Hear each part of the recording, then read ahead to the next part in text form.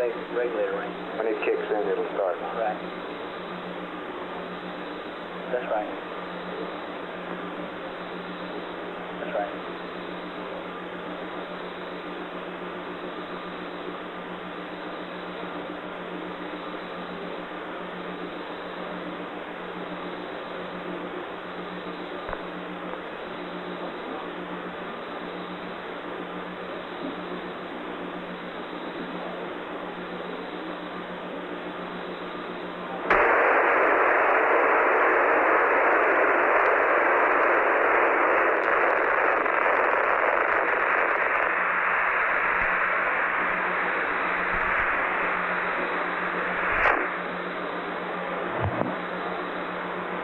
Opposition honeysuckle. Roger. Honeysuckle is go for command, Capcom. Okay, thank you. Yes, sir.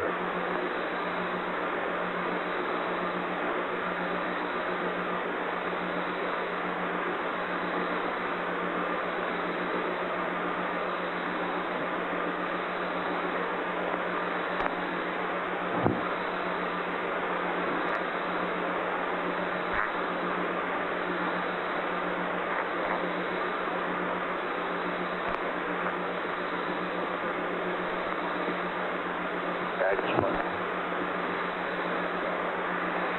Guidance play.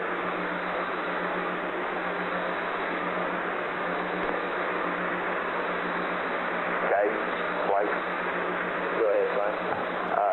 Grand, I assume everything's in work at HOSC. Affirmative, fine. Okay. OMP Capcom on AFD conference.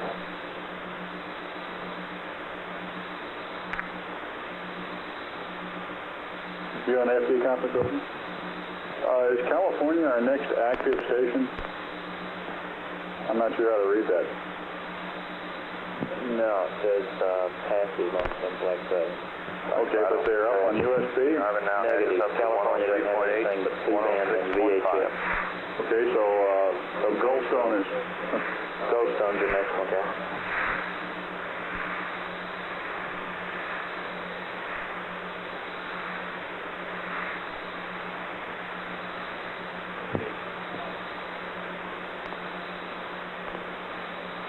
Capcom play. Go ahead, Blake. You want to check to see if you got him on S-band? Okay.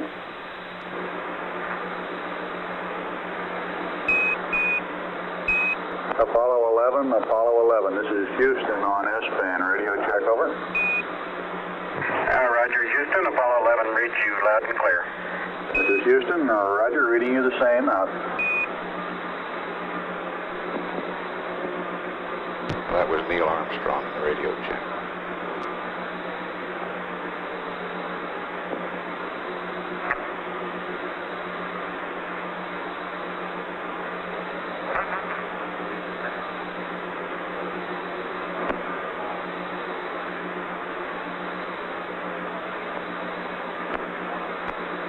Econ play. Econ play. Play econ? How are your rats?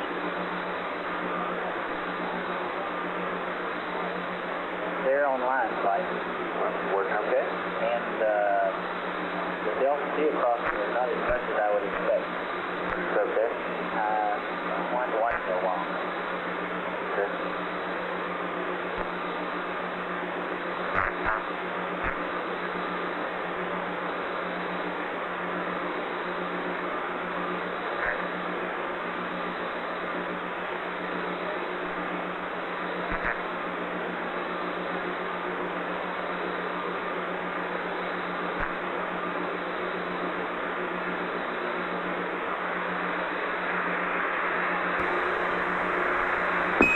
Apollo 11, this is Houston, a little over 1 minute to LOS at Honeysuckle. You'll be AOS at Goldstone at 12902, LOS at Goldstone 13355, over. All right, Bruce, thank you. We expect TV. We've got it all hooked up. We have not yet turned it on. We're ready to do that now. All right, we copy. We'll be configured and waiting for whatever you want to send out.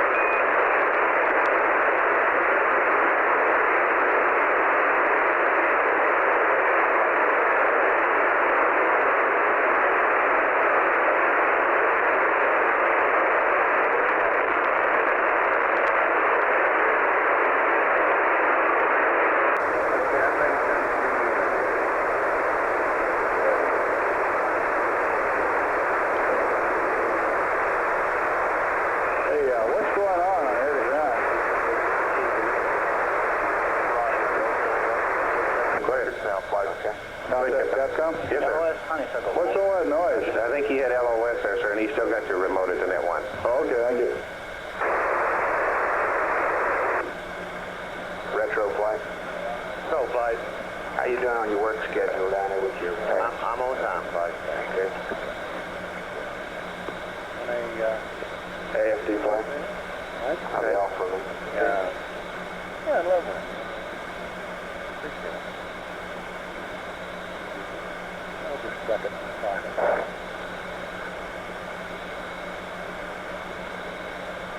Can we give me the wrapping back? Now that is a problem, trying to find... I think Julie was. Julie was a paper doesn't want to come out. But thank you anyway. She's coming across the street.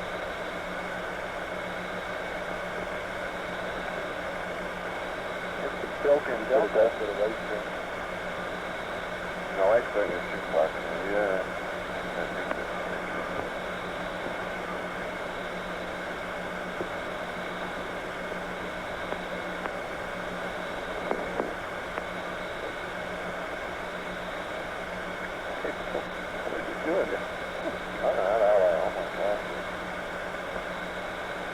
Figured I'd really go along with this and put some of that oil in there. So slick. That's my rig. Right.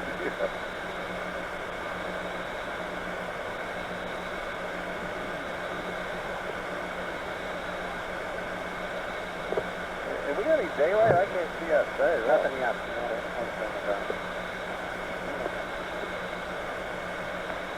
I gotta rig that up, Michael. Well, Brendan will hold out that hatch window. And hold it? Yeah. And then Delta B was what? 5666.6, 5666.6, then we'll make that 5667. Right. Did you confirm the primary column?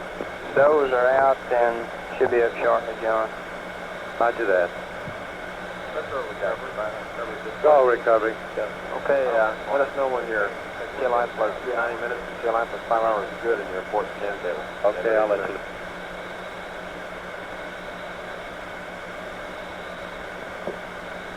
Mike, how about this stuff? Reset. Where it's supposed to be. Bottle, this is retro. Go retro. If Croc's in, the best we're going to have is we're going to pull in a honeysuckle as soon as he gets it ready. Okay, I'm standing by for that. Roger. 860. Select fighter. Good. Select fighter. Select fighter. You got honeysuckle for me? Coming at you just momentarily. Evaluating on the Rough. Go ahead. Go ahead. I can turn the foot turned on Bill for a minute if you want. That's all you need to do, I think. Maybe the better. Well, this sound bitch is working or not. Try it, Tom. Go ahead, E-Tom. They did the same. Go through for a minute.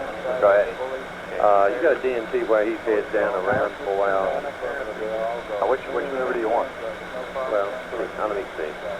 We are sending The separation maneuver, when just the CFM pops off the SLA, yeah, he heads down. almost heads down. Okay, and let me get that. Is that DMT 1D? I don't have it in DMT anymore, but I can give it to you over here. Okay, what the only thing? Now, Goldstone, the only station that's going to get this? That's all. That's the only one that's got a scanner converter.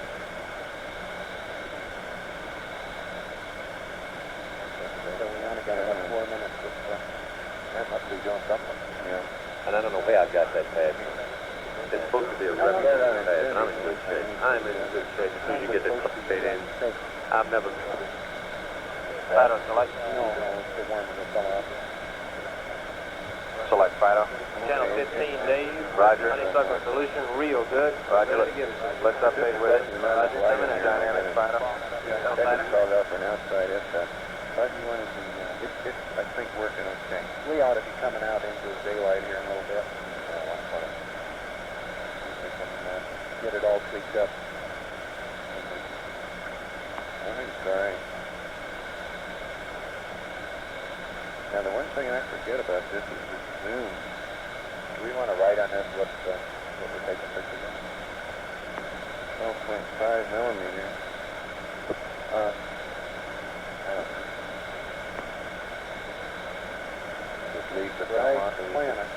Who knows about zoom lenses?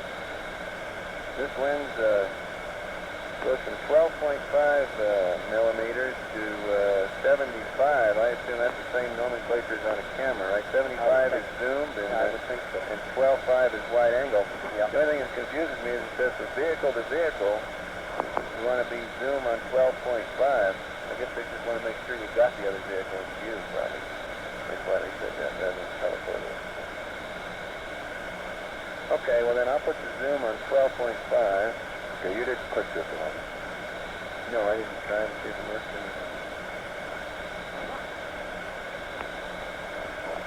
Minimal.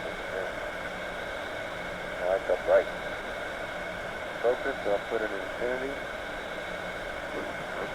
And the f-stop is vehicle to vehicle is...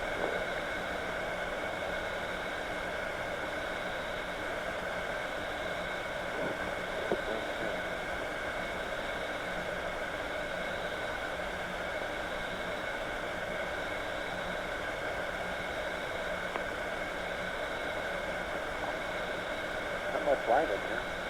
Flight GNC. Go ahead. This Carnarvon data showed that the Z-axis was a little smaller, about a half a sigma. Okay, I think it looks like inside the cabin. Beautiful. Okay.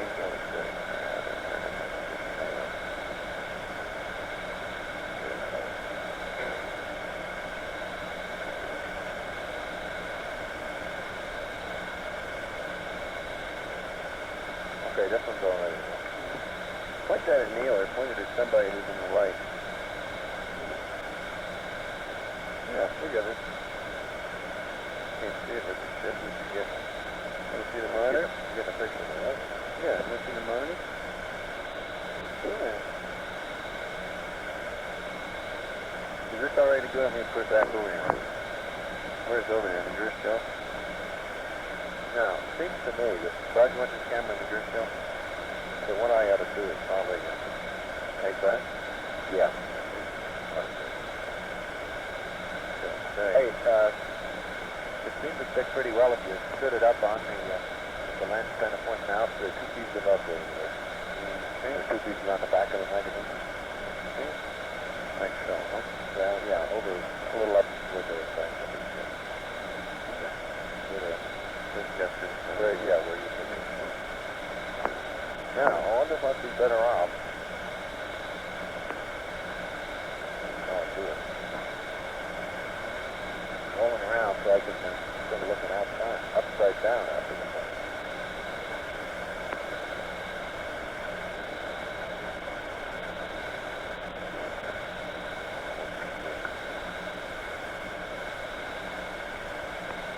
I don't know, I think you'll almost be better just by looking at the monitor, bud. Yeah. Yeah, but this way I think I'll know which way to move it. Are you going the right way for the hoses? You like to roll over the other way. You better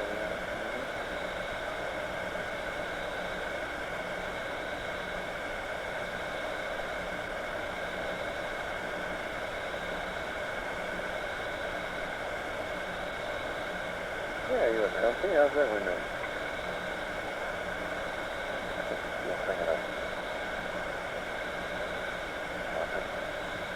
When you get around there, Buzz, I'll give you the briefing.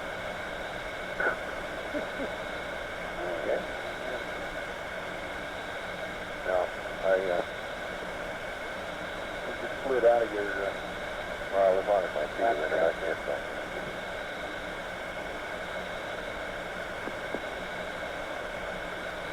No, good.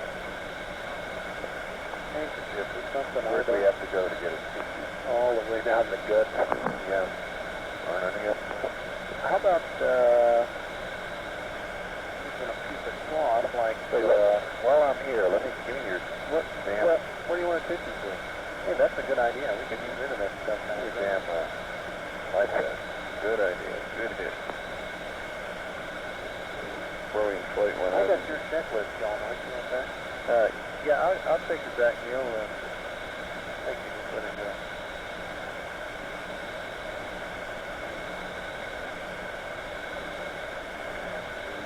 No, you got Buzz's checklist.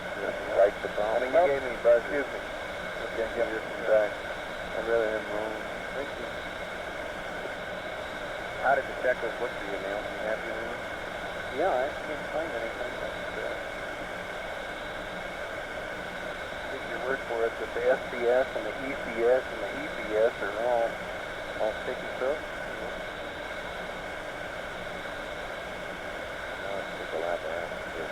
Yeah, I'll do that. Are you ready for me to hand you the light set? Now, one-handed snap. Yes. Good. Yeah. I'm in the center now. That was probably my first mistake. Okay, Buzz, all right, I'll put yours on the left.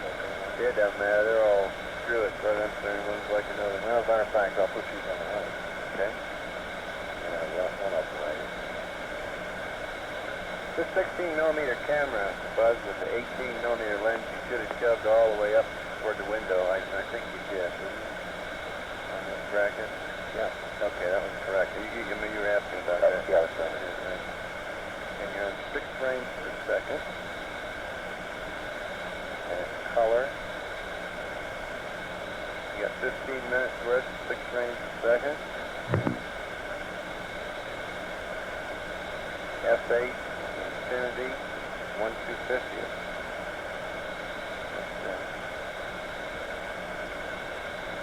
Okay, now the only question is, how much do you want to indicate on there? Outside of it. On the magazine?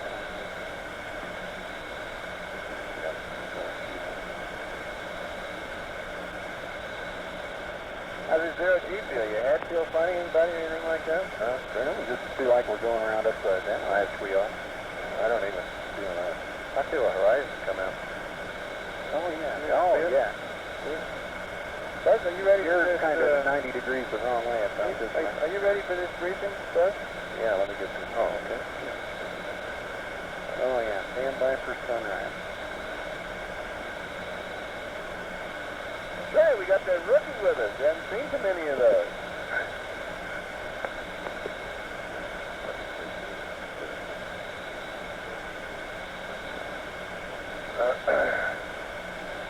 Okay. Pretty thing. One other possibility. Well, we aren't going to see many of them on this flight, so you might as well enjoy it right here. Yeah.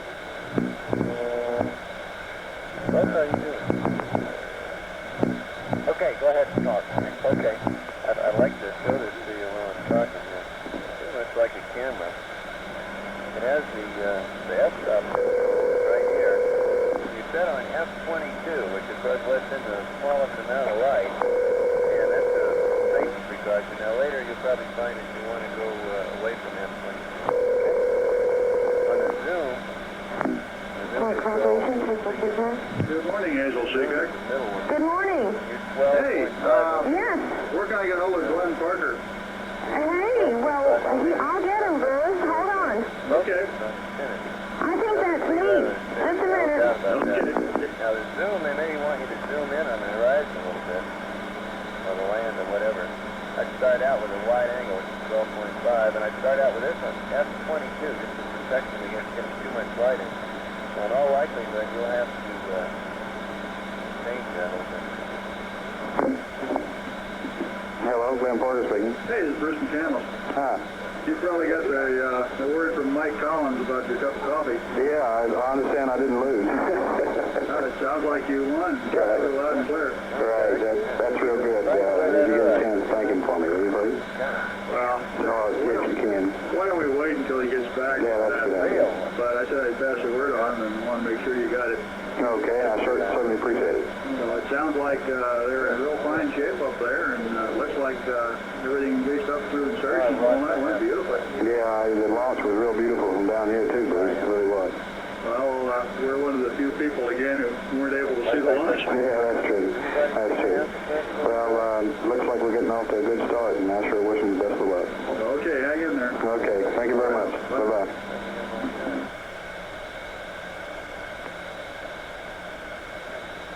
Now, what do we have? Is that all we, you had to switch on inside. back in the front. Oh, yeah. Okay, put that down. Got it. I'm going to say that's the checklist. That's automatic light control feature. Now that pisses me off. That's the flat one. Find out mother before TLI is the heavy one. If I look for floating Hasselblad, I see a pen floating loose down here too. Is anybody missing a ballpoint pen? Got mine. Is it ballpoint or is it? I could have knocked my back up again. Here it is. Ballpoint. Okay. I mean, belt tip.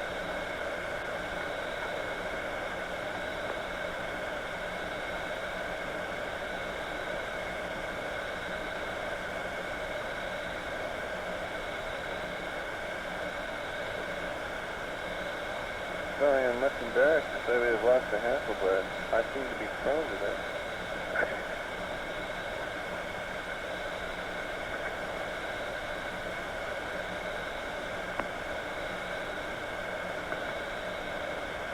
And we're about 7 minutes away, so we got about 7 minutes of practice time.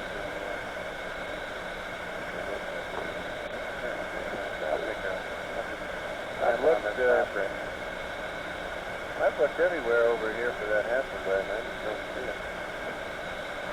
I go to the ass bulkhead here, and it's too late for sunrise anyway. I know, but I'm worried. We do want to get it before TLI. I know it, that's what I'm worried about. Neil, could you look around over there? Yeah, I'll look around. I don't really want to go through any wild contortions looking for it, so we have to throw some other stuff. The switches are off now. Stop. Over here, I'll get under you.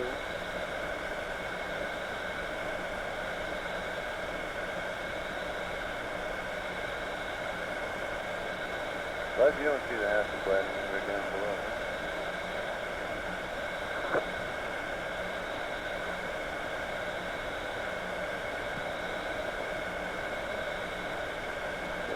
No expedition there. Somebody saying always ends up in the house. I looked already.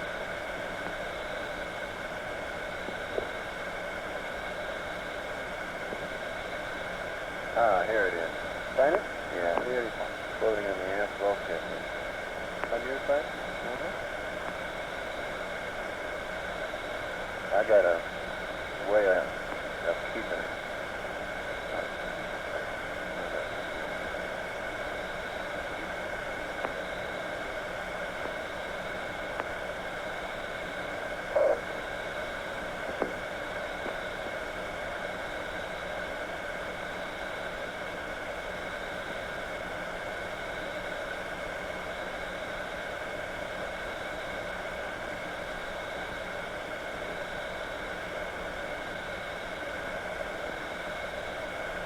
Cat.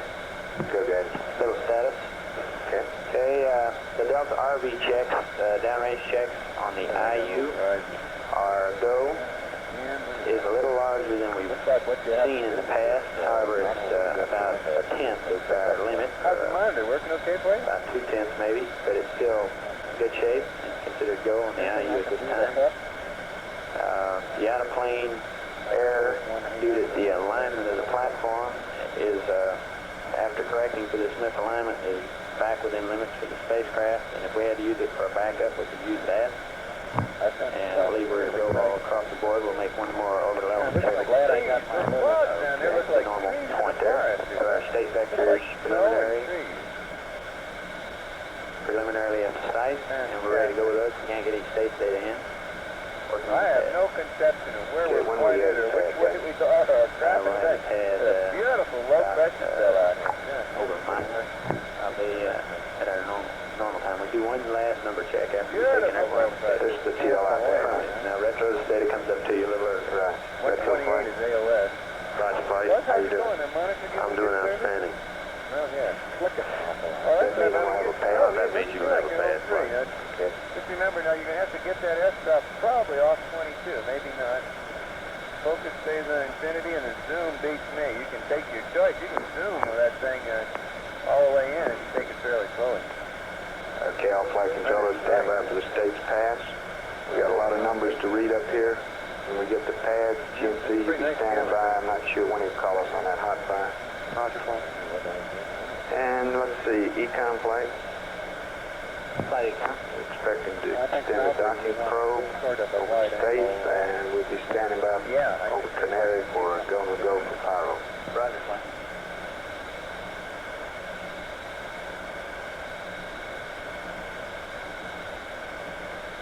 Flight 5, go. I'd like to write a checkpoint fire deployment. Go ahead. Well, if I take normal for the window, it'll be 2 seconds to start on it. I want it over in the next 2 minutes. Roger that.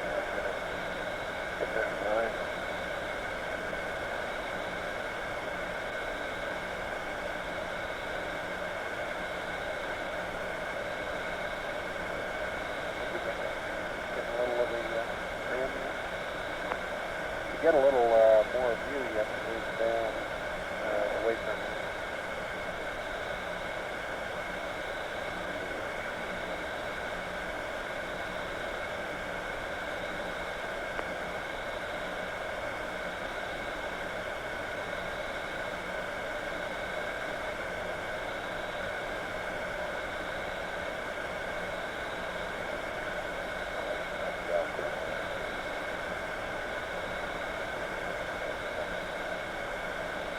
Now, how are we doing checklist-wise? Let's make sure we don't screw up and forget. Working on the attitude reference check right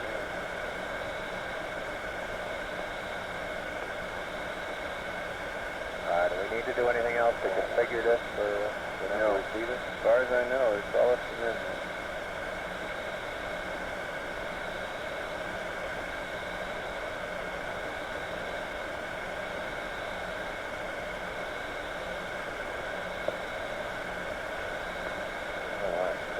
Oh shoot, they're gonna, let's see, they're gonna have to send us up a TLI pad, TLI abort, and B-37 pads. They're all right here in this little book. We're gonna have to get the library there.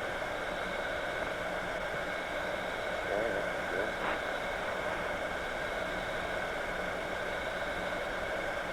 Flight fighter, go. Checkpoint complete. Anyway, you think we strap the handle on? Yeah, you can fold it flat. Would that help you? All right, pull. No, pull that loose. Yeah.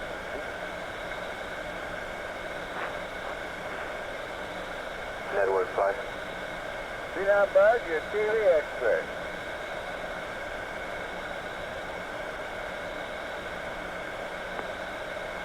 Flight network, all up standing by.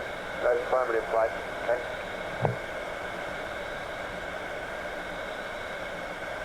One hour, 28 minutes into the mission. We're about 10-12 seconds away from acquisition at Goldstone, at which time we expect a checkout of the color TV camera. We'll then continue live through the United States pass. Yes, sir. You have Guaymas, sir. Roger. Are you looking at Guaymas? That's booster, man. That thing. 11, this is Houston through Guaymas, over. Roger, Houston, read the alarm there. Roger, reading you the same, coming up on AOS Goldstone. Roger. Should be right now, Buzz.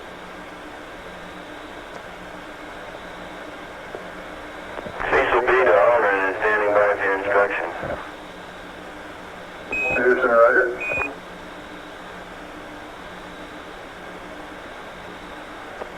Acquisition Guaymas. I got pan. And the probe. And do an FM RCS touchback. That's right. That's the thing that I don't know what they use from that. When you come up on this sex logic and this thing go for fire alarm, don't forget to get an okay from them before you turn the logic on. Flight again. Go.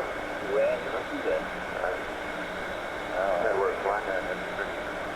Yeah, with the sun blending like it is, you're correct. Flight network. See anything ghost now? Negative. We have no FM downlink as of yet, Mike. Okay.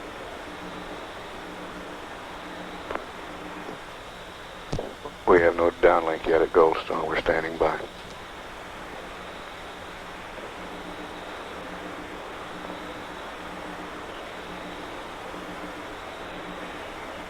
Hey, Network Capcom, do we have the regular PM downlink?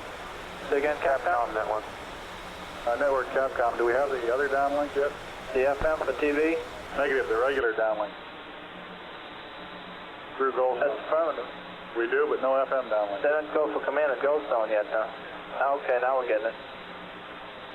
Network flight. Flight network, you working this with Capcom?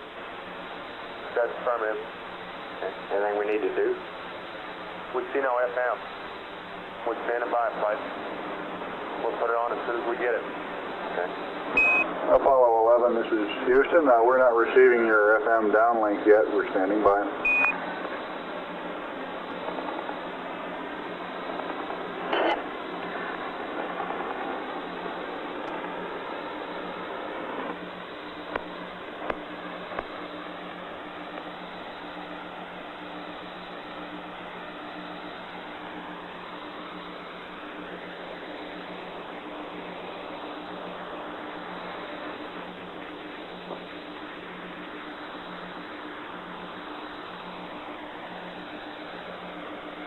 Flight network, FM, ALS. Okay.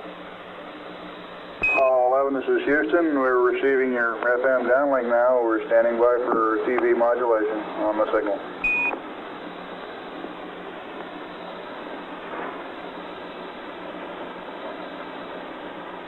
Am I uplinking? Go ahead, sir. Go ahead, Am I sir. uplinking? Yes, sir, you sure are. Okay.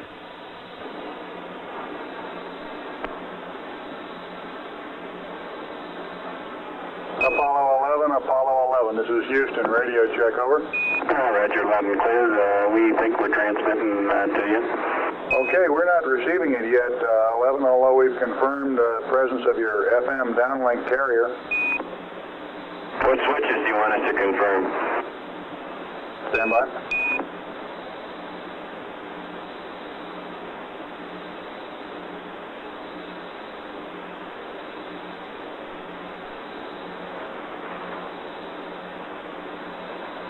Flight, huh?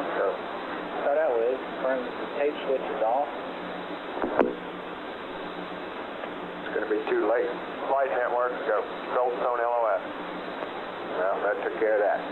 Capcom flight. Apollo 11, this is Houston. You were just on the fringes of coverage from Goldstone. We've just had LOS at Goldstone, and we'd like to push on and get the FAD messages read up to you here shortly. Roger, we're ready to copy.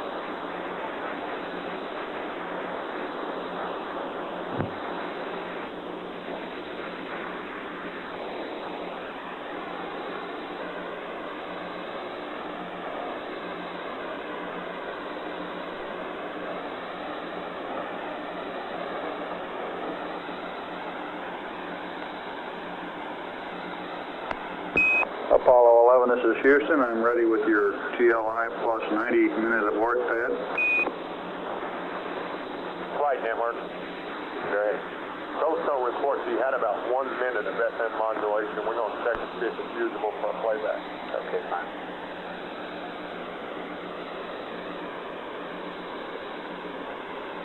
Apollo 11, this is Houston. I'm ready with your TLI plus 90 minute abort pad.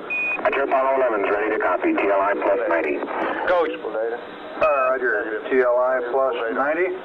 SPS GNN 63481 minus 153 plus 132. GTI 004 102538. Noun 81 minus 04761 plus 00001 plus 53361. Roll 180 193,000. HA is NA plus 00203 53573 633 53349er. Sextant star 33 1578 122. The Borside star is not available. Latitude minus 0252 minus 02580 11887 34345 016 03 50. GDC align Vega and Deneb. Roll 071 291 341. No LH. Undocked. And I have your P-37 for TLI plus 5 hours. Over. Go ahead, TLI plus 5. Roger, P-37 format, TLI plus 5, 00744, 6485, minus 165, 02506. Read back, over.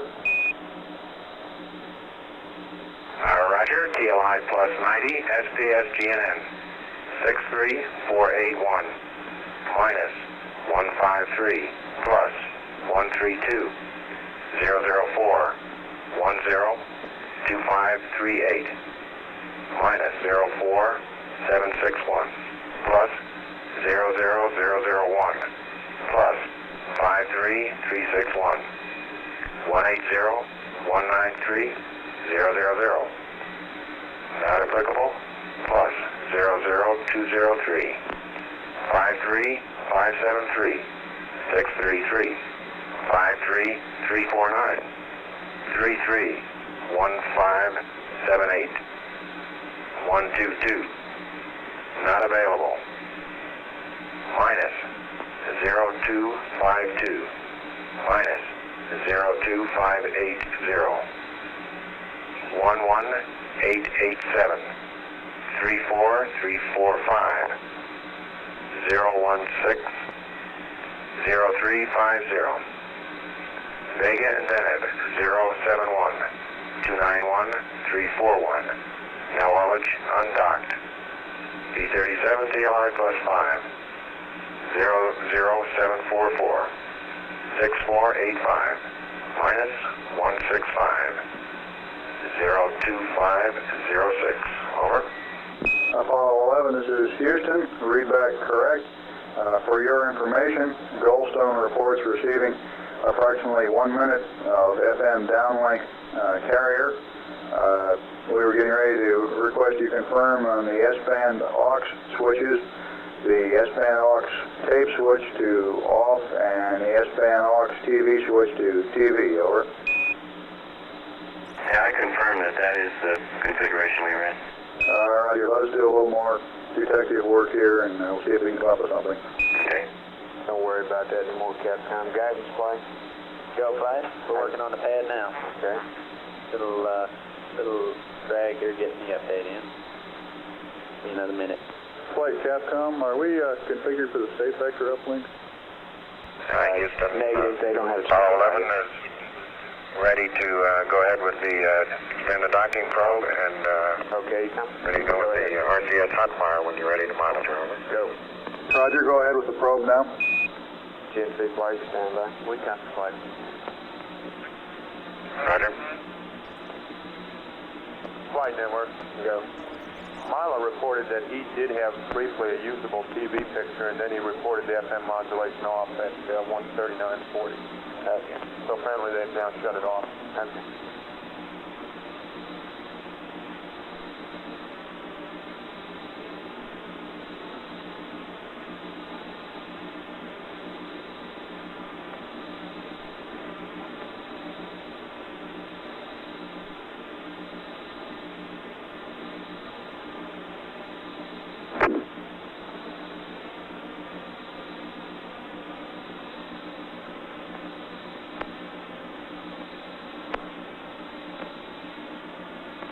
Flight GNC. Go. We've had one package temp showing a little low at acquisition. We're watching it at 102. We're expecting to see a low of about 110. It's okay for firing. Okay. Which one is that, Quad Bravo? Is that in shade? We've been trying to figure that. It's generally Okay, we're pointed standby. We're ready to for the hot fire check when you're ready. Go ahead. Roger, we're ready, 11. Go ahead. Flight boost. Air boost. Roger. Just got the Hoskins information. Roger, here's the pitch. We're go. 99% probability. 99? 99 plus. That's the first flight. Okay.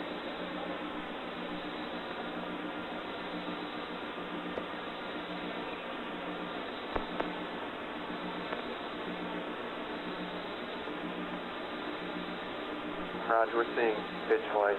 Good, okay. Clarity. Okay. 11, this is Houston. We're seeing the pitch hot firing, and it looks good. Roger, be advised that we are unable to hear him. Roger. Roger, we copy. Plus or minus yaw. Have you seen all three axis fires? We got pitch and yaw, didn't we, GNC? That's the firm flight. We've seen pitch and yaw. We have not seen roll today. Okay, I'll put in a couple more rolls. We saw a roll on the chart recorder flight. Got it on the chart. Okay, we've got the roll impulses, and you're looking good here. Roger. Houston Apollo 11, we're standing by for a go for sequence logic on. It's a little early. Econ flight. Flight Econ. You want to go ahead with that? You may as well. Yeah, let's go, Captain. Apollo 11, this is Houston. Go ahead, and we'll watch you on TM. Okay, sequence logic. Two of them.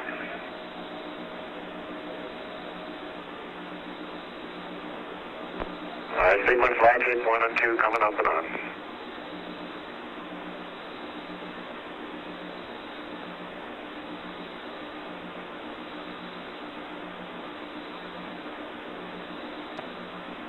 Logic bus is arm flight, and we're go for power on. Okay, it looks good, Captain. Apollo 11, this is Houston. You are go for pyro arm. Roger, hang on.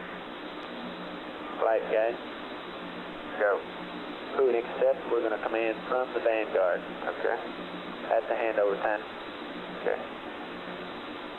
That is less than a minute away, flight. Roger, did we get through and accept, Captain? Apollo 11, this is Houston. If you give us poo and accept, we have a state vector update for you. Roger. It'll be 40 seconds or so before we try to send it, Captain. I understand, and I don't think that'll cause any problems. And you got your TLI pad. Yes, who and accept. Roger, probably be another 10 or 15 seconds. We're going to go up through the Vanguard. When you're ready to copy, I have your TLI pad. Roger, ready to copy, TLI pad. Roger, TLI 23514 179er 071 001. Burn time 547 104356 35575. Roll for SEP 357 107 041 301 287 319er. TLI 10-minute abort pitch 223. Read back over.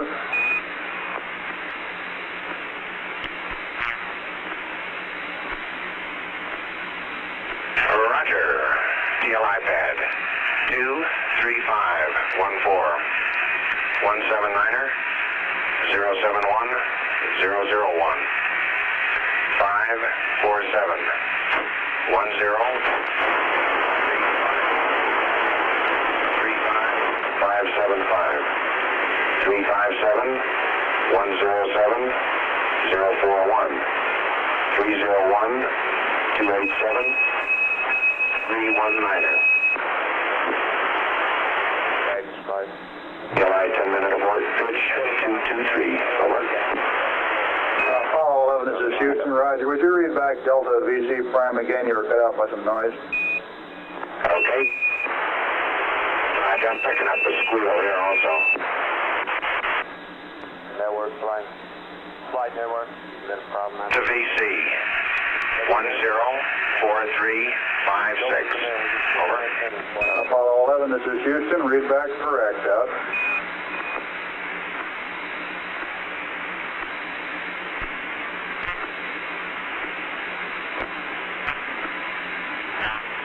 TN3 flight. You got all those thrusters on good go. Send front flight. You sound flight. Flight is fine. Can you tell anything about the probe? Not a thing. Cap sound flight. Go ahead, flight. Did they verify they had extended the probe? All set? Flight guidance. It loads in. Computer's here. Apollo 11, this is Houston. We've completed the uplink. The computer is yours. You can go back to block. And would you verify that you have extended the probe? Over. Roger, that's verified. The probe is extended. Roger, about 2 minutes to LOS on the stateside pass. AOS Canaries at 15013. Over. Roger, 150. Flight TN2. Go ahead. We can get it in at the Canaries. I'd like to verify that he's got the SMRCS heater switch Bravo in primary. I think it's showing 101 right now. SM which now? SMRCS heaters in Bravo in primary. Okay.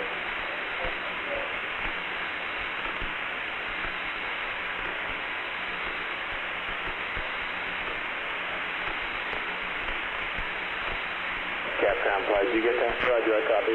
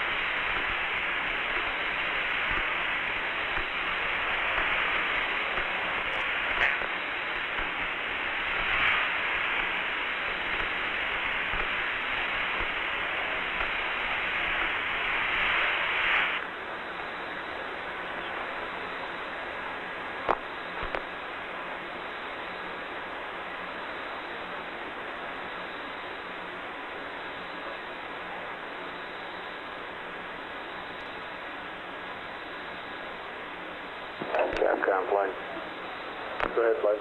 Okay, another thing you can tell him is guidance. This is Apollo Control. The tracking chip Vanguard has had loss of signal. However, the Canary Island station will acquire Apollo 11 in less than a minute. We'll continue to 99% stay up live through the Canary station. All that's in good shape. The ignition time for the transmitter injection burn, elapsed time of 2 hours, 44 minutes, 14 seconds. Duration of the burn expected to be 5 minutes, 47 seconds. Capcom, you want me to go ahead and send that up anyway? We're acquiring at Canaries now. We'll stand by. We got a few minutes over Canary here. Okay.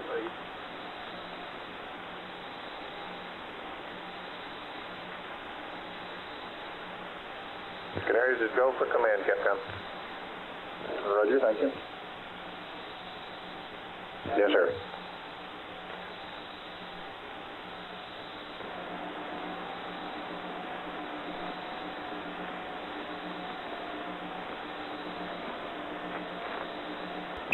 Apollo 11, this is Houston, over. Roger. Houston, Apollo 11. Roger, go. Okay, on your service module RCS Quad Bravo package temperature, we're showing it running a little low, looks like about 20 degrees low, lower than the rest of the quad. Would you confirm that Your RCS feeder switch for Quad Bravo is in primary, over. You're correct. It was not in primary. It was off. It's on now. Thank you. Roger, thank you.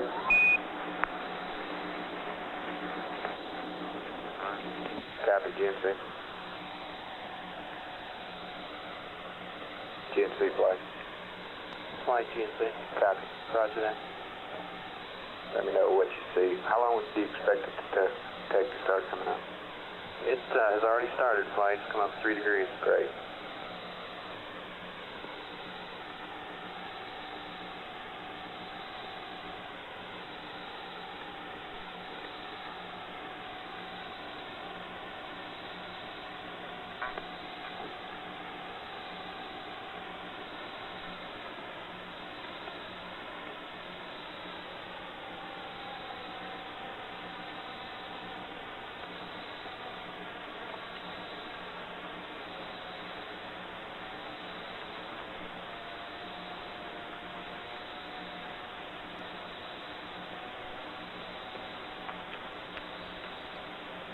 And the temperature on that reaction control system quad is coming up to normal now that the heater's on.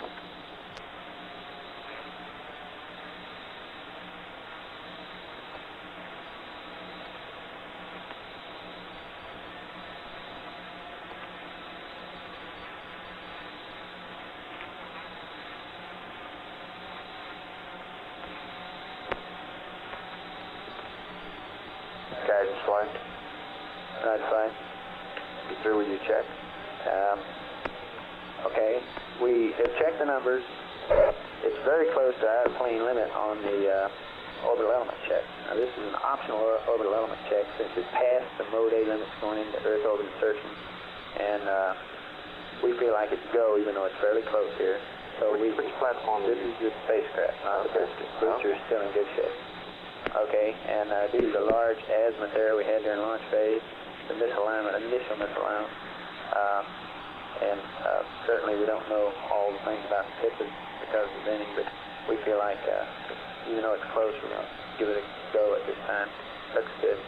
You're giving me a go across the board? A go across the board.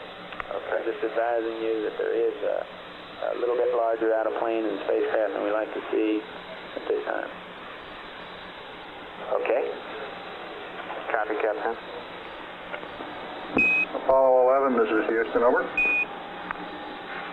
Houston, Apollo 11, go ahead. Roger, we've checked over the spacecraft and the launch vehicle guidance. They're both looking to be in good shape. We estimate you have better than a 99% probability of a guidance cutoff on the launch vehicle, so things are apparently holding in very well. For your information, Mila received approximately 1 minute of a usable TV picture, so apparently the system is working. And you're a little over a minute from LOS at Canary. AOS Tananarive is 2 hours, 9 minutes, and 18 seconds. Over. Roger, we like those 99 numbers. Thank you. Roger out. Roger out. They were when we went off high bit rate. Well, let's see. We want to go to the suit circuit? Yeah, go to the suit circuit. Find it.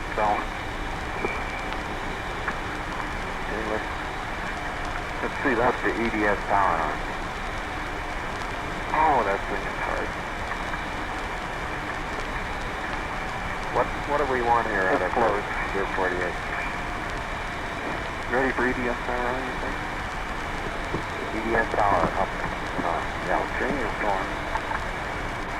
EMS function off, verify. EMS function off. Mode standby. EMS mode standby. Okay, using the torque angle, going back in and verifying the limit, we only get about half the air that we get the other way. So I feel like that's probably a better cruise than going the other way, our normal way. We'll call it better than that ago. So this is Apollo 2 at 1 hour and 55 minutes into the mission. Canaries has lost its signal. Anybody know what we're doing with this? We were unable to use the 1 minute of TV time from the mileage station. There is no longer a converter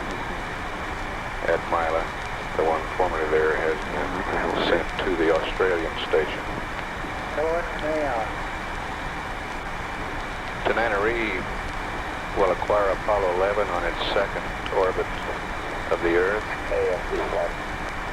at 2 hours, 9 minutes, 18 seconds. I guess so. That's what you need. We expect the translunar injection burn at 2 hours, 44 minutes, 14 seconds. Duration of 5 minutes, 47 seconds.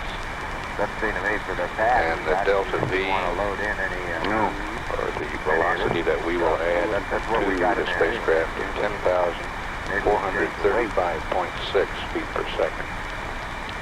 That's PLI plus 90. We'll come back up at Tananarive Acquisition. This is Mission Control, Houston.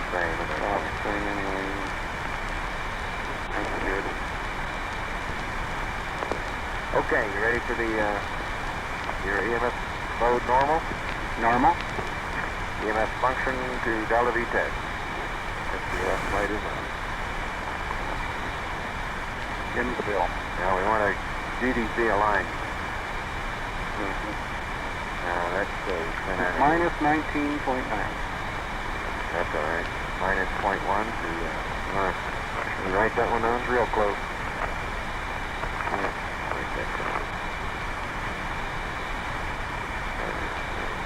That's just about perfect. All right, EMS mode, standby. Standby. And EMS function, Delta V set. Set Delta VC. You got the number? Yep.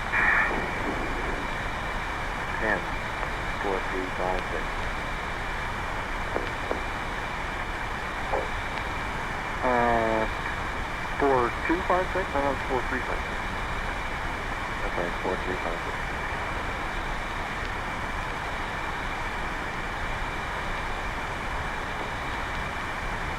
And how about ordeal? You get that back then? Yep. Flight Fido. I guess we got Okay, Flight Fido, checkpoint.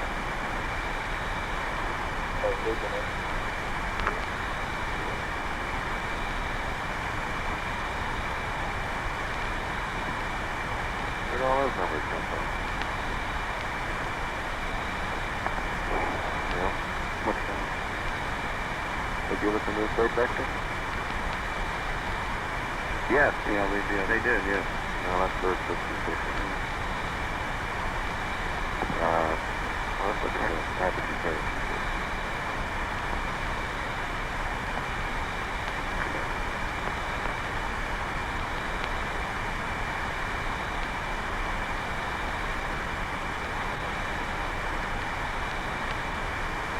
I'll just put a question mark here, but I can show our ignorance. Yeah, looks like we're picking up a little. That sound reasonable? 116.6. Thing is starting all the time, is that right? Yes, for it be? Yeah, you had about 4 or 5 miles to your orbit. Apogee perigee. Yeah. Yeah, that's too much. We're up to 6, 5, 6. That seems good. Now that may not be now. That may be at PLI.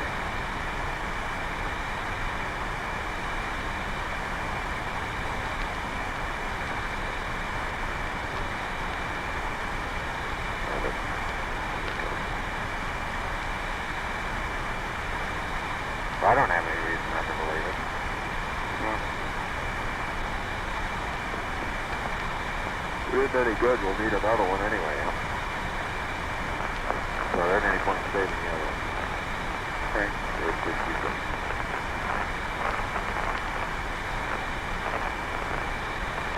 Okay. 10,435.6. Flight Fido. Go ahead, checkpoint complete. Okay. Request 2. Affirmative. 10, 4, 3, 5, 6. Flight Jack. Go to EMS function. Yeah, that was, we didn't see him do his very good hit, which he first. GDC align is at Okay. That's just always call it. We'll check it again at Carnarvon. If he has anything, we'll say it. Okay, check it at Carnarvon. Right, he does it right after we get the back there. That means VOR. Okay, but we will have to turn that Carnarvon. Okay. Good one. Okay, simplexer should be on. Is that our deal? Do something with it anyway. Oh, shoot. Our deal is, what happened to the card that was here? Somebody farted. That was me. Is that in boost? This was the boost card. Okay.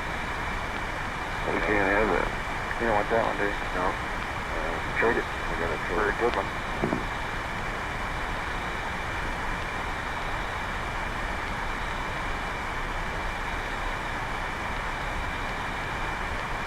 How about some LEM pointing angles?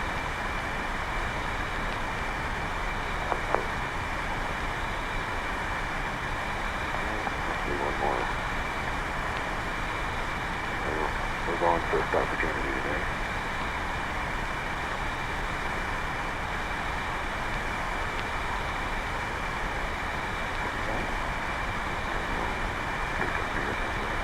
Burn time is 5 plus 47. And the emergency shutdown rule is plus 10 seconds and minus 40 on the Delta DC. Is there? So 6 seconds. Plus 6. And, no, I'm not sure about that minus. No, it's not. It's plus 6 seconds and VI on the GNM.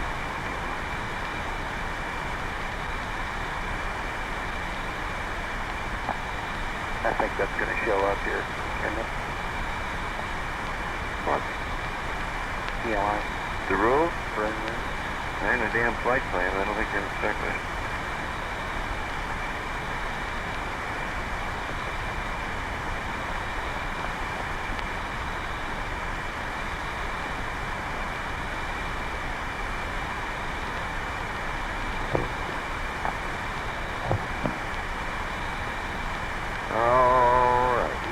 Set in some way? Ordeal is okay. Well, do you want to get ahead on a few things? Well, give me an example.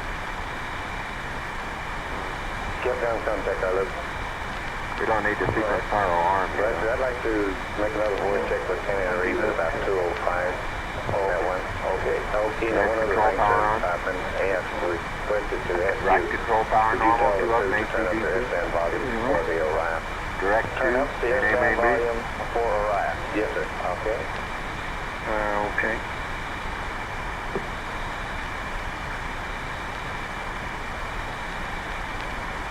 Launch vehicle indicator, GPI. SPS will be. Go ahead. Is that a problem with low levels on Orion, or what's the reason? No, sir. They just want to remote S-band. Did we get pyros armed? No. We think they may be on 0, so they're not monitoring S-band at all. CD, direct solid better wait a while on that. Okay, yeah, the crank it even timer to 51 then.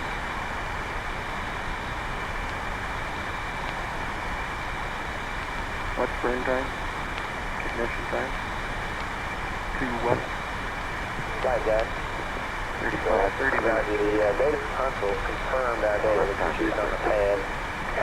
We're showing this downrange area we saw at Carnarvon. Okay. Lieutenant Reed, contact confirmed. That's why I'm voice check.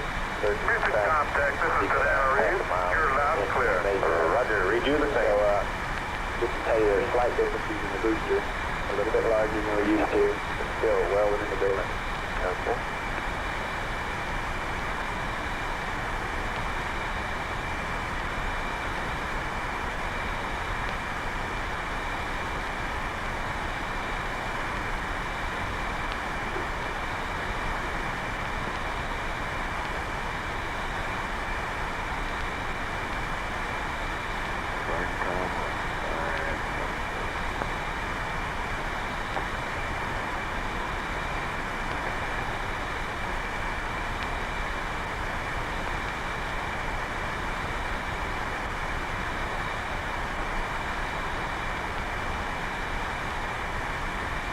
Delta B5.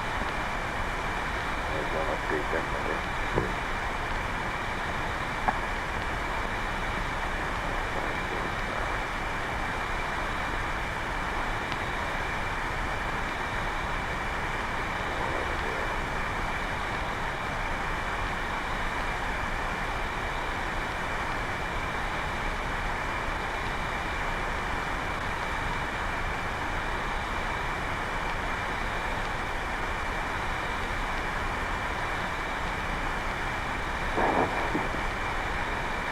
You got your checklist here, yeah. Yeah, they put all this TLI crap in my checklist. Even though I took it out, they put it back in. Now, Mattingly assured me that I was going to have a circular velocity versus altitude, you know, that when they get you at 100 mile on the other side. It's not in here either, but where would it be? It would be right in this manager's neckline.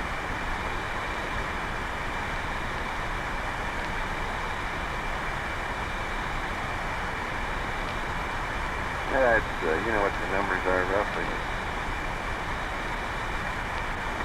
25, 550, 100 miles. Something like that. It changes probably, but this was to be, what do you have on this side to get it out on the other side? Okay, flight. Stand by, flight, for that with you. Go ahead, flight. I guess. I'm running a little bit on the one side. How are you guys? Don't see. How do you tear it TLI. out? It's a little long. A little long, flight. 547. There's some cab pressures. Those look, That's about 545. They're normal time, flight. Okay, check that one more time. For water, water. yeah. In fact, Roger. Run through what we've got here on Araya. As I understand it, we'll be going through Araya 4 after we leave from Arbon. And Coming in if I understand correctly, you want to request that they turn up This is Apollo Control at 2 hours, 8 minutes into the mission. Apollo 11 about to be acquired at the Tananarive station. As expected, this orbit is changing slightly as the S4B third stage advance. We're showing an orbit now of 107 by 105.7 nautical miles in an orbital period of 1 hour, 28 minutes, 30 seconds. We've acquired a Tananarive. Now we'll stand by live through that station.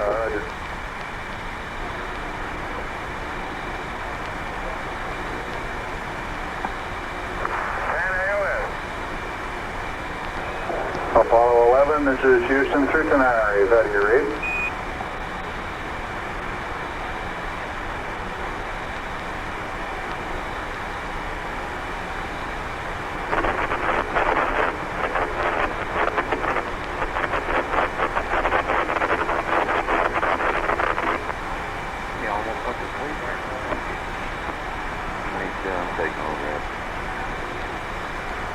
Apollo 11, this is Houston, standing by through Tananarive. It'll be a long day.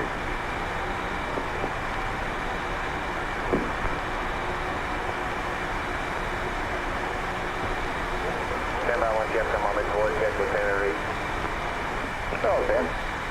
Tananarive, Houston, contact that Part one. of the attitude comparison check or second part? I haven't done the second GDC line yet. Tananarive, Houston, contact net one. Comes up on the next stage. About now, I guess.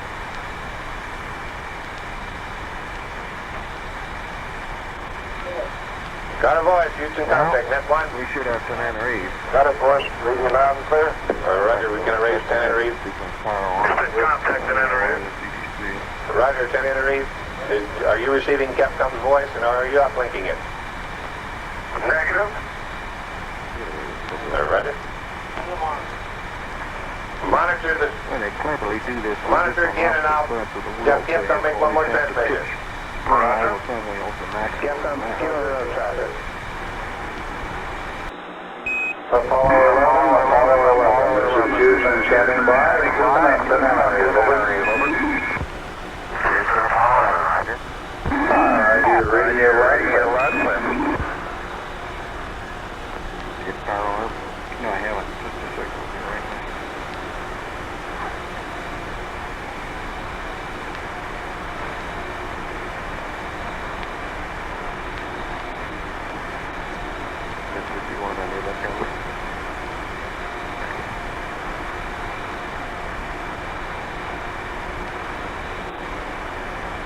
Stop boiling water. Good.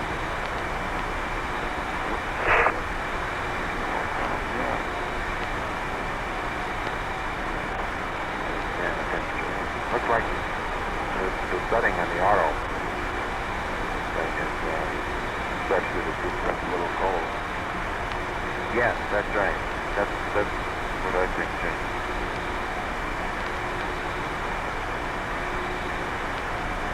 Got a feeling there's a ball in here. Okay, the CDC is aligned. Right. Okay. Got the 48 in there, we're at 83, ordeal set. Sequence fire alarm. Okay. Back for a blast. One's on. Two's on. Houston, Apollo 11, we have the pyros on. This is Houston, roger. Transit control power is on. Drive control power normal to ACD. They're all up. Direct. Anything. Right. S2, S4B. Check. Guidance IU. IU, yeah. Circuit breakers direct solid key code. Okay. Any of that timer set. Now, why don't you,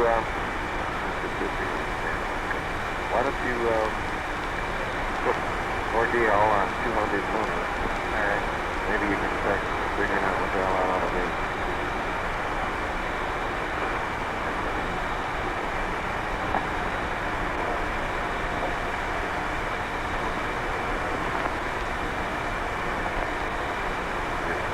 I guess these more commercial.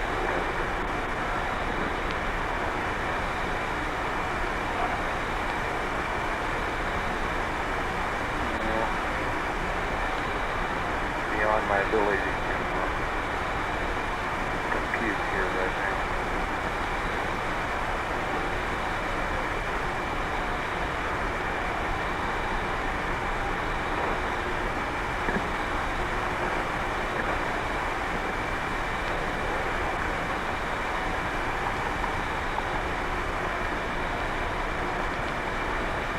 Keep that plane?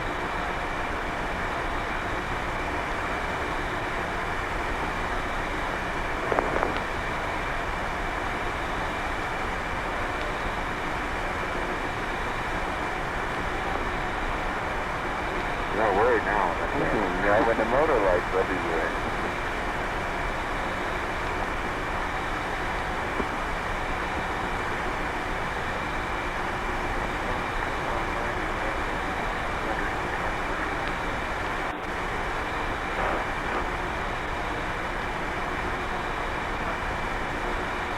A long way around you.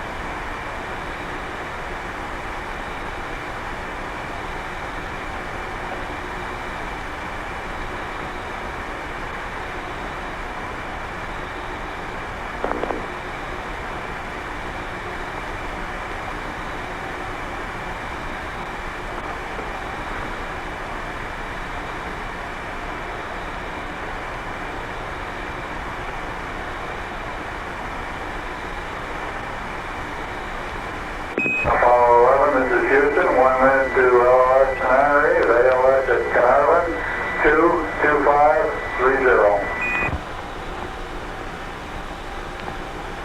Roger. 22530. Mm-hmm.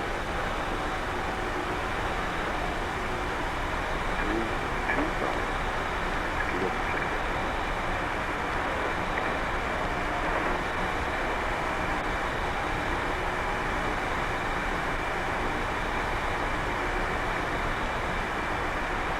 Why do they do that? That should be up here. Before. 235.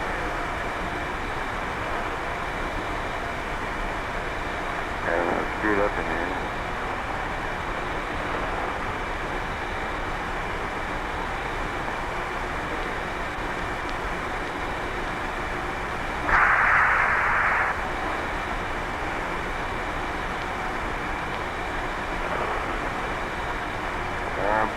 Weren't they giving the two aboard pads before?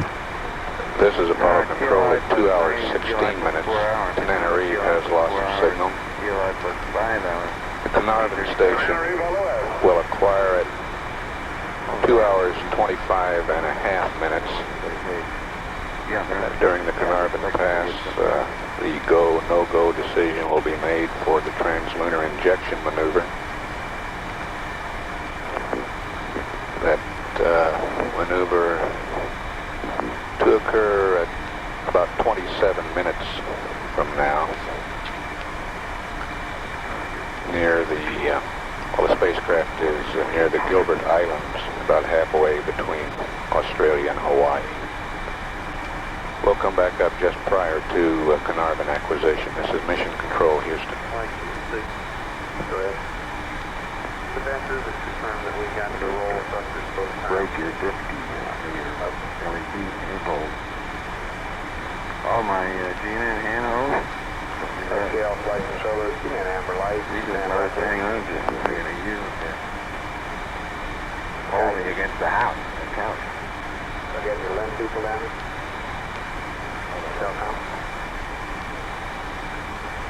Okay, we're coming up on Carnarvon. We owe him a go-no-go to TLI. I'll be coming around the room after we have acquisition and everybody gets a good shot of data. But going into Carnarvon, here's the way I had it. First, you have no problems with greater than 99%, correct? That's a front flight. Okay, still green. Retro, we have all the pads uplinked to the O-wing. Roger that. Righto. Everything looks good here. Flight, we're currently 105.7, 107.8. Okay, we'll go green. Guidance, I have you go on both fairly a good shape, right? Green. Control. How was that slope on the clock? TSC, the only anomaly would be How was that slow? heater that's been put on. Apparently, temperature's coming out. I would have given him a second. Okay, we'll go green. Econ, satisfied with everything? Capcom. Surgeon, how about you? It seemed to me as though there was a tremendous there's no doubt there's no movement to say exactly what the precise time was. Ships everybody up out there? That's affirmative, flight 1 go. I think they call it, some sort of vibrating. Yeah, I didn't know any hell in the airborne. I just took his word for it. It was just shaking, rattling, and rolling. Son of a bitch.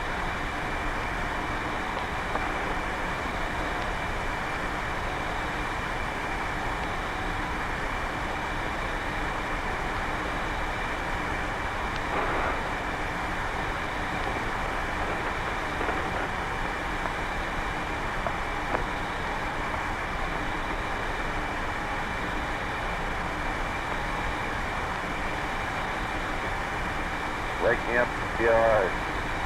Somebody. There's 15 minutes till time very quick. You get out the alarm clock.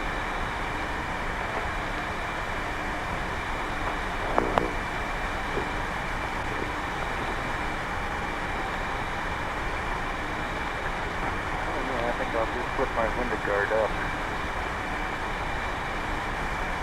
Yeah.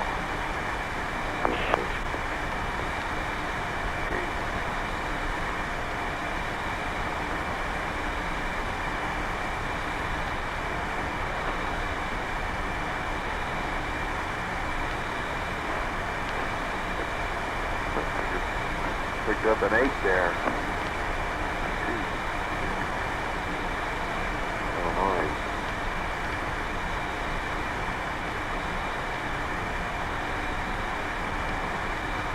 What's the 85 going to tell me? Did I call it up there? It tells you range rate and C, which is the angle between your optic line of sight and horizon. What's that little bump in the grip from there? That's me. I'm thrashing around over here a little bit. You wonder, I stuck my launch checklist in the little gap between the... You don't have a launch checklist? My cue card. So. In between the YY strut and the wall over here to keep it from bouncing around. Oh. Rattling. says 58 after days. Mm-hmm. 357 it is. Isn't it something like that? No, wait a minute. Yeah, 57. I guess their nose is about on the horizon. Yeah, okay. Hmm? So if I put 39.5 volts over here, that's just a reminder on the battery charge. Put that on the wall. Okay, Neil, now CLI, I'm right on the wall here. CLI nominal is 5 plus 47, and 6 seconds later it's 5 plus 5 straight. And you want me to let you know when that is? I'll yell cut off at that time. Okay?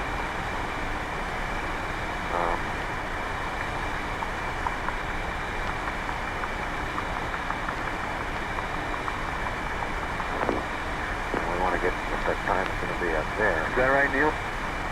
Yeah, that's right. Okay. 953, I want to kill. Okay.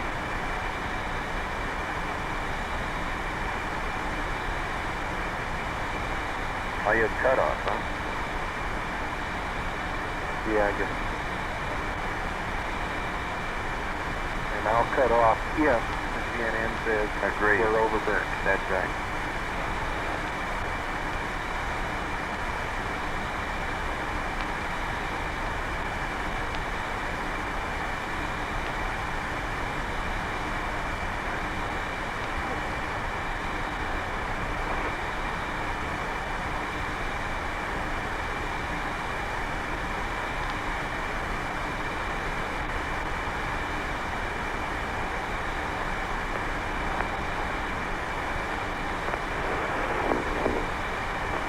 You got that translunar switch? Yes, ma'am, yeah.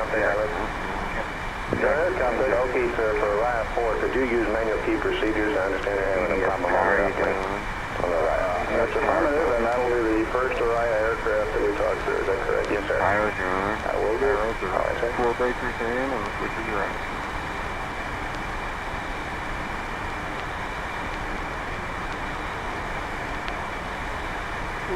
Okay, on this thing here, we should be read 2:41:01 shut down. And 6 seconds to it? Mm-hmm. Contact Captain, would you tell me when we change over from Orion 4 to Orion 36? Yes, sir, I sure will. Okay.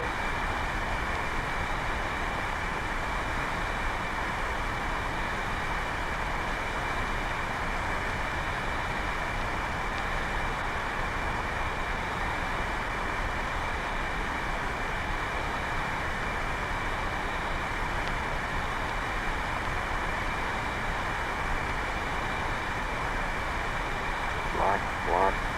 Spacecraft control is SAS. It is. Acquisition Conarvin. Aircraft is looking alright. This is Apollo Control at 2 hours 25 minutes. Carnarvon has acquired Apollo 11. Roger, thank you. At LOS here at Carnarvon, we will have several Arias Apollo range instrumented aircraft in the area between LOS Carnarvon and acquisition at the tracking ship Redstone, so we may have the capability of continuous communication between now and the TLI burn. We'll stand by through Carnarvon. Give them a call. Okay. Flight booster. Go ahead. Launch vehicle, let's go for TLI. Roger. Apollo 11, this is Houston, through Carnarvon, radio check, over. Roger, Houston, through Carnarvon, Apollo 11, loud and clear. Roger, you're coming in very loud and very clear here. Out. Guidance flight. Go flight. Go, and I'll go for TLI. Send on it, flight.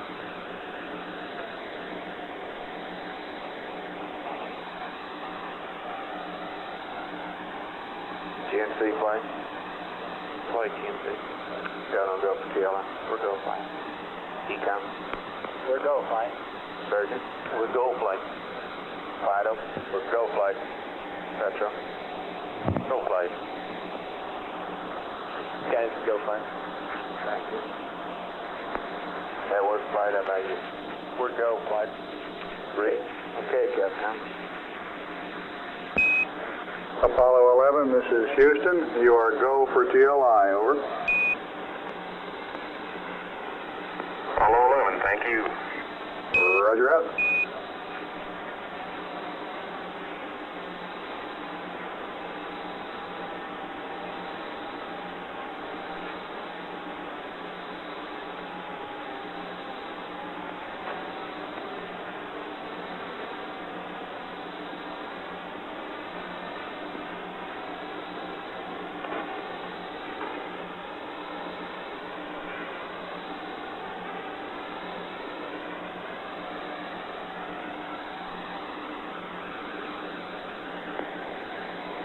Booster flight.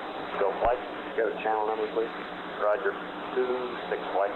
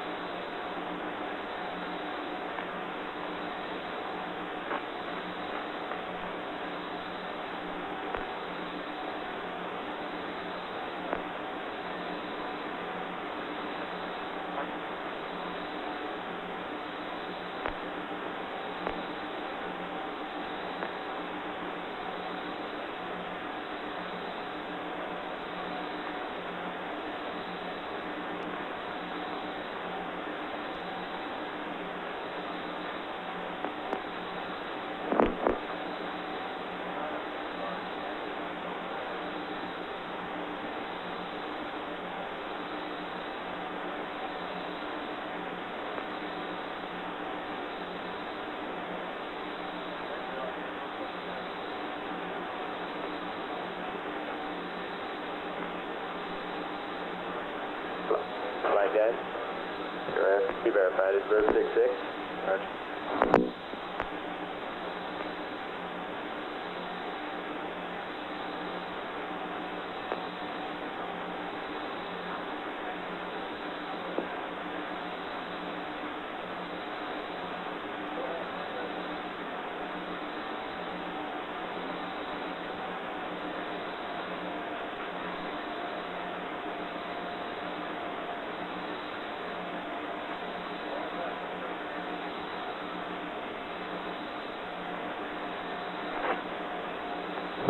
Apollo 11, this is Houston, over. Houston 11.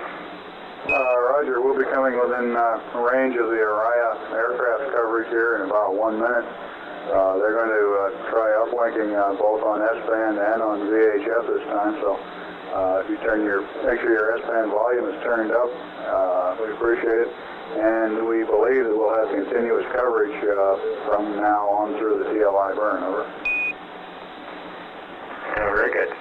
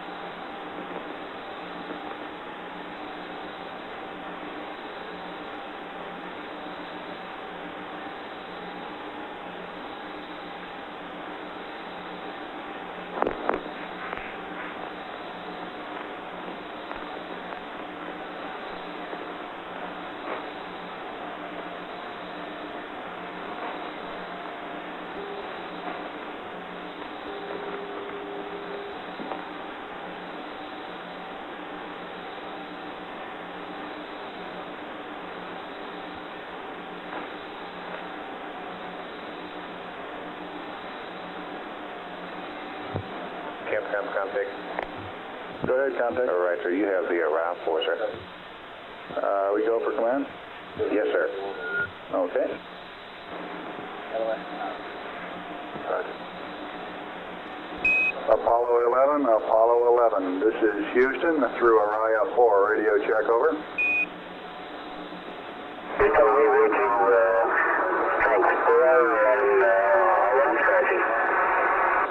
Roger, we're reading you strength 5, readability at 3, should be quite adequate.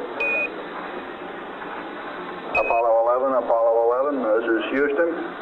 We're reading you readability about 3, strength 5, sounds pretty good, over. We got a little static in the background now.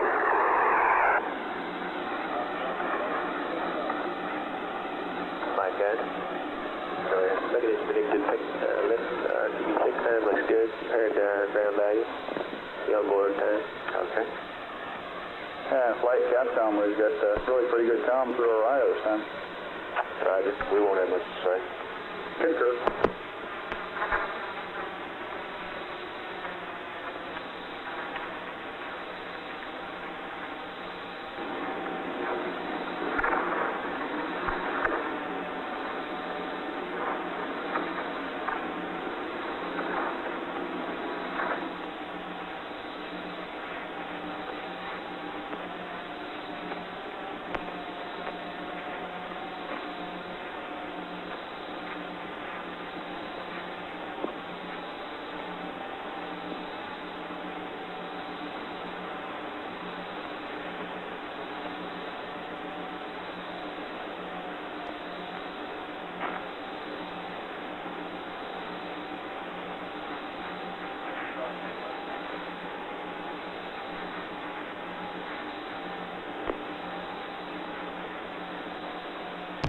This is Apollo Control. We're 10 minutes away from ignition and translunar injection.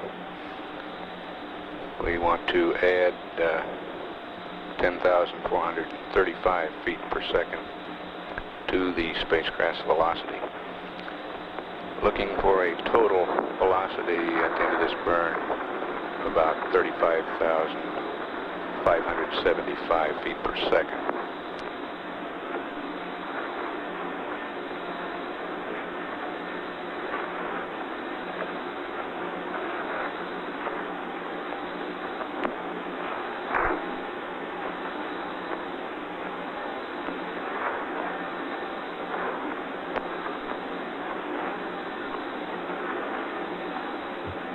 Capcom contact.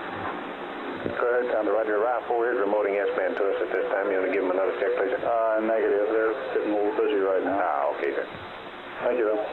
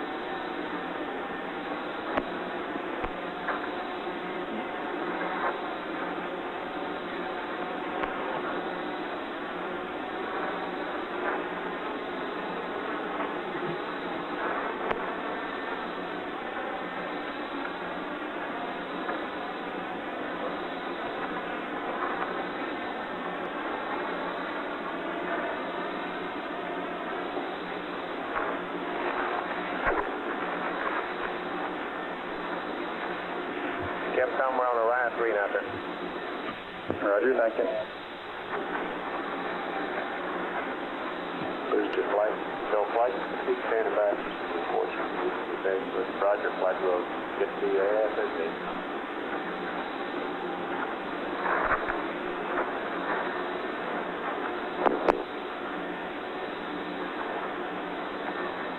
Araya 3 is go remote to USB, sir.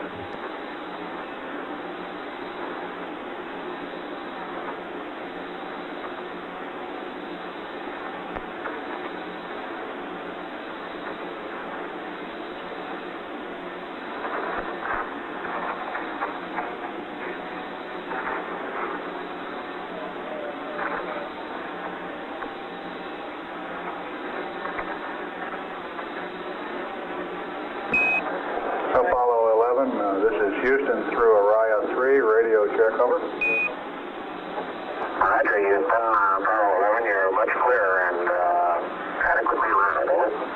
Roger 11, you're coming in 5 by 5 here, beautiful signal. That's a lot better than the static we had previously. Okay.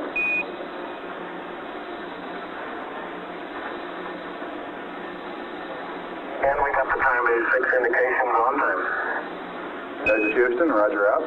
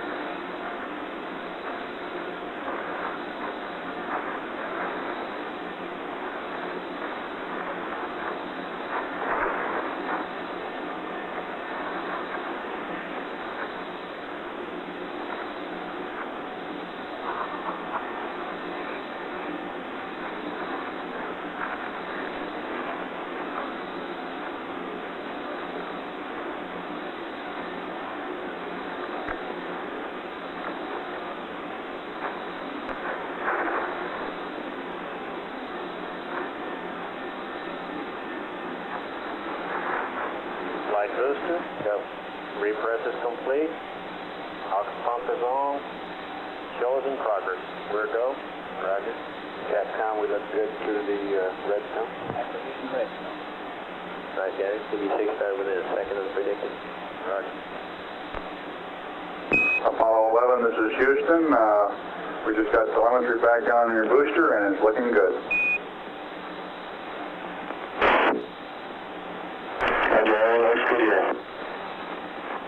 Houston, roger out.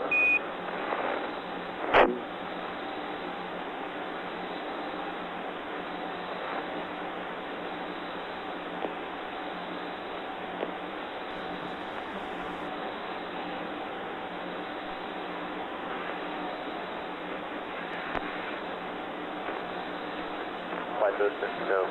We still have our IU, but we're losing some of the 4B data. Check. Roger. Systems look okay now. That's a firm flight. Network flight.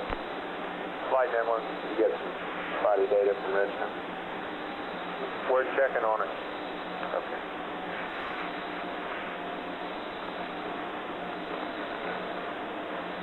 Okay. D47. Roger. Flight network, it should be coming in good now. We had lost decom lock. Roger. Flight, we've got the 4B data in right now.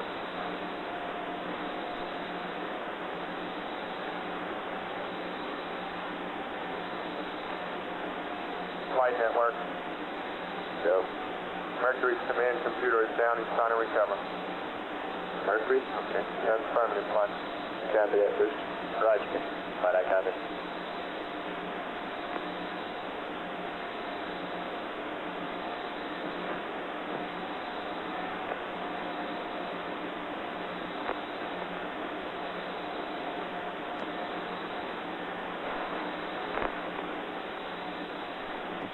Flight Capcom. Go.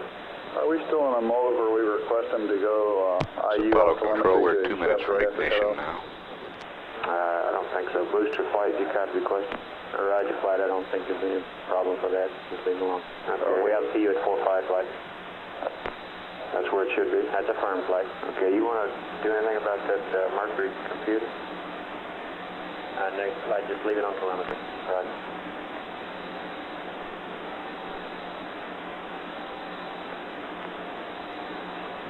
Flight Fido.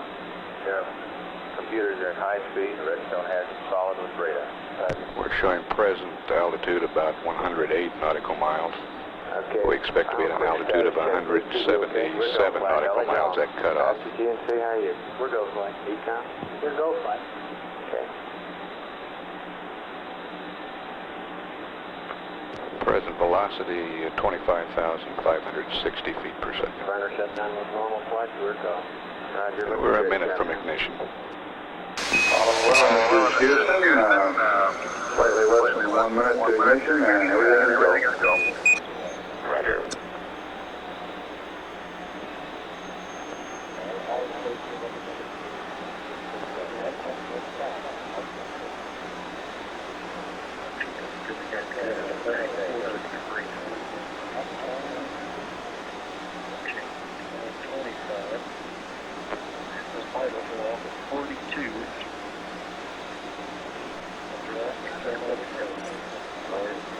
Diamond based on traction.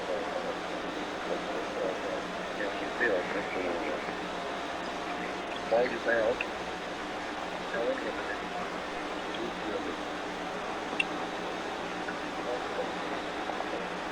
You okay, Bruce? That's a firm flight. We're looking good. Got fuel lead. Ignition. We have ignition flight. Roger. We're go. Thrust is go. Okay. We confirm ignition, and the thrust is go. Guys, to shape line.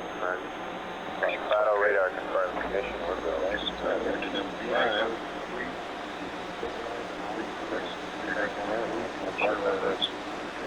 Very fine, that's good. Lightning or it could be something. Flight. Guidance looking good. We're looking good. Velocity 26,000 feet per second. Fido flight, we've got a fairly solid flight. It's looking good. Radar not a little lower.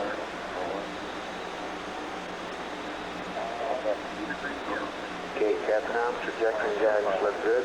Stage looks good. 11 to Houston at 1 minute, trajectory and guidance looks good, and the stage is steady.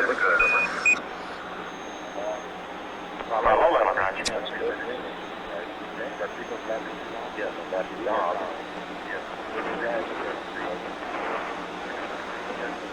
Coming up on 27,000 feet per second. Yeah, don't do that. Right, Fido, we still have it solid with the radars. Looks good. Right, Fido. Look out window 1. It looks like what I see out window 5. Go on and look at it. I don't see anything. Right. So those flash. Oh, I see a little flash.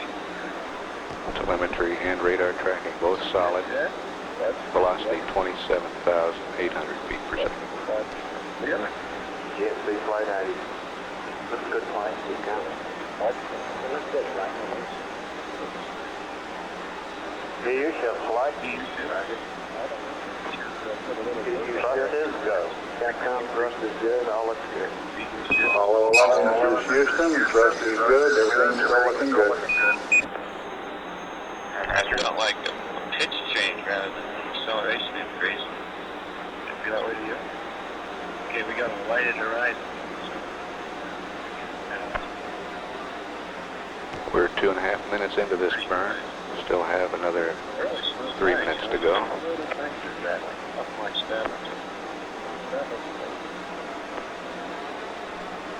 Looks like you could do any better. I'm sure it could.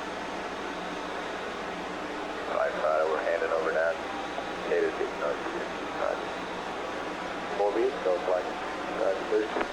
I do boost. Let's go. Good. And velocity exceeds 29,000 feet per second, building up toward 30,000 feet per second.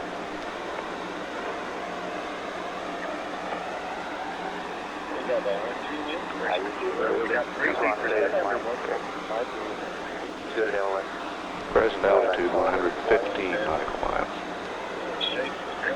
Roger, how you guys? We're going to booster flight. We're no 15. Check this locked in. Flight pilot overhead, trouble getting radar lock on. UAGC has so. That's a good guess, huh? Guidance flight, guys. The predicted cutoff is exactly normal. Okay. Apollo 11, this is Houston. Around 3.5 minutes. You're still looking good. Your predicted cutoff is right on the nominal. Roger, Apollo 11's go. Right star out here. 31,200 feet per second now. Forgot to memorize John Mayer's window well enough to say what's or not. Sure, right. Altitude 125 miles. Then yes, that's the super stuff. Here comes the old sun. Flight pilot was that good at me. Still hold it up. Network, you calling me? I can hear you on air. Velocity 32,000 feet per second. Altitude 130 miles.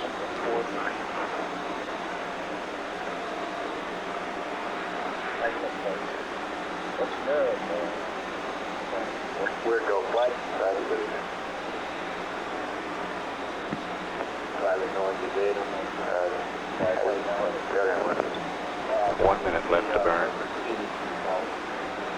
Velocity is 33,000 feet per second. Altitude 142.5 nautical miles. Where go flight?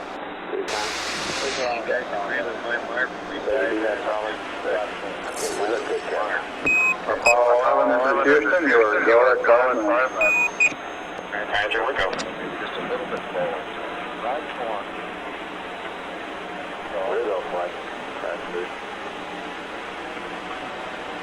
34,000 feet per second now. Altitude 152. You're in unit mode. Got it. 1.4.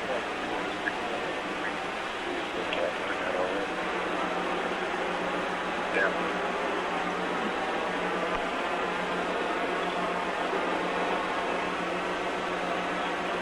That's solid data now. 35,000 feet per second. Cut off, Roger. Cut off. Cut off. Cut off. 3.3 on DC on EMS 3.3. We're showing velocity 35,570 feet per second.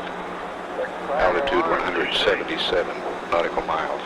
I got out of kill radio. Let's go back.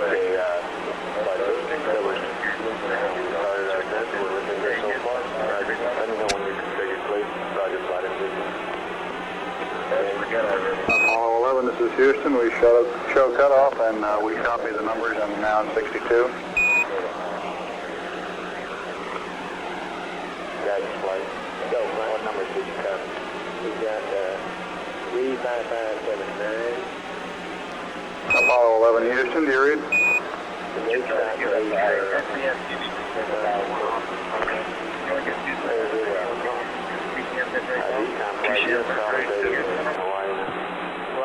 Capcom, did you get a response from the crew that time, sir? Negative. Okay.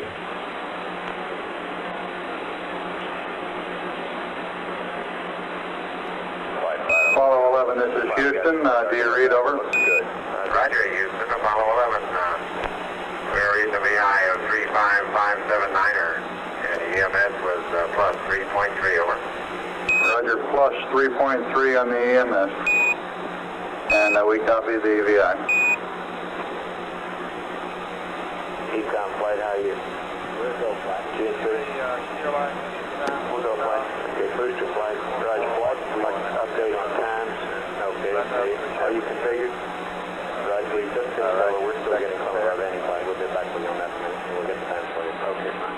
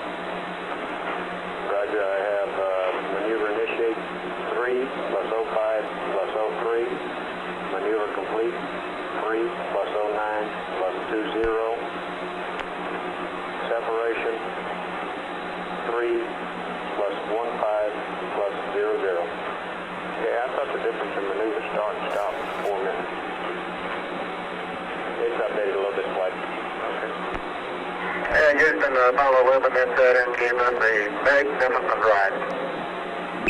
Roger, 11, we'll pass that on, and it certainly looks like you're well on your way now.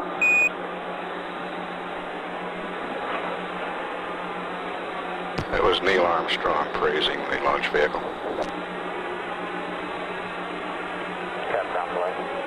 Go ahead, flight. Did you copy those times in case we need it? Roger, right, copy. We have no complaints with any of the three stages on that ride. It was beautiful. Roger, we copy. No transient at staging of any significance, over. That's right. It was all a good ride. Houston, roger out.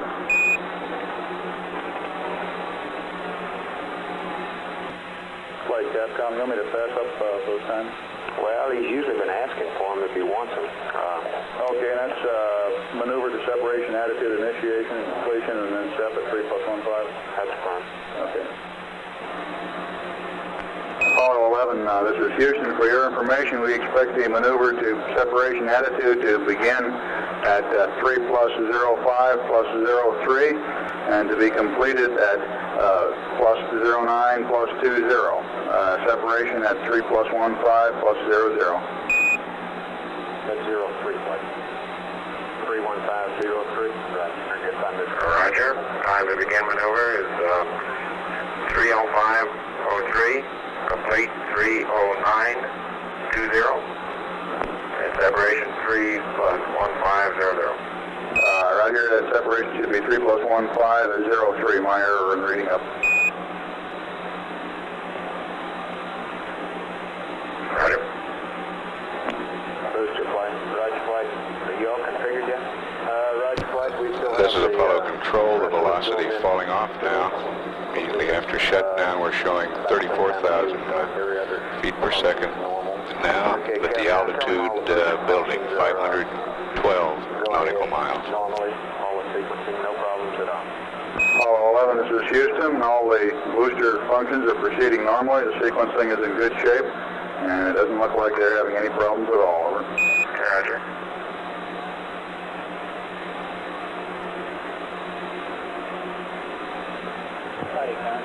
Go ahead. Satisfied with the data we saw during the burn? Say again? Were you satisfied with the data that we got during the burn? In other words, the VSC data, I don't think we This is Apollo Control, and we're showing orbital weight now, 138,892.9 pounds. Here we go, flight, no comment. You don't need to go? Negative, we do not need to know. Hey, right. Might run that by your channels in the back, just to be sure. Right.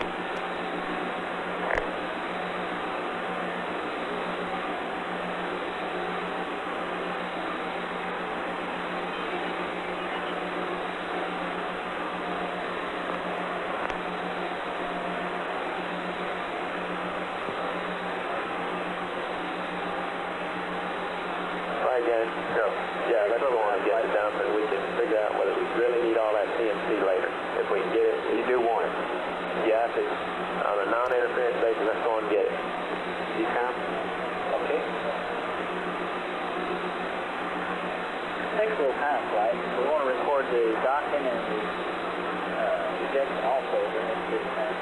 So we can do it. We'll do it. Yeah, we'll do it after that. No rush. We'll do it. Okay. This is Apollo Control at 3 hours into the mission. Velocity now 31,214 feet per second. Apollo 11's distance from Earth, 1,245 nautical miles.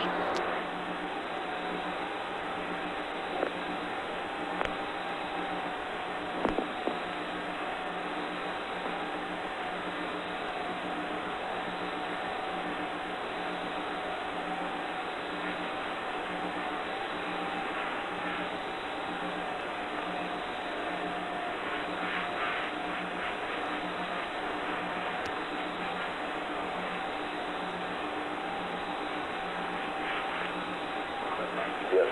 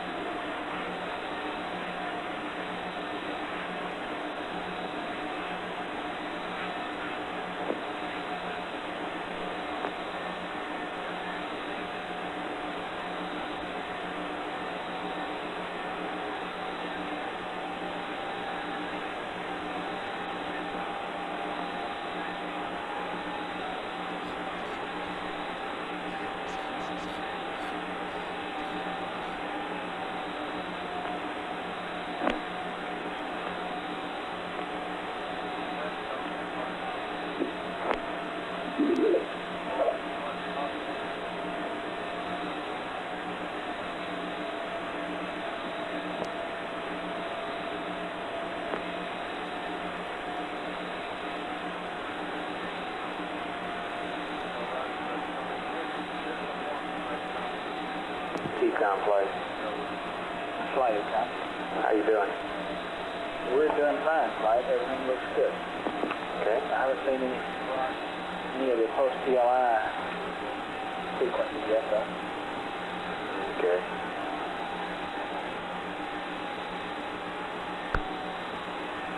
GFC flight, how about you? Flight, GFC. How about your system? We're in good shape, flight. Everything looks normal. All right.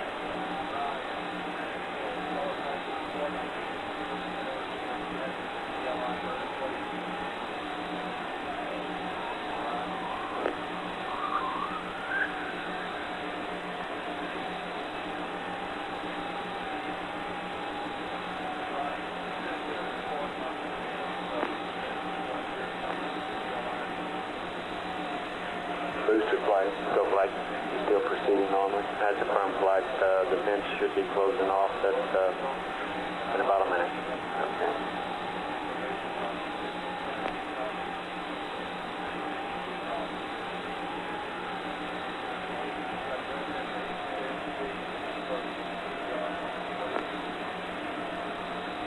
Flight open flight. Go ahead, flight. You getting tracking data in? It's affirmative. We'll have a good estimate for you in another 25 minutes. Right now, though, preliminary indications, we had a good burn. We got a good flight to the moon coming up, and we're working on the mid-course now. I expect with the way the data was that we'll be looking at a very small mid-course one, if any. Okay.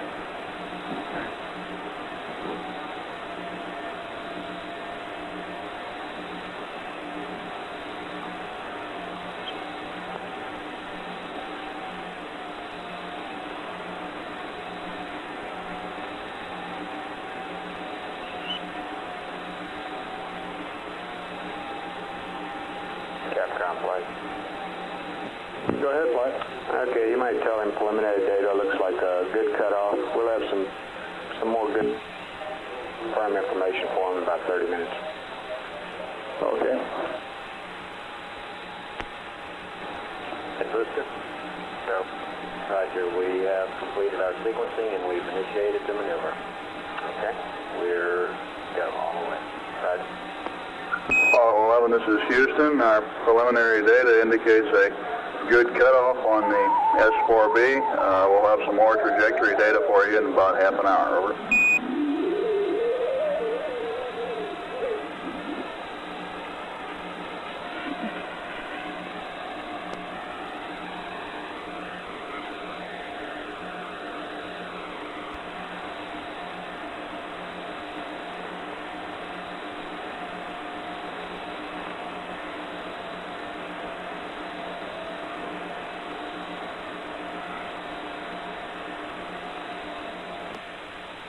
Go ahead, sir. Yeah, did you hear anything from them coming back? No, sir, I did not. Can you tell if I was uplinking? I'll go to Goldstone. This is Apollo Control. The S4B has started its maneuvering to the separation attitude. I'll get back to you.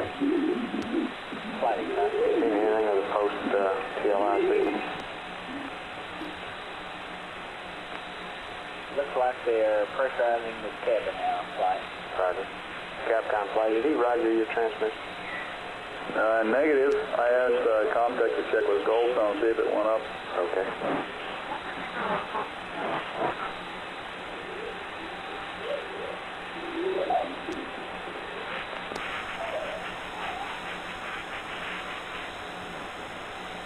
GNC flying. GNC flying. Flight GNC. Let me know when you see the dam loaded, okay? At 3 hours 7 minutes, the velocity is 27,945 feet per second. Distance from Earth, 2,384 nautical miles.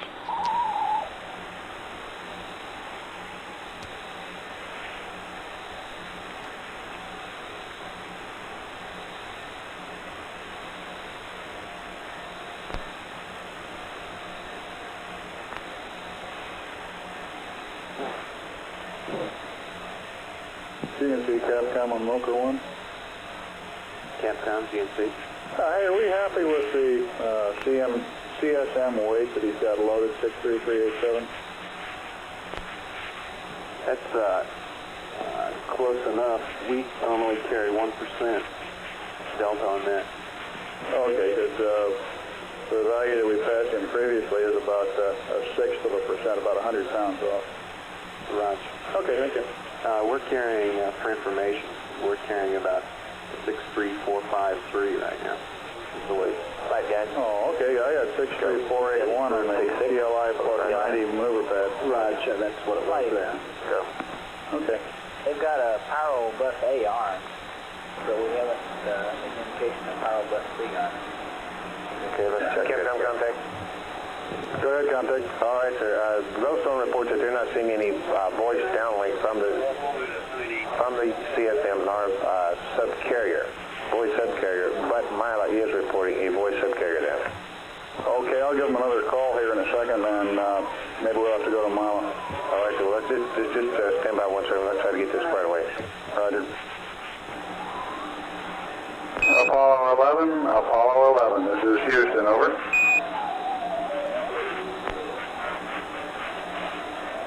Flight Brewster? Go. The maneuver's been completed. All right.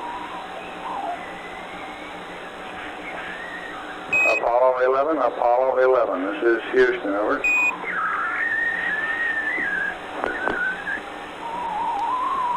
Contact Capcom. Yes, sir. Was that going up, and did it come down to either station? So we just remoted Mila's. Hello, Houston. This is Apollo 11. I'm reading you loud and clear. Go ahead, over. Roger, 11, this is Houston. We had to shift stations. We weren't reading you through Goldstone. We show Pyro Bus A armed and Pyro Bus B not armed at the present time. Over. That's affirmative, Houston. That's affirmative. Roger. Econ flight.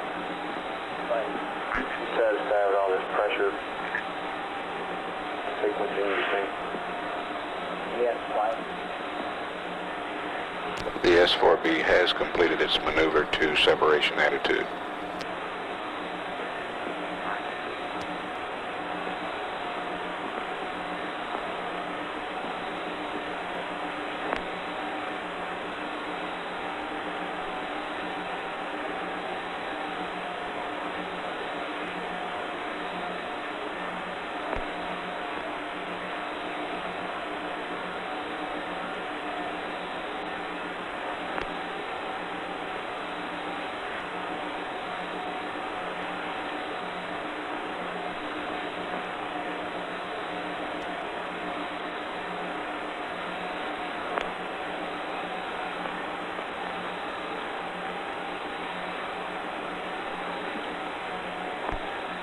Four minutes away from separation. 4 minutes.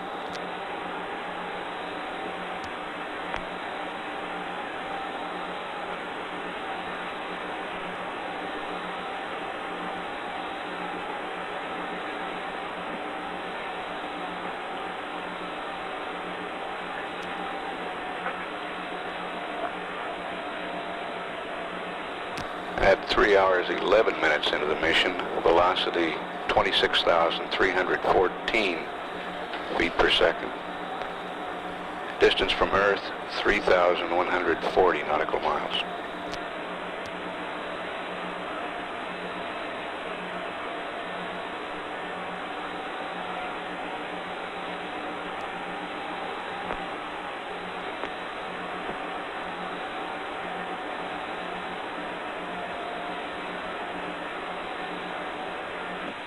Booster flight.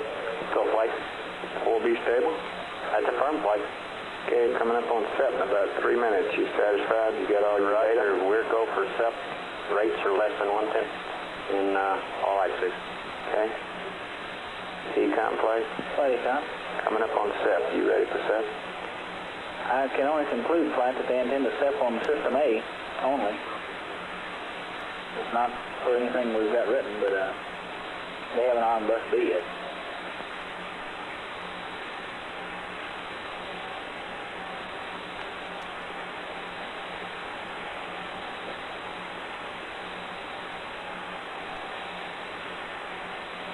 The S-4B is reported in a stable attitude for this separation.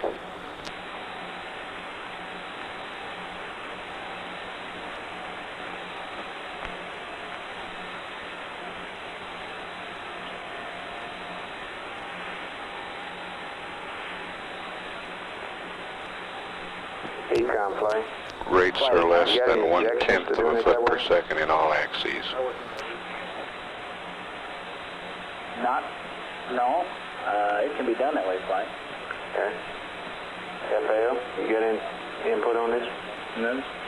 He should normally have them both on. I don't know why he said only A.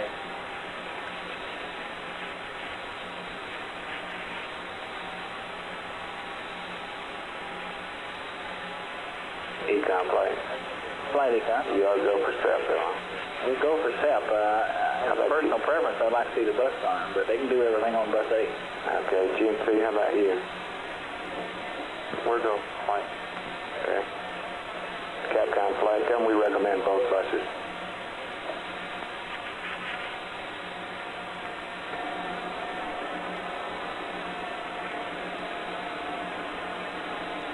One minute to separation. Apollo 11, this is Houston. Your go for separation. Our system's recommendation is arm both pyro buses. Over. We recommend. Okay, Pyro B coming armed. My intent is to use model primary one as per the checklist, therefore I just turned A on. Roger, we concur with the logic. It's on, Flight. Roger.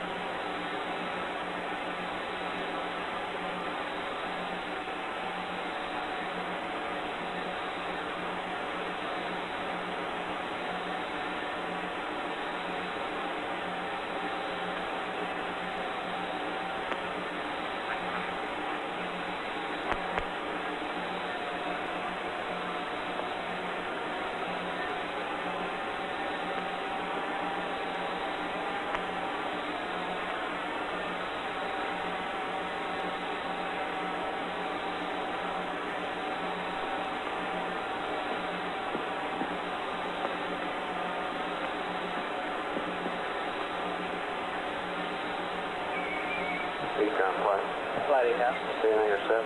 Not yet. Okay.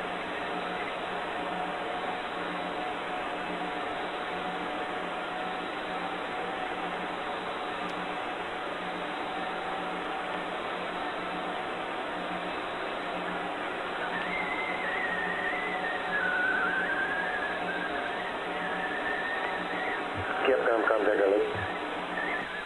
Go ahead, contact Alexa. Could you make a... We're awaiting confirmation of separation. Goldstone's downlink. See where it's coming Okay, through. why don't we hold off a second or so here? They should be separating right now from the spacecraft. Oh, Roger. Be sure and monitor on Milo there so that if anything comes down, you can either relay it to me and then patch him in. Yes, sir, I sure will. Yes, sir. Translate that back to home. DM launch vehicle set first up. Watch the tank pressure. Land tank pressure, she was. You're going to go to 100.8.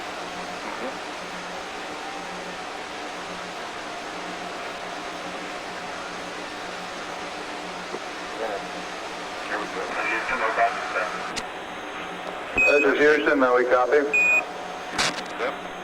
Eastbound flight. They were pretty weak there, Capcom.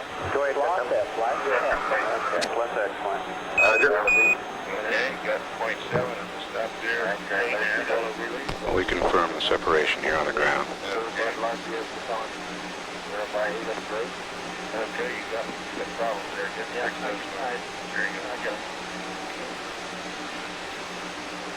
Okay, what else? secondary propellant, That was secondary propellant on Quad Bravo. Quad Bravo, yeah. Both the primary and secondary Okay. Roger, we copy. So that's the one on the other way, right? He's stand by. GSD flight. Flight, just copy the last part of that. He's on air ground 1. Okay, both the primary and secondary talkbacks went larboard pole on Quad Bravo on separation. Set our isolation valve. GNC. That's firm flight. Be back with you.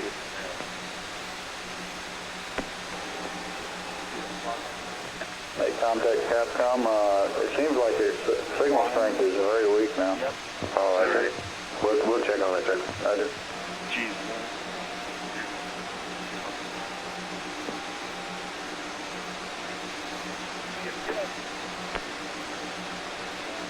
Do I need some certificate to get this camera going? You know, you need a power on over there, though. I got it. Oh, share the right power switch on? Oh, that's, yeah. Yep, I'm contact. Go ahead. Okay, No, I don't see. He's a little bit to the right. stand by one. I see. He's about a 5 degrees right. Stop on. The Goldstone reported that the downlink voice was very weak. Okay. Well, you got delivered it, I guess. Thank you. Keep slugging. Okay.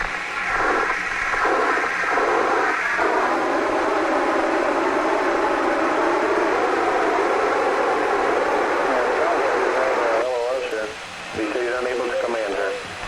Their signal strength is decreasing. How about Milo? Stand by.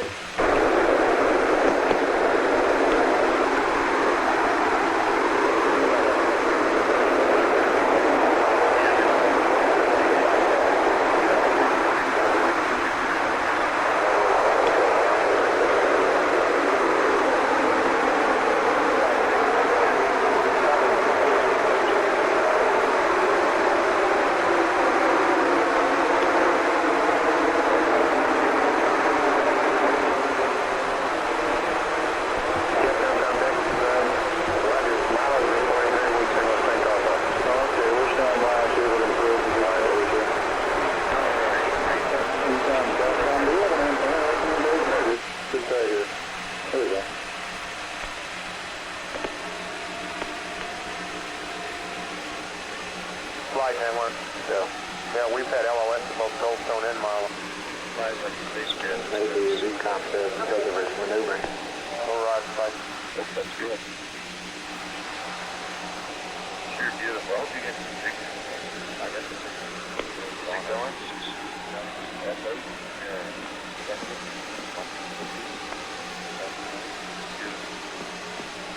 Very long time.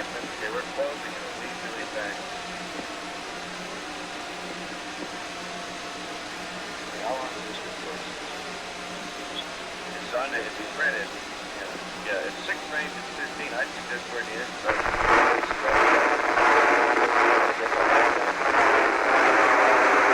Capcom flight. We've got drops at drop out.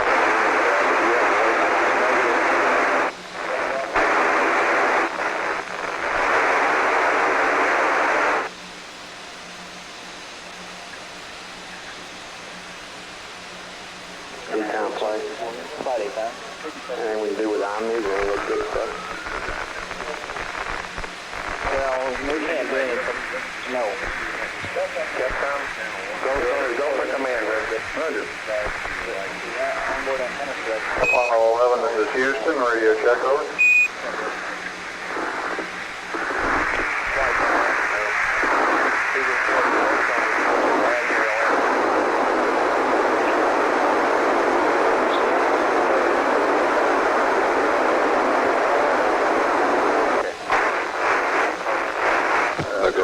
Station reports a very weak signal. We believe that Mike Collins is now maneuvering the spacecraft in the transposition and docking maneuver, and the antenna patterns aren't too good at the moment. So we have a weak signal strength.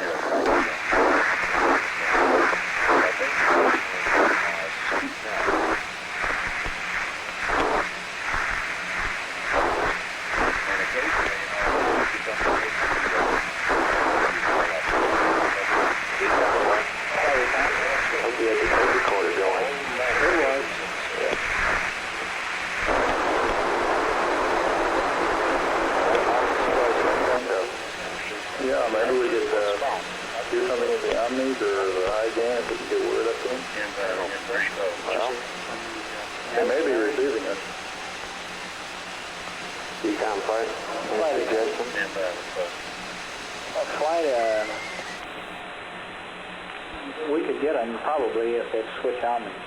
We probably won't be able to get into them. However, if they're tasked to do it, and I imagine when they want to talk to us, they'll come back. What Omni would you like? I don't know. Probably Bravo would be a good one to start out with. Try that, Capcom. If he reads you, probably try Bravo. Apollo 11, this is Houston, broadcasting in the blind. Request Omni Bravo. If you read us, request Omni Bravo. Out.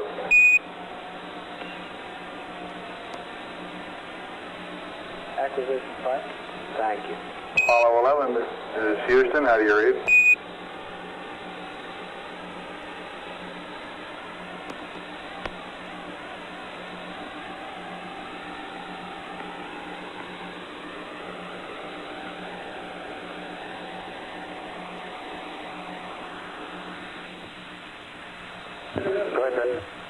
Yeah, are we realizing any increase in down signal strength? No, sir, still, it is a little better. We don't have CMAG mode 3 to stabilize and align CM. CMAG mode 3 to at 1 rate 2. Okay. And we're that capture fault extend releases on that CMC mode 3. Yes, sir. Allow fault to band. KTL calculations is docking code retract. Primary one. We do the main afterbox.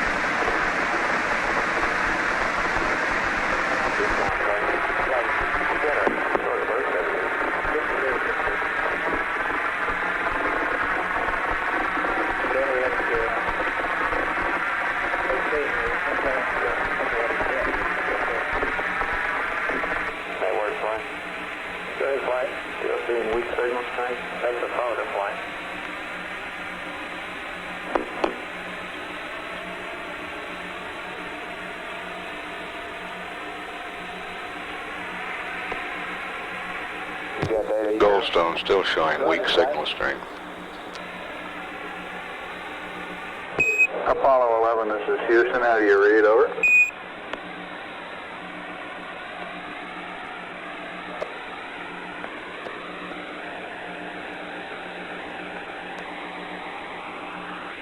Yeah, that wasn't the smoothest docking I had done. Yeah, it felt good from here. I mean, the gas consumption would be a lot more than I would have guessed.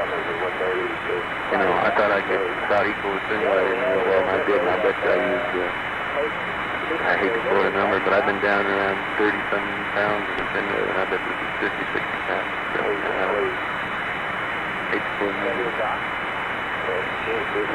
How do they, speaking of that, how do the service module like F20 look? All buzzers going around with that? They're all 90 except D.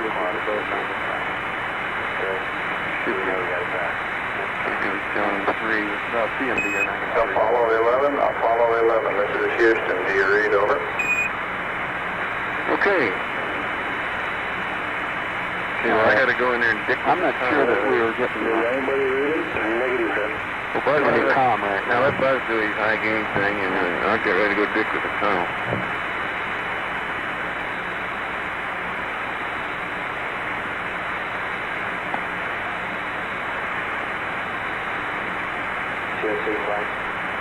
It's squiggly, isn't it? Something we should ask him when we get found back with him on his switches on his fly. He really wanders all over, doesn't he? I would like to find that out for sure. Yeah, where do you put this guy? I clip it to that clip up there beside the coax. This guy goes clip one of them. Maybe it was good in by voice. It's got a hand right here. I'm trying by voice. To do what? Just try to call it. No confirmation I get it. Apollo 11, this is Houston. Radio check. Over.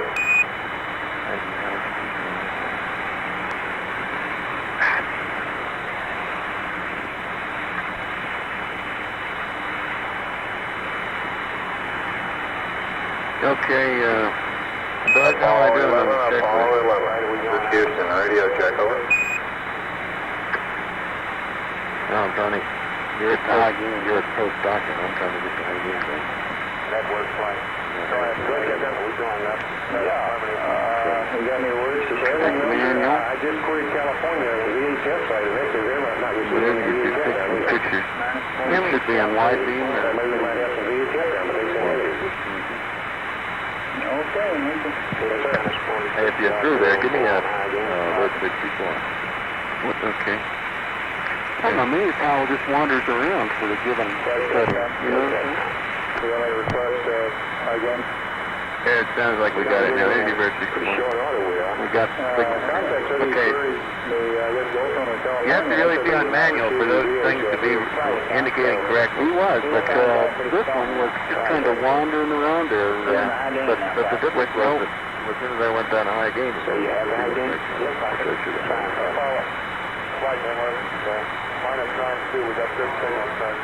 Apollo 11, this is Houston. Radio check. Over. Roger, we're copying you about 5 by 2, very weak. Can you give us a status report, please? I do the dot.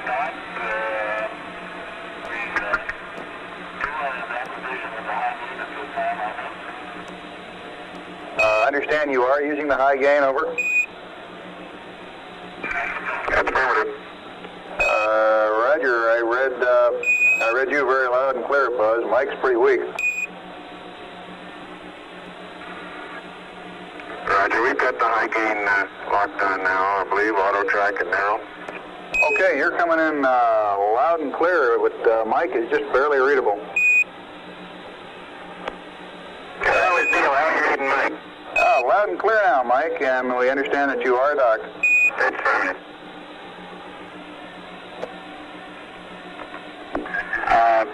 System CDR, how do you read system? 11 CDR, loud and clear, Neil. Okay.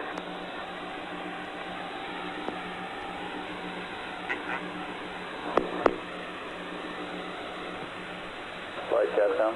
Go ahead. It sounds like we had sort of a combination of low RF signals strength and maybe a problem with Mike's microphone. Could be. Okay, let's see. Do we owe him anything here? We owe him an update on the pad in about 30 minutes. Econ Flight, you satisfied with everything? Roger, Flight. We're listening to that. How about you, GNC? GNC Flight? Flight GNC. You satisfied? We still have that question about whether he has gone to open the prop valve on that quad B. But he's used propellant. Flight, this is Capcom. I thought I copied him to say that he had reset them. Okay, but my question, GNC, is when this happened on 9 or whenever it was, isn't there some sequence you should go through, like to be sure that the secondary cycled off and the primary on? That's a firm. We want to essentially find This is out Apollo Control. Apollo 11's velocity now 21,096 feet per second. Distance from Earth 6,649 nautical You miles. mean you don't or he does? He does. Capcom Flight. Yeah. Would you ask him specifically, since we were having problems with COM, exactly what he did with respect to Quad Bravo? Okay, could I have a second or so to talk the situation over here with Ken and some other people down here? What do you want to talk about? The question of secondary propellant talkback. Well, find out first what he did with Quad Bravo, and then we'll go from there. Okay. 11, this is Houston, over. Houston, Apollo 11, go ahead. Roger, when you commented on the Quad Bravo problem at separation, you're a little weak. Could you go through what you did after you noticed the talkback's barber pole again, please?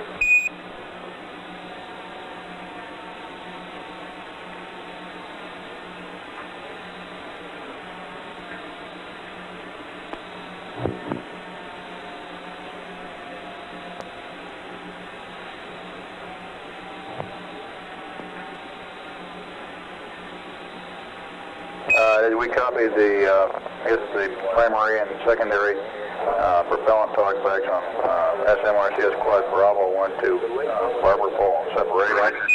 Roger, that is affirmative, and we moved that switch to the open position, and they went back to gray. Over. Roger. Copy, Flight.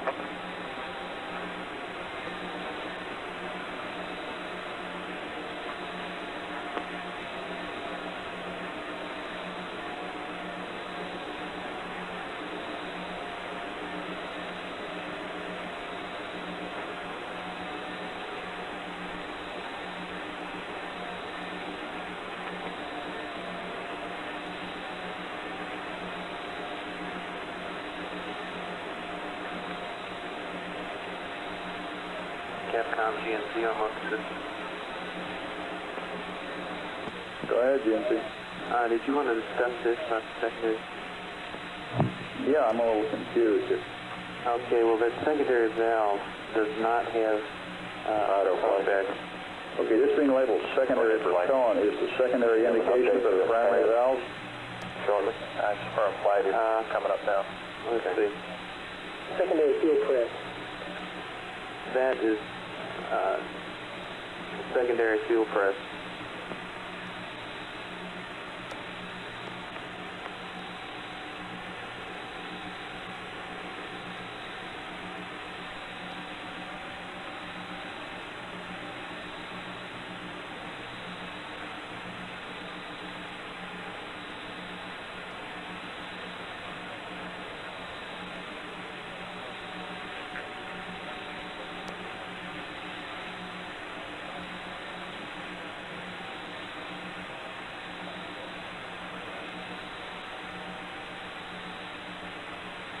GNC, you still on? Yeah, you copy that?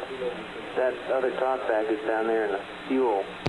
This is Apollo Control. We're 34 minutes away from extraction of the lunar module from its adapter in the third stage of the two bottom Saturn. rows of talkbacks are both associated with the propellant now.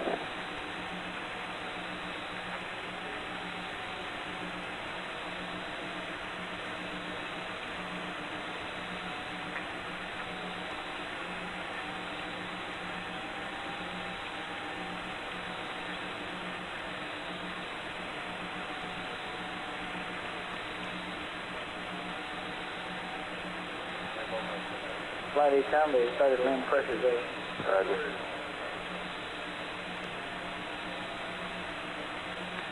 GMC flight. The crew has started pressurizing the LEM.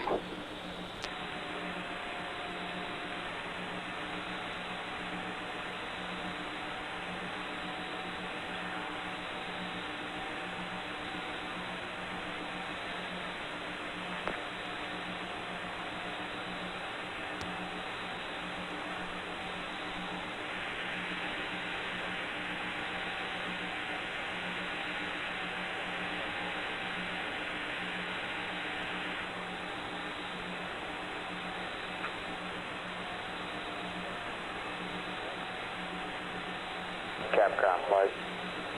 Head flight. Would you ask the crew, when they get a chance, if they could comment on how the transposition and docking went? Roger.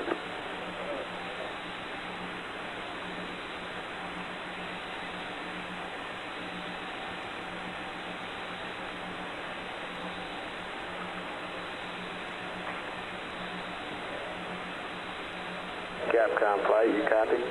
I copy.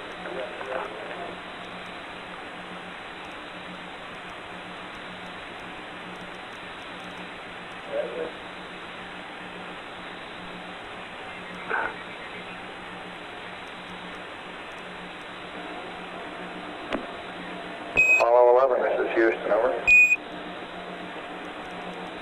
Roger, Houston, Apollo 11, go ahead. Roger, could you give us some comments on how the transposition and docking went, over? Yeah, I thought it went pretty well, Houston, although I expect I used more gas than I've been using in the simulator. The turnaround maneuver, I went pitch Excel command and started to pitch up, and then when I put the manual attitude pitch back to rate command, for some reason it stopped its pitch rate, and I had to go back to Excel command and hit what I thought was an extra proceed on the Diski. Then during the course of that, we drifted slightly further away from the S4B than I expected. I expected to be out about 66 feet. My guess would be I was around 100 or so, and therefore I expect I used a bit more coming back in. But except for using a little more gas, and I'd be interested in your numbers on that, everything went nominally. This is Houston, Roger, we copy.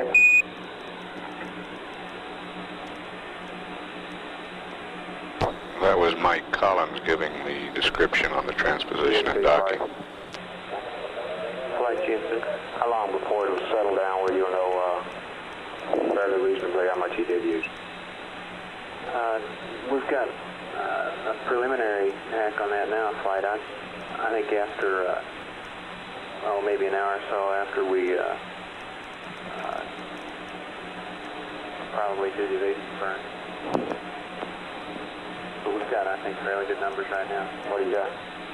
Okay, we're showing about 25 pounds in Quad B, a total of about 100 pounds. Okay, and that may go up or down a little with stabilize. Right, if it goes any direction, it'll indicate that it's a little less than 100 pounds. Yeah, that's what FAO flight. What were we budgeted for? Which? TD and his dock. Oh, one, I would check. Okay. GNC flight. Go ahead, flight. What do you want to do about these switches of anything?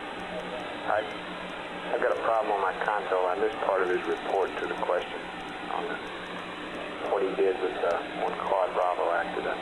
Okay, he did what we suspected. He went to open on the talent switch.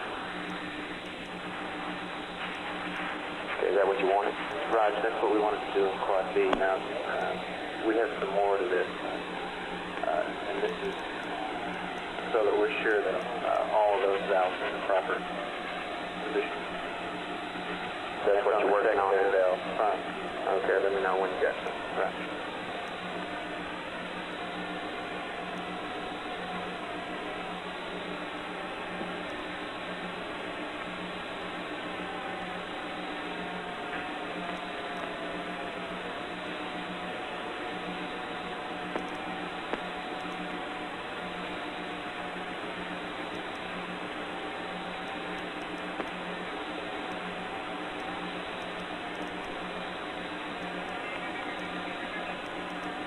Flight network.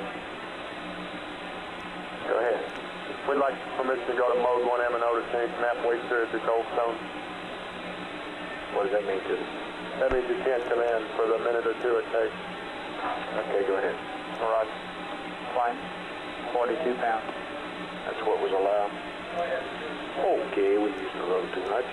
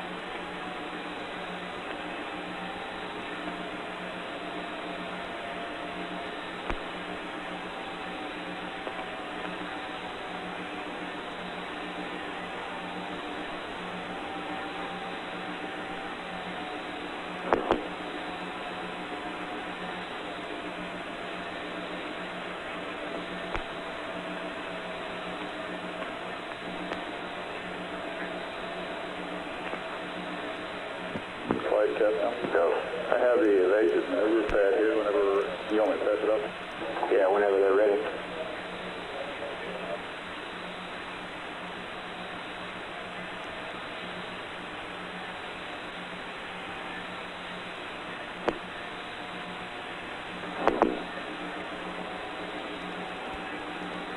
Apollo 11, over.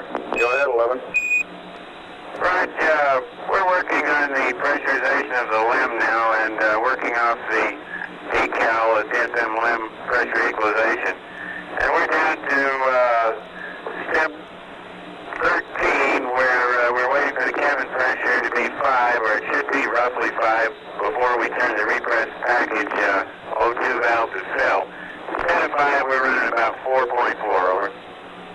All right, stand by a second. Economy copy.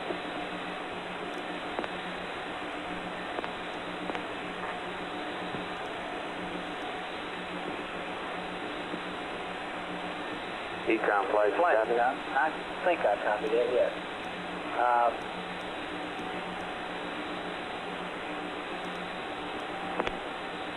I think that he's all right on that if I understand what he's talking about, Frank.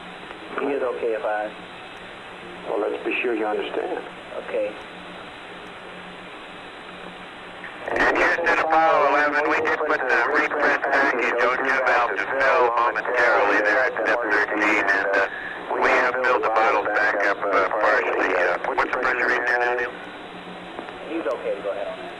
I think he's already done it anyway. Say again? He's already done it anyway, but he's okay to go ahead on it. Go ahead on what? What do you Now, we have about 470 psi now in the 3-1 now bottle. Okay. Stand by a second, please.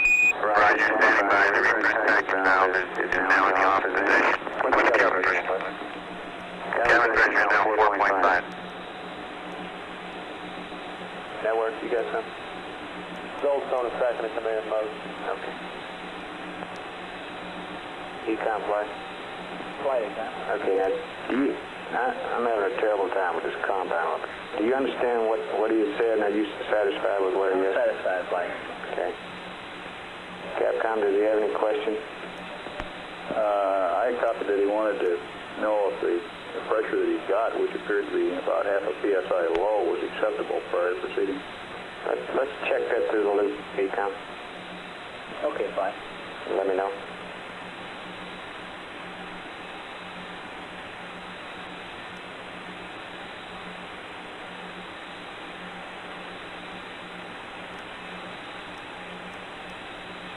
At 3 hours 46 minutes, velocity is 18,917 feet per second. Distance from Earth, 9,002 nautical miles.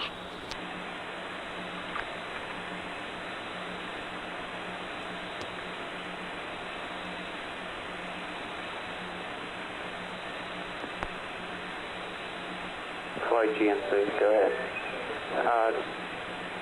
We do recommend cycling all 4 of those secondary propellant fuel press switches to close.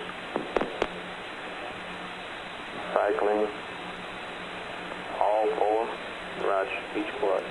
Secondary propellant. Say the word again. SMRCS, secondary propellant fuel press. They're all momentary type switches. Okay. Got that. Got that. Roger, got it.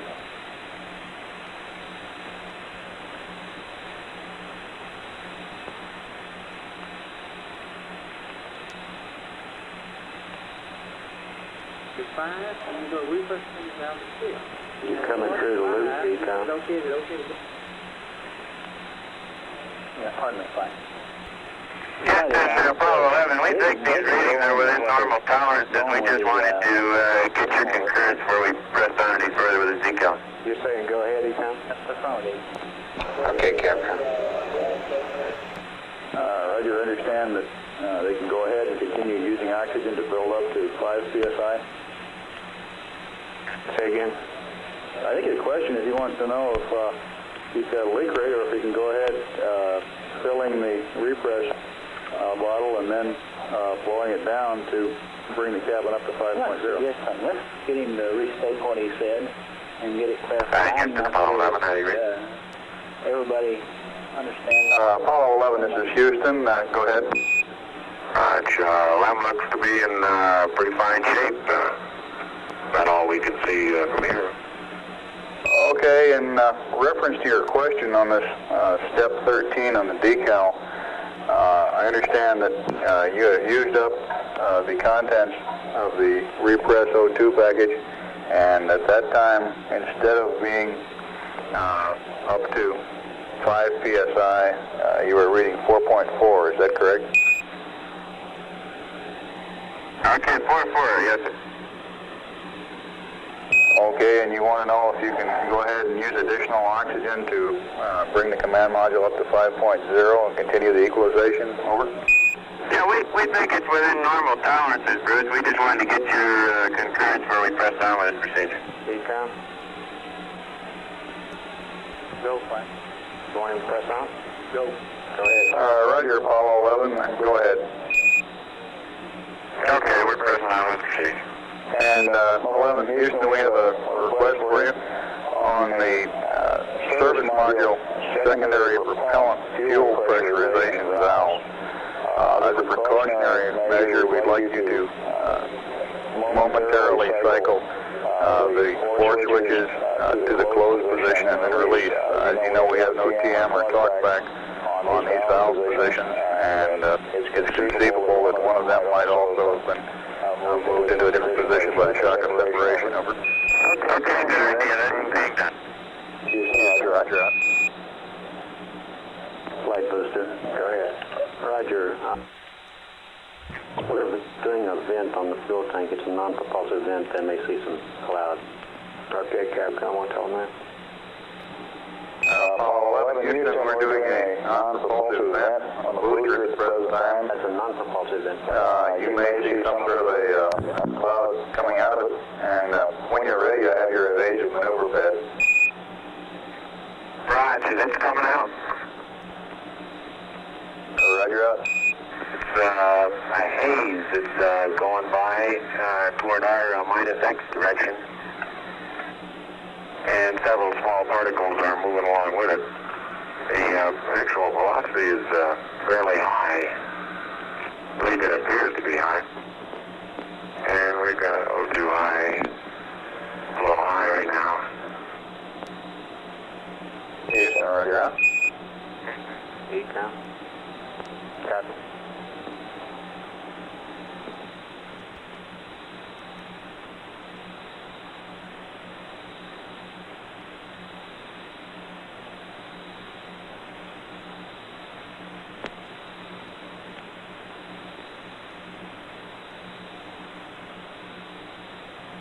Econ flight.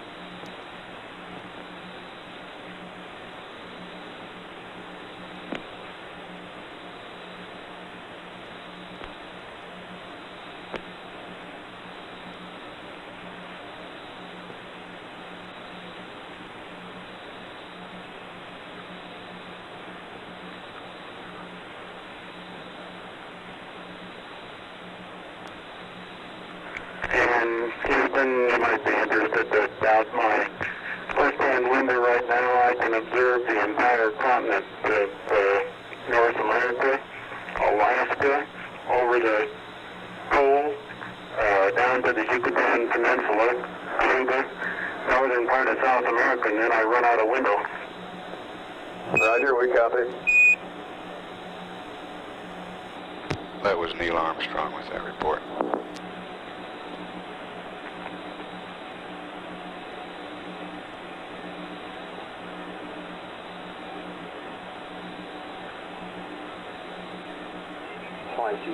Go ahead. Total usage on RCS is looking a little better. We think between 5 and 57 pounds total so far. Okay, that's much better. Econ flight. Flight Econ. Okay, what's happening to our pressures now? Everything look normal to you? It's normal. Cabin pressure is 4.5 and the O2 flow is still putting it in. Okay. So we'll build up in probably in the order of 20 minutes. We should be back in normal range. Okay.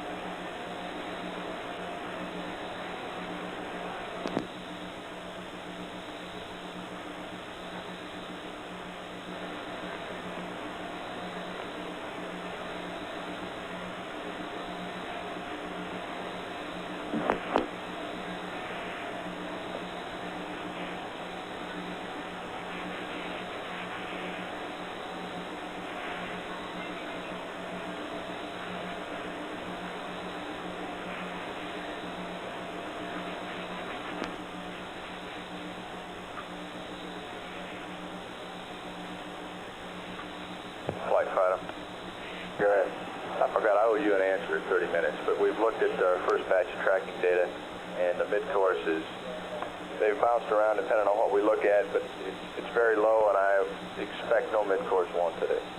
When will you know for sure?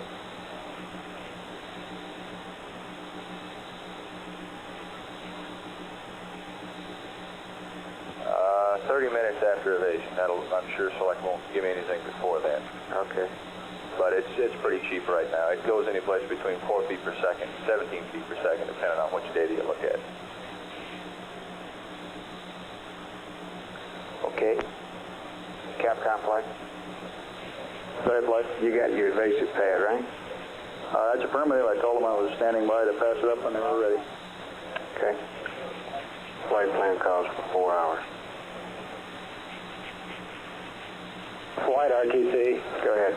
CSM Command Hanover, Goldstone number 3, I got 4 hours. latches are locked. Roger 11, this is Houston, understand 12 latches locked.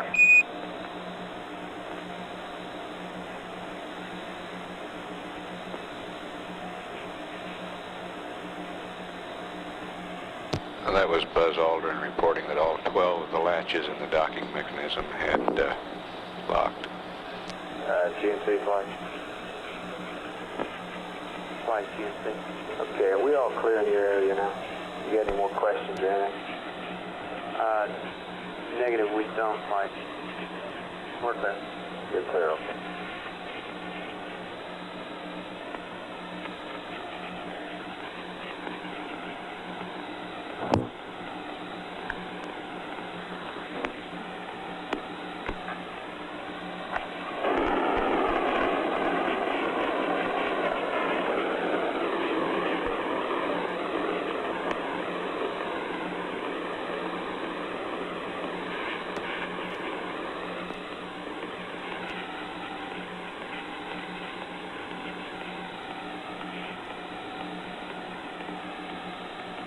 Econ flight. Flight Econ. You got a go, no-go coming up from pyro arm and limb ejection here in about 4 or 5 minutes. Get ready. Capcom flight. Go ahead, flight. Let's remind him again you got that pad. Roger, they just got the hatch out. I'll remind them if you like. There's 3 of them. Roger.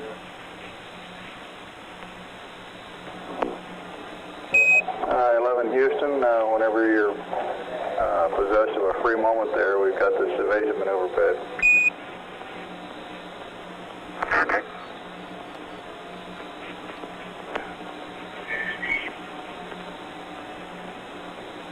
Go ahead, Houston. Apollo 11, ready to copy. Apollo 11, this is Houston, evasive maneuver, SPS GNN, 63481.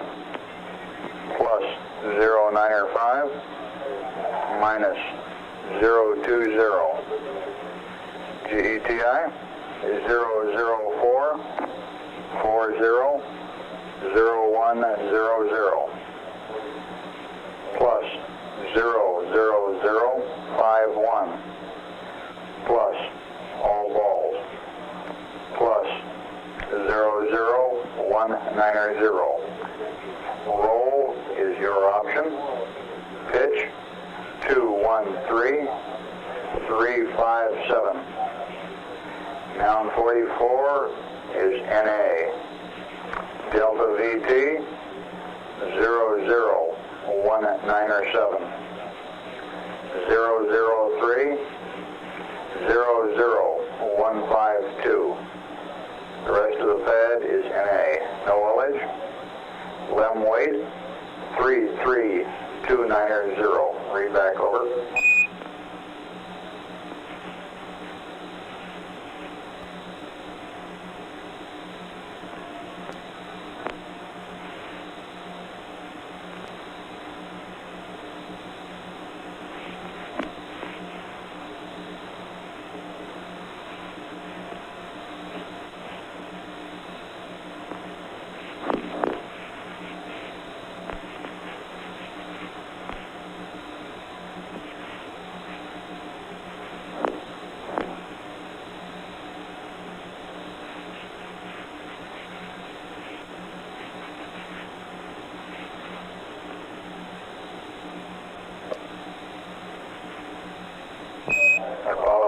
is Houston, standing by for your readback, over.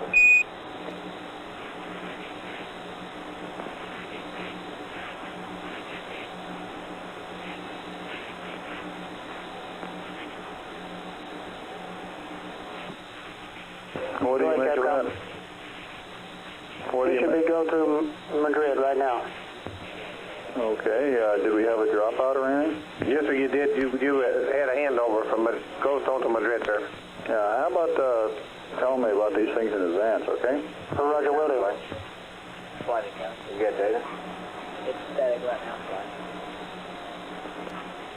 11 Houston, do you read, over? Edward flight. Never mind, disregard. We have data flight. Okay.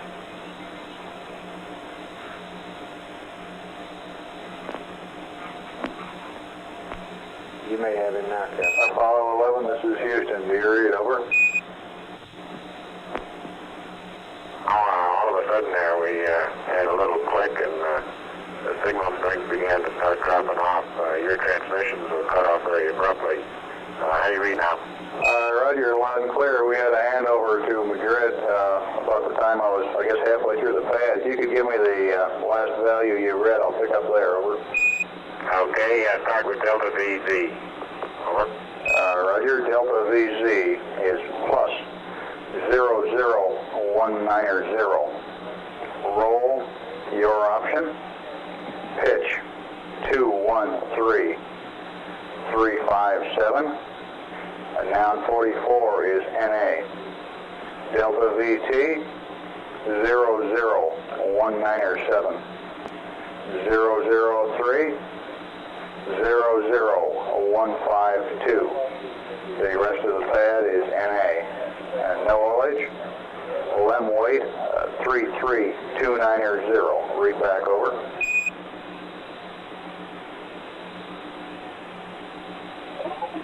Roger, Houston, evasive maneuver, SPS GNN.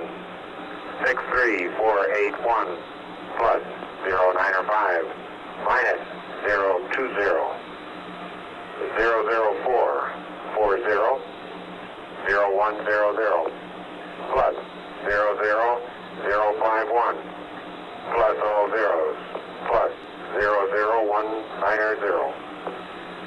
Roll crew option 213357 NA 00197 003 00152. NOLH, LEM weight 33290, over. 11, this is Houston. Read back correct, out.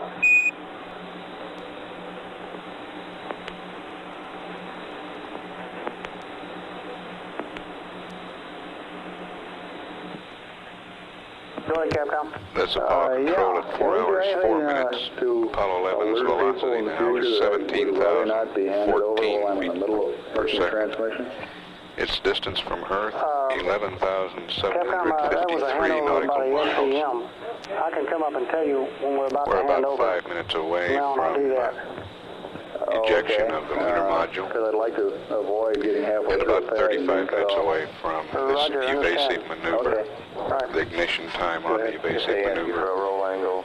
an elapsed time of 4 hours, 40 minutes, 1 second. Flight controllers will be I coming don't think they will. It will be a in about 5. service propulsion system burn of 3 seconds duration, Delta V 19.7 feet per second. Or go for power alarm, right? That's the fun. We need to have them on the logic listed first. Raj. GNC, how about you? Okay, we're ready, flight. We still have some things to reconfigure. He's not at that point in the checklist yet. We'll be watching for it. For instance, the DAP data. Yeah, let me know when that's all done, please. He may be a little behind. Calcom flight, how are you? Peter Curl looks good, flight. Okay, how about control? We look good, fine.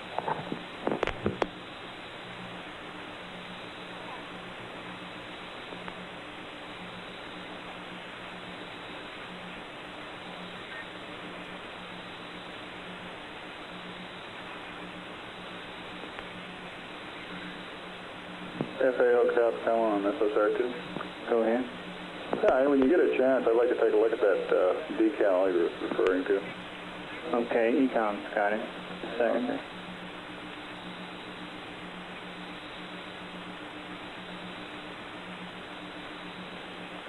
FAO Flight Plan 2. Yeah. Could you talk to Fido and find out how come the numbers have changed? Maybe they shouldn't change. Well, it sounds like you don't have any confidence in the new numbers now. Well, the other numbers work, you know. I guess they work. Okay, Frank, can you check that in the sim? Could you see the booster in the sim? No, we don't know whether we can see it or not. That's right. We only have one target visual, and that's the LEM after we undock, you know. So you couldn't for that. Okay, so all we have to go by is the numbers we calculate today. Okay, now can you do an optic scal on that attitude? Is there a star that he can tweak over to? You'll be lucky if there is. No, can you tell me?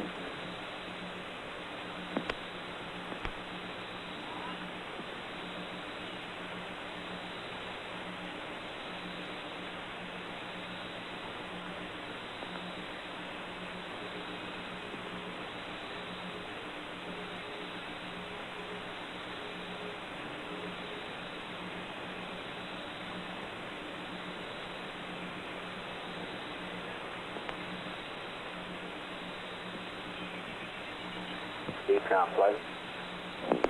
Flight Econ. How's pressurization look? We're at 4.6 now, Frank.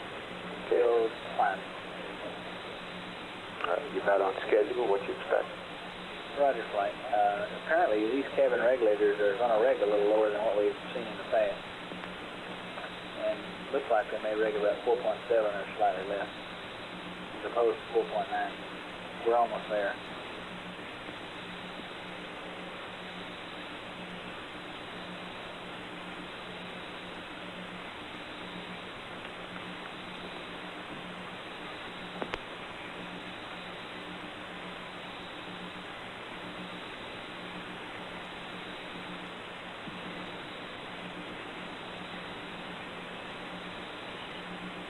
Do you want it back, Ted, or Econ? You can keep them if you want to, Captain. Yeah, let's keep them down.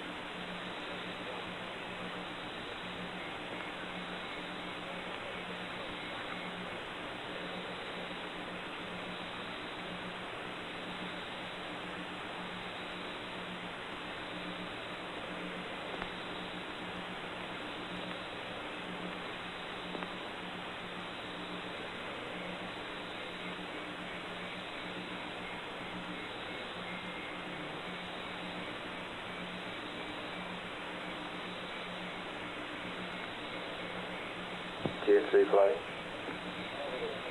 Flight GNC. Let me know, I think he's loading that down now, let me know when That's firm. He's got it in there intact. satisfied. Affirmative. Okay.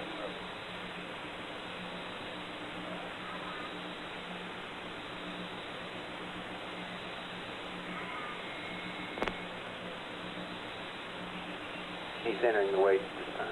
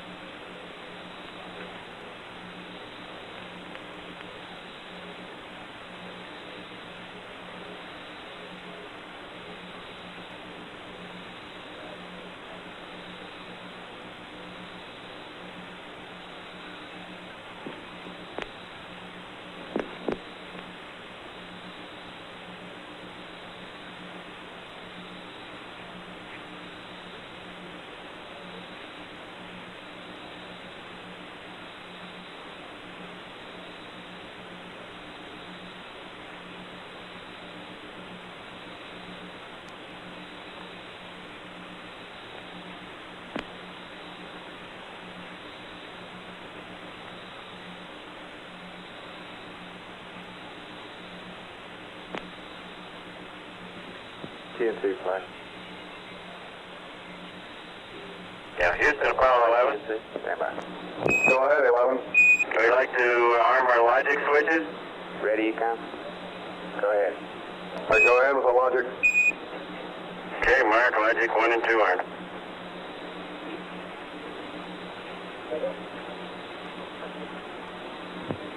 Logic time, we go for power armor, right? Okay. Roger, we show the logic arm and your go for pyro arm. Booster flight. Still flight. Hadn't heard from you lately, how you doing? It was one fine flight, just waiting for the evasive maneuver.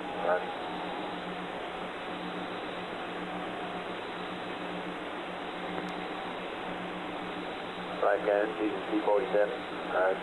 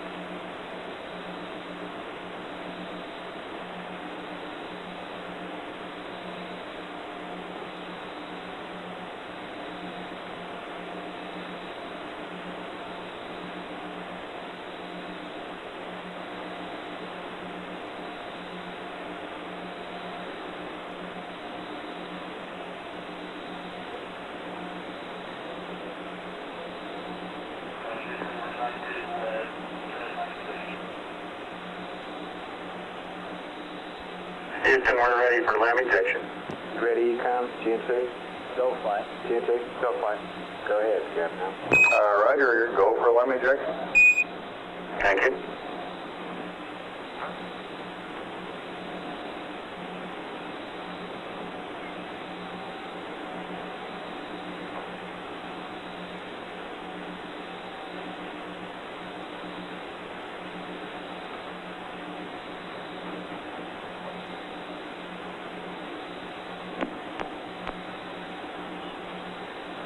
Houston, we are set. We have a cryo press line.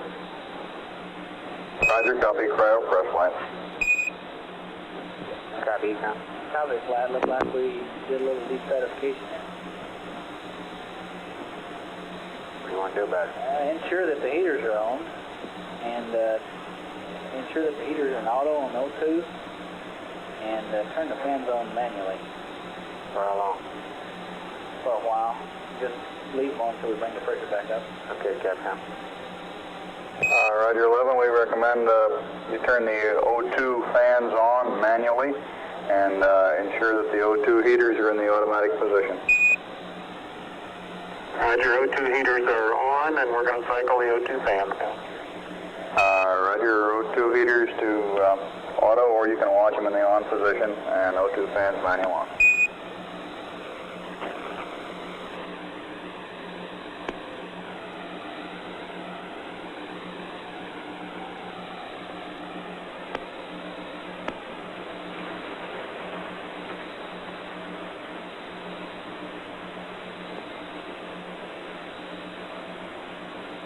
London Power Bus space line.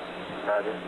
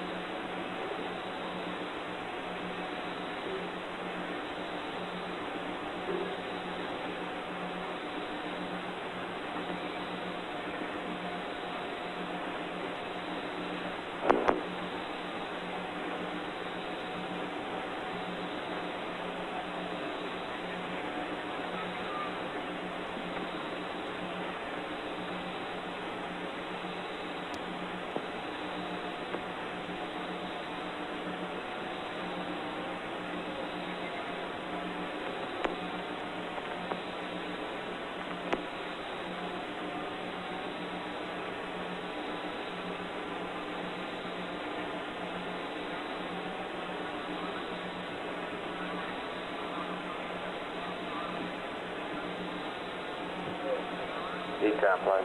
Flight ECOM. Coming up at all? It hadn't started, hadn't given us any implication yet, flight is here. Well, how long do you think it'll take? It takes a little bit to get started. We got a pretty high flow rating. I have had. Right.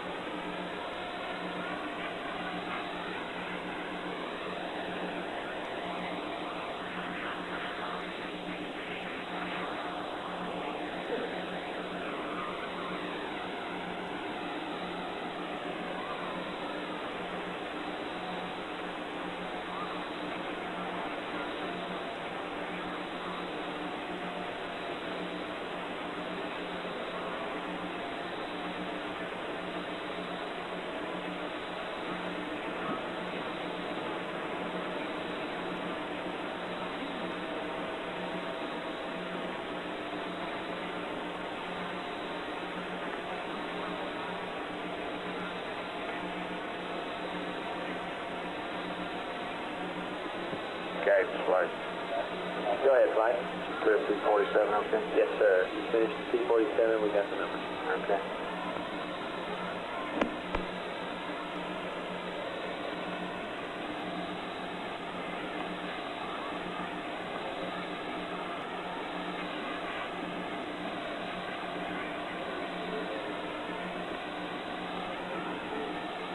Fido flight. Go ahead. Looks like we've been running a few minutes late on some of these things. Okay on this evasive maneuver? Yeah. We come up a little late? Sure.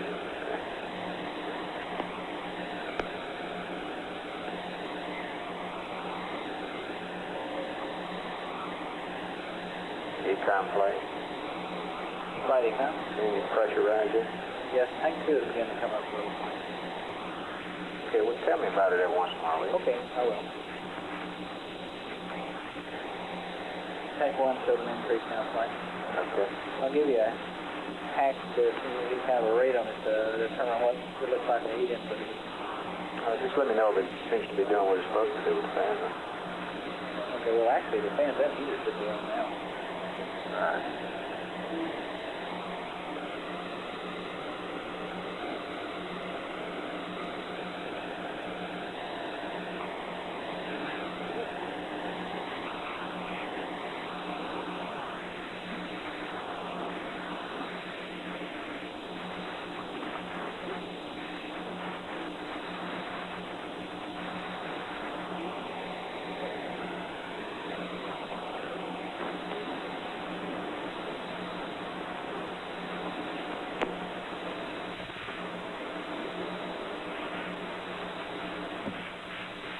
Econ tap down motor 1.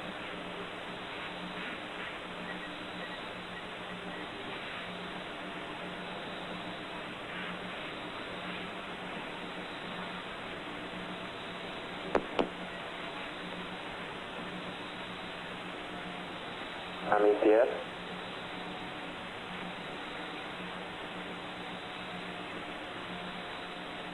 Econ Capcom on motor 1.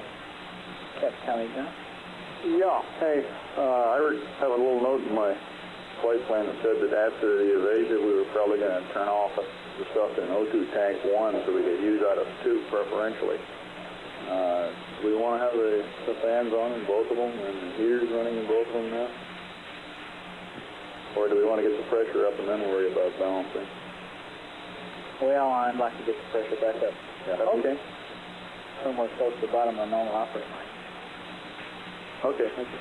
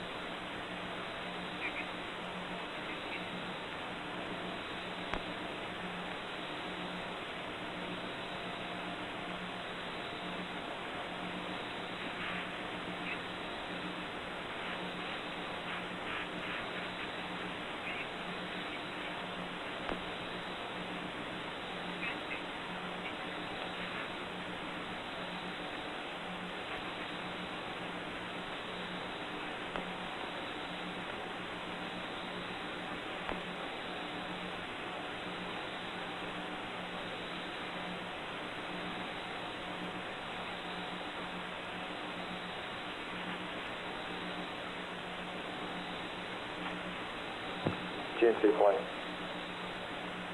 Flight TNC. Okay, that best estimate you gave me was around 65 pounds total use so far, huh? That's firm. Prior to ejection. That's a firm. I had some later RCS deltas that also apply prior to ejection if you want those numbers. Does that change your total? Negative. Looks like he only used about 20 pounds over That's right. He the didn't plan. use too much over it. FAO plane. So fine. What was that number you gave me? 42 that had been planned for the TD&E?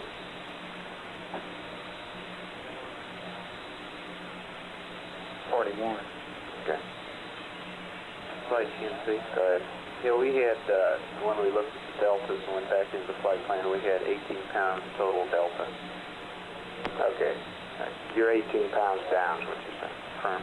Okay. Capcom flight. Go ahead, flight. CMP asked this earlier. Things seem to be rather quiet. In terms of his propellant usage, it looks like about 20 pounds down, no problem. Right. And did I copy what, 42 to date? No, about 6.5. Okay, about 65. That was prior to ejection. Right.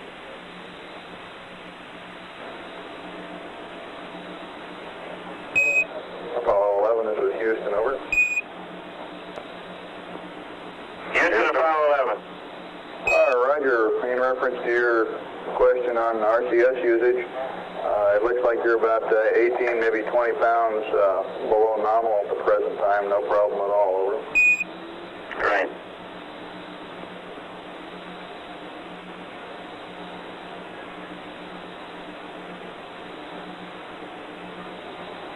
Wanted to be 18, 20 pounds above nominal, Big. Sorry about that.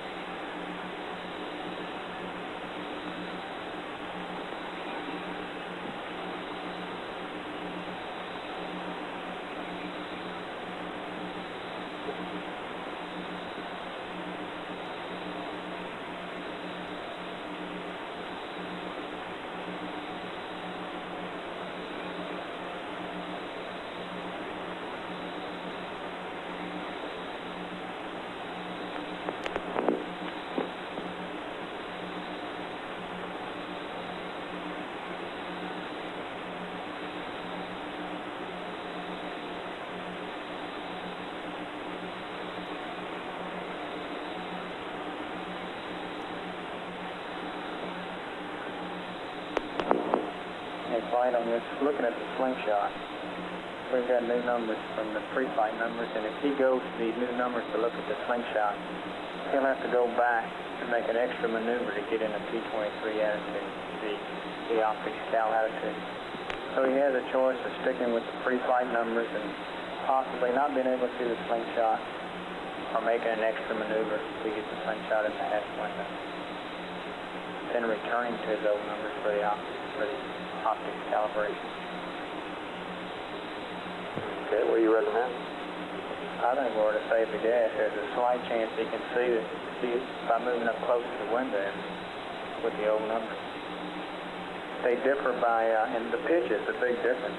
That's just 344 with the old numbers. The new pitch is 280, 289, 290.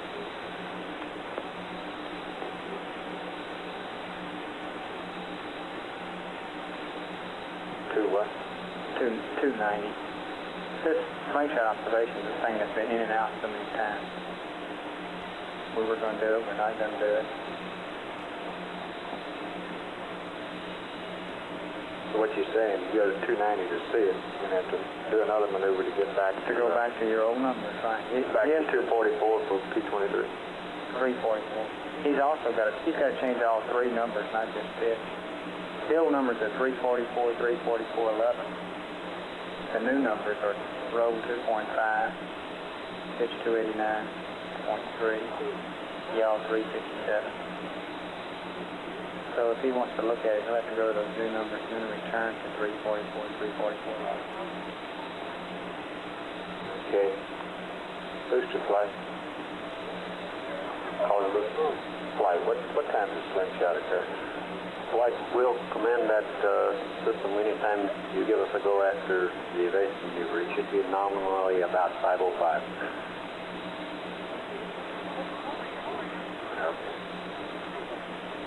I'll come to you for a okay after the evasive.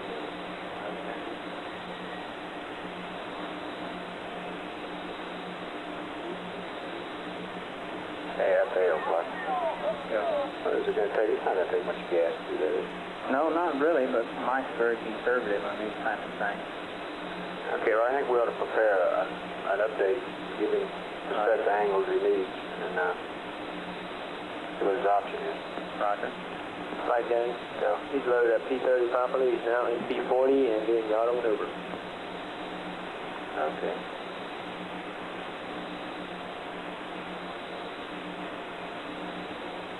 Econ flight, how are you?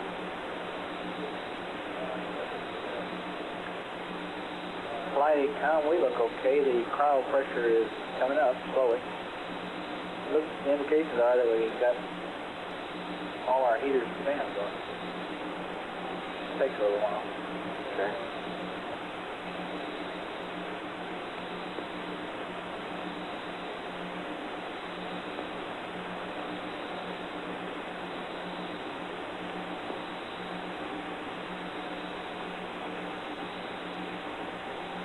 That's online. Roger, batteries. Okay, everybody stand by for the evasive. GSP, you stand by. Turning flight.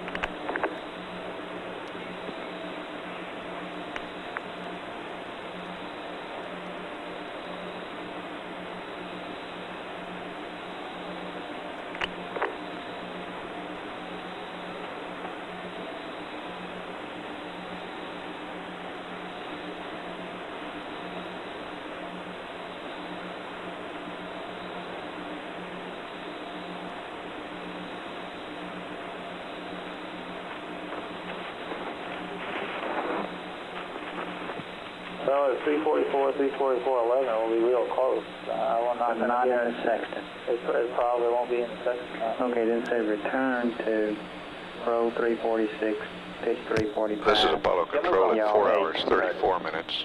Okay. Apollo 11's velocity is 14,972 feet per second. Its distance from Earth is 15,895 would you give me a nautical rundown miles. on the angle that we need to go to if we look at the slingshot? Spacecraft and the weight, angles that we need to go to if we don't look at the slingshot? 96,760.9 pounds. We're about 5 minutes away from the evasive maneuver. That will ensure there will be no problems of recontact between the spacecraft and the S-4B stage of the launch vehicle. 289.3. Yaw 357. Point what? I don't have a point on that. That's the middle of the hatch window, so it doesn't have to be to the 10. 0.5. 357.5. Thank you. Okay, then what? Okay, now he should return to the old numbers, which was tweaked up to ensure that star 30 is in the field of view of the sextant. Those numbers are roll 346.5, pitch 345, yaw 7.8. Yaw 007.8? Roger. And pitch is 345.0. Okay, that is a tweaked up version of his old number. Okay, then the P-23 attitude is what now? Okay, now he stays in this number I just gave you for this P-52 and his optics cow. His P-23 attitude, which he goes to at 6 hours and 10 minutes. Roll 198.4. Pitch 130.5. Yaw 340.0. 340.0. Okay, now he has the P-23 attitude pinned into his flight plan, does he not? That's affirmative. He has his old slingshot attitudes also pinned in and inked in, and they were 344, 344.11. Okay, now if he decides not to observe the slingshot, all he has to do is go right to the 252 attitude, is that correct? Yes, 346.5, 345.0, 007.8. But if he does want to observe the slingshot, then he essentially has to make an extra maneuver. That's affirmative. Oh, pass it up to him after the evasion maneuver went. All right, we're writing the flight plan update for that. Okay, thank you. Thank you. 3 minutes to burn. All right, now he's about a degree out of attitude and pitch. I'm talking about engine parameters. So Oh, that's good. okay. Guidance flight, how you? Roger, flight. He didn't trim his auto maneuvers reason for the degrees. No problem. No problem. Okay. We'll go. ECOM, how you? Where'd go, flight? Okay, Capcom, everything looks good here. We're standing by. Okay.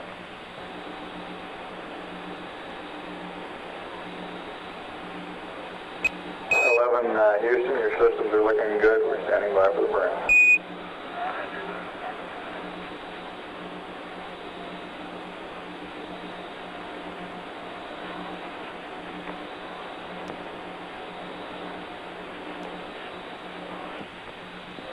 Tom, I got a Roger out of the way down in the mud again. I'd like to hold off till after the burn to bug him about it. Network flight. Network flight.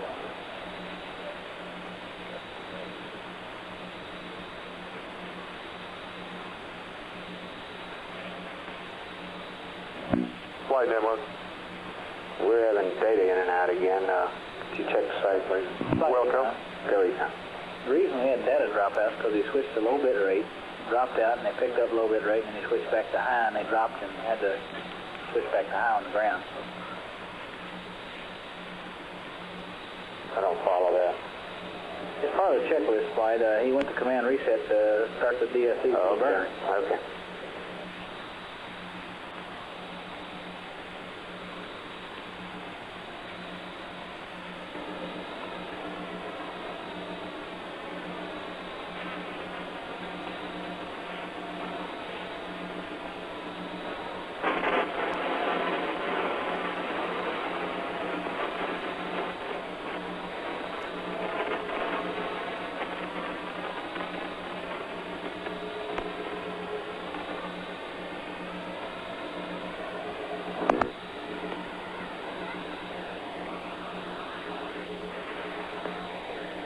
The duration of this burn will be 3 seconds.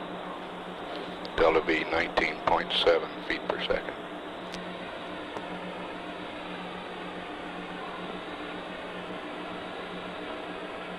Flight guidance, you never see. Roger.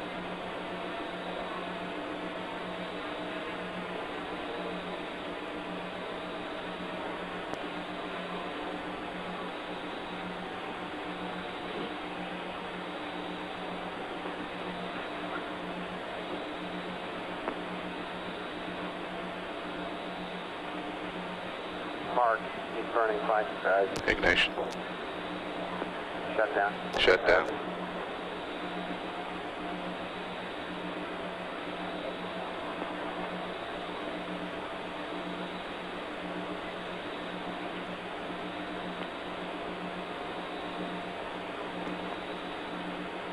GNC flight. Flight GNC. Everything looks okay. Roger, flight off.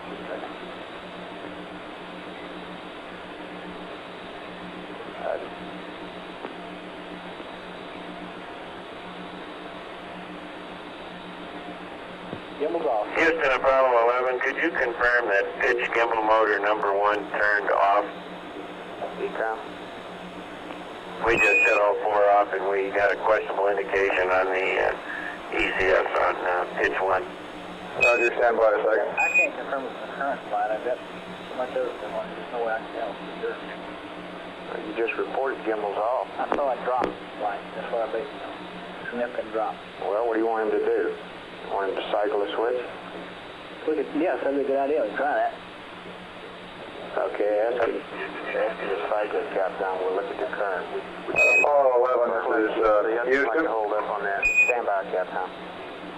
Stand by, please. GNC. Go ahead, Houston. You copy our residuals? Guys, did you get the residuals? Right, sir. We got 0, 0, and .2, it looks like. We had .1 a while ago. It just went to .2. Okay. And the EMS delta V counter is -4.0. Minus 4.0, roger. And how about pitch gimbal 1? Can you confirm that off? Can you stand by just a second on that? At the present time, we cannot confirm it off. We saw a current drop indicating that several gimbal motors had gone off. We'll be back with you in just a second on it, over. Okay. If necessary, we can recycle. GNC, fly. Fly GNC. Why'd you want me to hold up? Okay, with TVC servo power off and the manual attitude switches in rate command, the GPI needle will move and show a displacement. Now, I think we should ask him if he had TVC servo power off when he noticed showing the gimbal position. Ask him if he had TVC servo power off, and what should he have seen? With servo power off, and in rate command, which he was in on the manual attitude switches, it would show a displacement. So he should have seen a displacement as he used the hand controller. Now, would like to ask him if he had that condition with servo power off or on the point. Okay, but my question is there something wrong with cycling it? Well, it might not be necessary. I bet it will be before it's over. It looks like that'd be the best approach plan. I don't see anything particular wrong with it, as long as it doesn't have to gimbal mode. It won't. It looks like they probably are off flight, but I can't guarantee it. All right, what do you guys want me to do? Cycle it. Cycle it on. GNC, go ahead, fly. Okay, let's ask him to cycle that one on. Let us watch it current, Captain. Roger. Apollo 11, this is Houston. If you go ahead and cycle pitch gimbal motor number 1 on and then off and give us a mark, and we'll tell you what we see, over. Okay, fine. It's coming back on. Ready, mark. That's going back off. Ready, mark. And that time we got an onboard indication, Houston. Thank you a lot. It's off flight.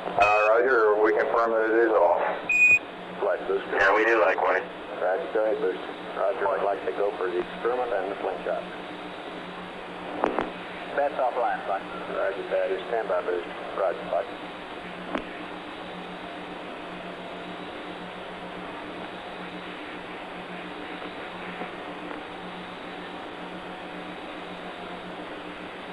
Okay, FAO flight. FAO flight. This is Apollo Control at 4 hours, 44 minutes. A news conference at Kennedy Space Center is about to begin. We will take down the live circuits and tape air to ground during this news conference, play it back after the conference. This is Mission Control, Houston.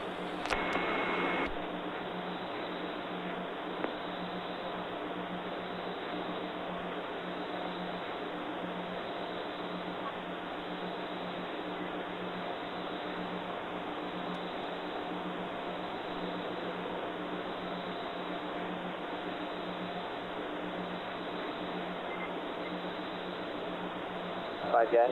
Go, guys. Houston, please. Verb 66. Houston, Apollo 11, we're starting our maneuver to observe the S4B slingshot. Roger 11, we've got an updated attitude for you on the slingshot observation. Okay, say the angles, please. Roger, roll 002.5, pitch 289.3, yaw 357.5, and there's also an update, minor correction to your attitude for the P-52. Over. And up to scale. Roger, I have rolled 2.5, pitch 289.3, and yaw 357.5, over. Roger, and for your P-52 and optics calibration, it'll be roll 3 346.5. Pitch 345.0. Supposed to do that? Yaw 007.8. Over. Roger, 346.5, 345.0, and 7.8. Thank you. Houston, roger out. FAO plane. How far away from there is he, and how long will it take you to get there? From the slingshot observation, I see.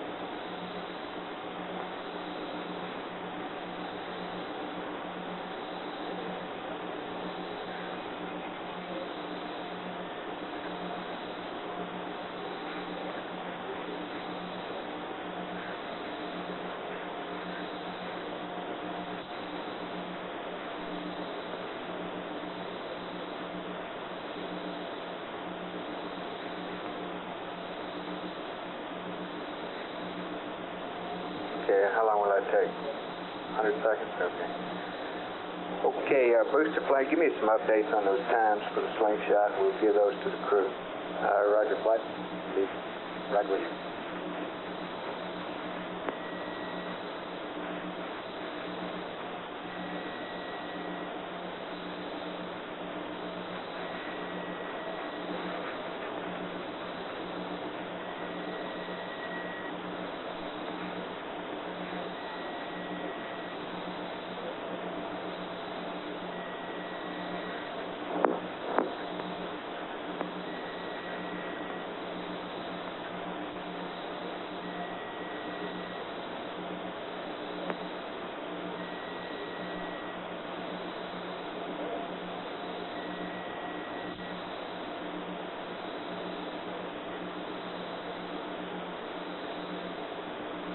Flight booster, go. Roger, the maneuver will start when the command is initiated. The lock stump will start 12 minutes after that time. It will terminate 13 minutes 48 seconds after that time. The APS burn starts 46 minutes 40 seconds after that time. Terminate 51 plus 20 after that time. Okay, and you're standing by this. When do you normally send us again now? In about a minute? All right, it should be at 2 hours after the TLI cutoff, which is about a minute from now. Okay, Capcom flight. Go ahead, flight. Okay, we're going to go ahead and enable the booster for the slingshot. The dump will actually start 12 minutes from that point. We're about 30 seconds away from enabling. Roger. Apollo 11, this is Houston, over. Roger, go ahead, Houston, Apollo 11. Roger, we're going to go ahead and enable the S4B for the slingshot maneuver. The lock dump will start about 12 minutes from now, over. Okay, lock dump about, I guess that'll make it about 01. All right, I'll try to give you a little closer update as we approach it. All righty.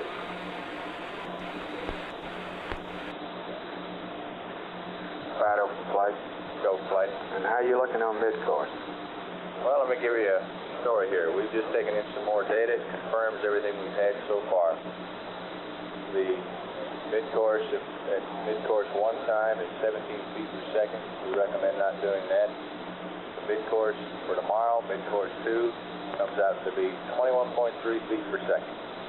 That's with no adjustments made, still pre-return. Looks like it'll fit right where we want it. Okay, so for right now, I guess your tentative conclusion is probably no mid-course 1. You'll want to track for a while longer, though, right? That's affirmative. I don't expect it to get out of hand, though. And it'll be, I would guess, flight probably mid-course 2. Okay. Capcom, why don't you let them know that? And 11, for your information, the magnitude of mid-course correction number 1, if we burned it, looks like about 17 feet per second. We're presently considering not burning it. This would make mid-course correction 2 tomorrow about 21.3, over. That sounds good to us. Roger, you're looking good down here. Roger. Flight booster. Go ahead. Got the command in. Maneuver in progress. Okay, give Capcom an exact time, but Roger, will do. Flight ET.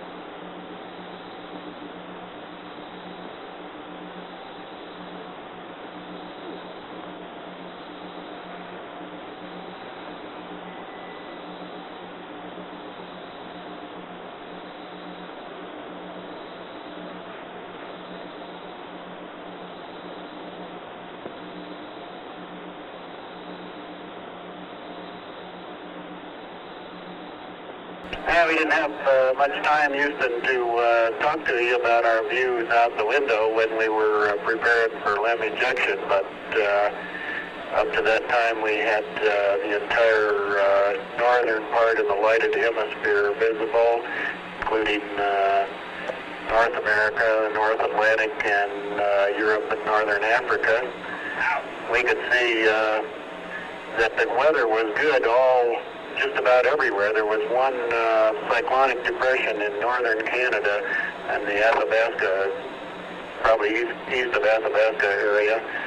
Greenland was clear, and it appeared to be we were seeing just the ice cap in Greenland. All North Atlantic was pretty good, and Europe and Northern Africa seemed to be clear. Most of the United States was clear. There was a low, looked like a front stretching from the center of the country up across north of the Great Lakes and into Newfoundland. All right, here we copy. I didn't know what I was looking at, but I sure did like it. Okay. I guess the view must be pretty good from up there. We show you just roughly somewhere around 19,000 miles out now. I didn't have much outside my window. We'll get you into PTC one of these days. Take turns looking.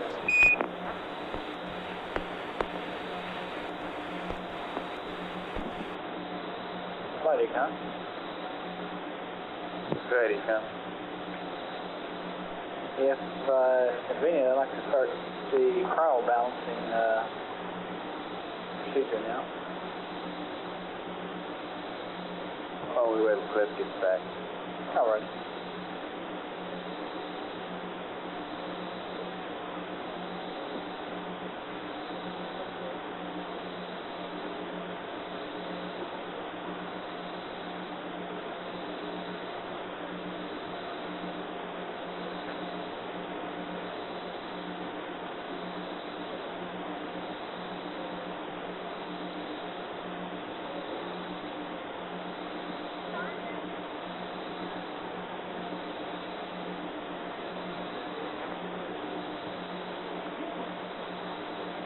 Flight booster. Good, sir. Roger, I've turned those, given those times to Capcom. I'd like to initiate that water valve experiment to it this time, if I may. Stand by. Roger that.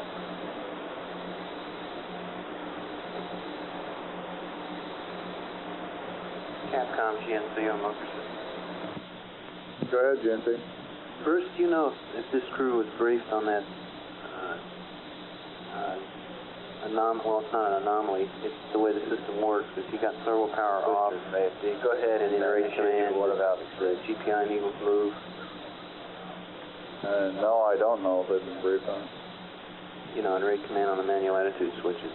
I recall. Right, what you're saying is that the needles react as though the engine bell were moving, but it's not. Roger, yeah. That's firm. Okay. Does it do that in yaw also? Any axis as long as yeah. Okay, that may have been what they got, but maybe we can talk to them later about it.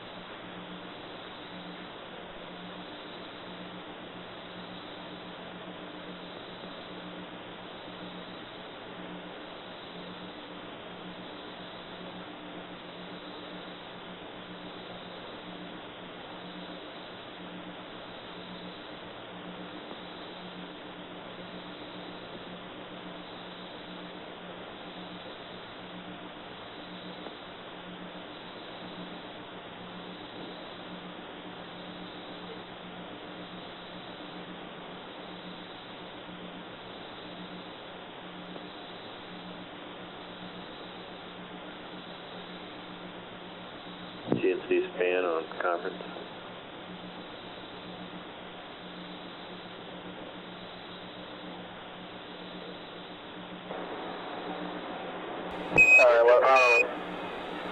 Houston, Apollo 11, we've completed our maneuver to observe the slingshot attitude, but we don't see anything. No Earth and no S4B. Roger, stand by. In GET, I have a wax dump start time for you. It's supposed to start at 5 plus 03 plus 07, and stop at 5 plus 04 plus 55. Ullage burn starts at 5 plus 37 plus 47, stops at 5 plus 42 plus 27. Over. Roger, thank you.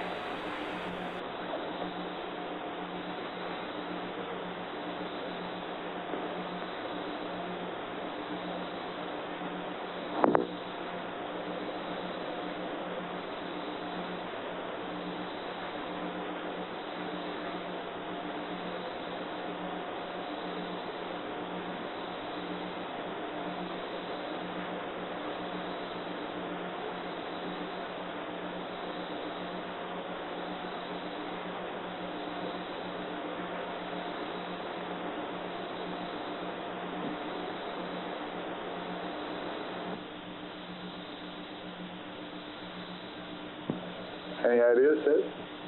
I don't know what's going on now. FAO, you got any suggestions on attitude? Hold on, Bob, just a second. Hey, Bob. Yep. You want him to try those other numbers? 358, pitch 293, all 20? The numbers I believe that were used by FAO is where the camera was located on Apollo 9. The numbers we compute down here for the center of the window are 354 in pitch, 19.5 in roll, and 307. I'll say again, 19.5 in yaw, and 307 in roll.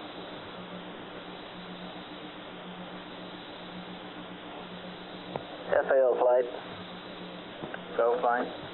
You copying what Fido said? I think he's right. That's what our problem is. We're using the wrong window number.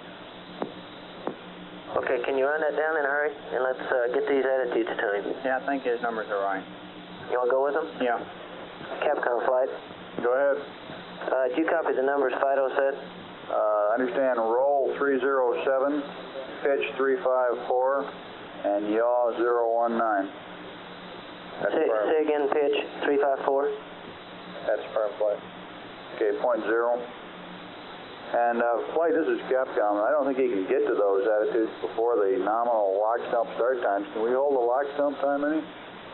I think he's already enabled it. Negative, flight. We can't hold it. Okay. Why don't you go ahead and get him to 11, Houston. Go ahead, Houston. Roger, we now recommend the following attitude. Roll 307.0, pitch 354.0, yaw 019.5, and the lock stump has already been enabled, so we can't hold it off any longer. Capcom flight. That's okay, go ahead. We'll maneuver around to 307, 354, and 19.5. Thank you. Roger. Go ahead, flight. How much time do they have? About 2 minutes. Okay. He can't get there in 2 minutes. They probably won't. I think you ought to tell them that they can't get there in 2 minutes and might as well save the gas.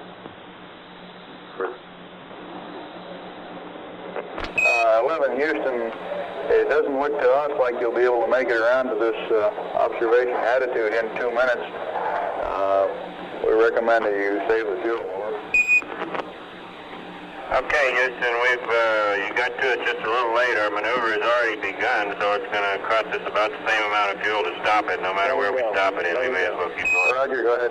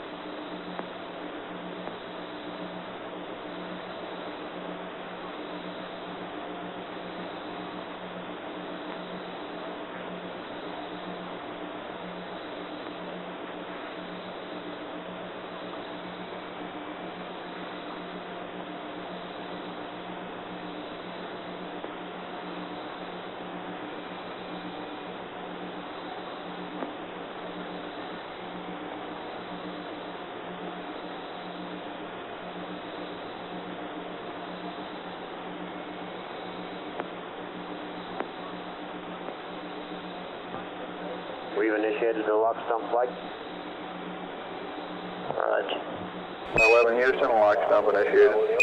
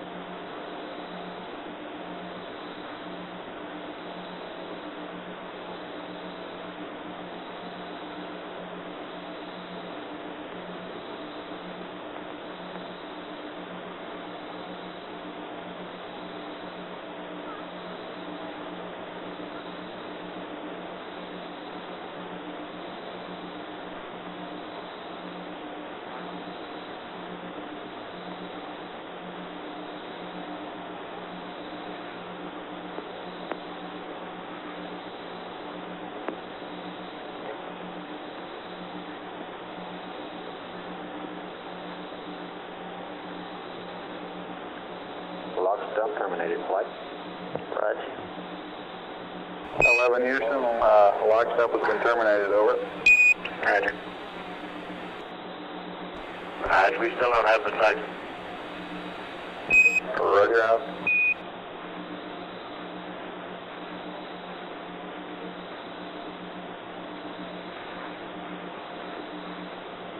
Flight booster.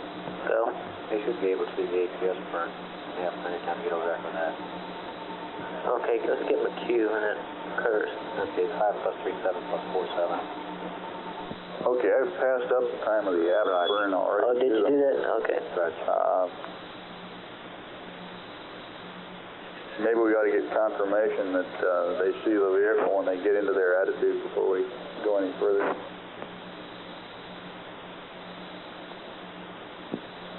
Flight procedures. Phil? RTA 6 has the app's ignition time in it. Okay. Is that the one on the bottom? Roger.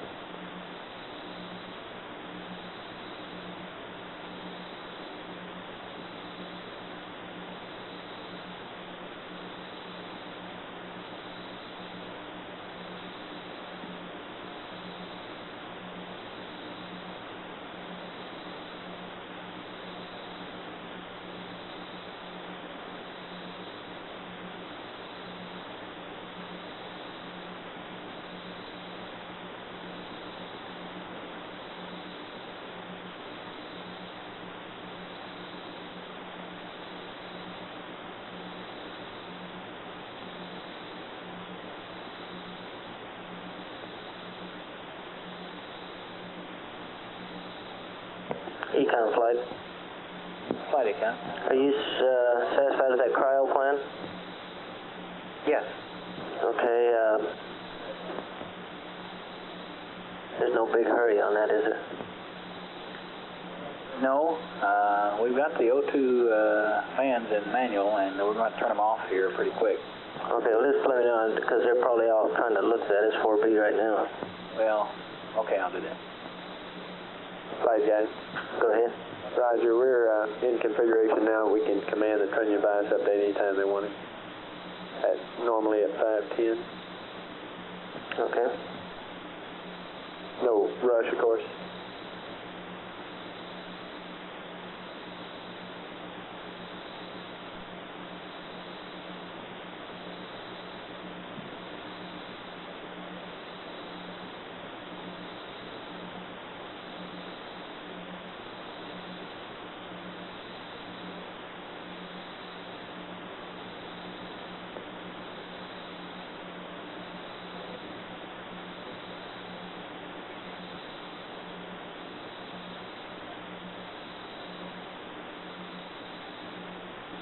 Recon flight. Flight Capcom on local Let me write it down here in the log. Okay. Go ahead, Capcom. Then you can give it to what Capcom. does the trunnion bias update involve? It just involves sending the following. We'll do a DISC-E, Verb 21901. That's the trunnion bias address and all zeros. It sets his bias to 0, so when he does a P23, he won't pick up a bad error value, value. Does he know how to do this? No, we're going to send it to him from the ground. It's in the flight plan. It's just a change, a recent change in the flight plan at 510. It says 0 to trunnion bias. Okay, I don't have it in my It copy. just came out in Rev B, which came out yesterday, I guess, or the day Did you right at copy the the end of the day postmark before. status? Okay, then you want to We do did it it on by, F anyway. you want to do it by uplink. Well, they put it in for us to do it by uplink. We have done it by uplink in the past. No problem for us. Who and accept? Yeah, food except whenever they want to do it. Okay. Say again, it's been in there. GNC. It was in for F. Somehow it went to A to G and then it came back right at the last. Status. I recall him reading it, but I don't recall the numbers. We were talking about the residuals at the time. Raj. Why don't you get him from guidance? I know he's got them.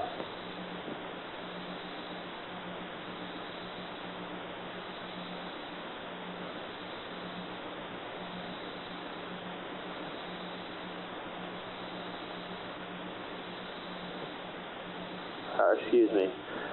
We copied the BG, X, Y, and Z's is what we copied. But we can give it to him off the DMT base in terms of overburn, right?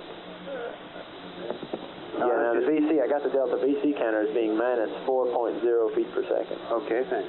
Okay, and PIPAs I can get you, I think. I mean, if you want them in terms of residuals, we can get them for you.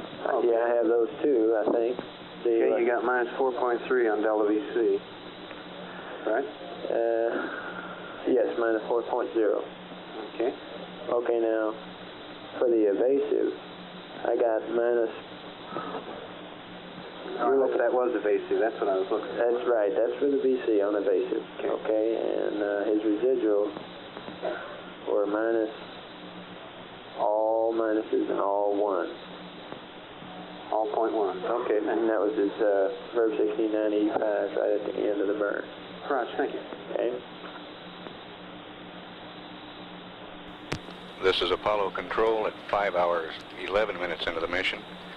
The S-4B slingshot maneuver was completed about 5 minutes ago, designed to put the third stage of the launch vehicle into a trajectory that will take it behind the trailing edge of the moon and then into a solar orbit.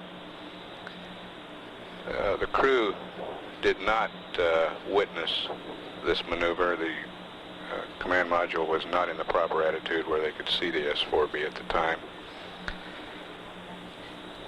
We've advised the crew that we do not believe that we'll do the first mid-course correction, that we'll wait for mid-course correction 2 tomorrow and expect Here's a copy of the Delta V to be performed in that maneuver of about 21.3 feet per second. We've also had sort of brief transmissions, including comments from Neil Armstrong on the view out the window and a weather report on the part of the world he can see. We have the tape of these transmissions that have occurred during the news conference at the Cape. We'll play that for you now and catch up live. Yeah. I expect they're in attitude. I would expect them to comment on it.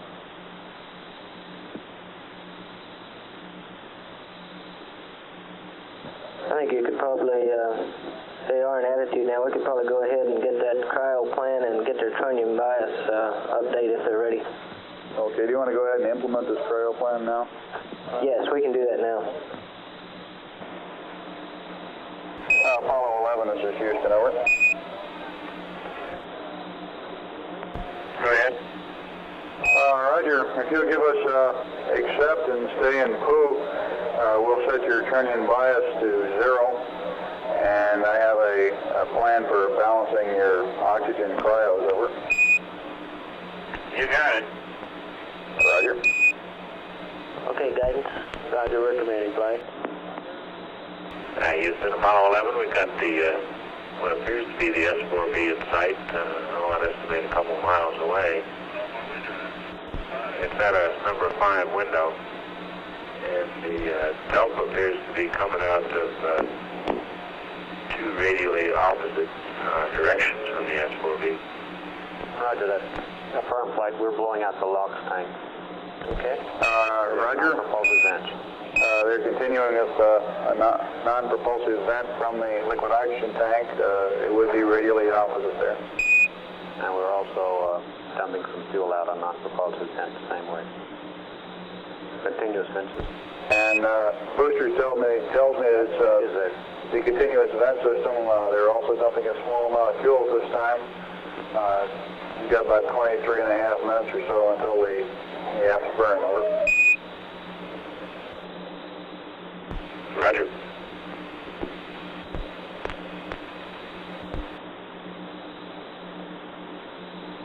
FAO, did you copy that they got the booster in sight number 5?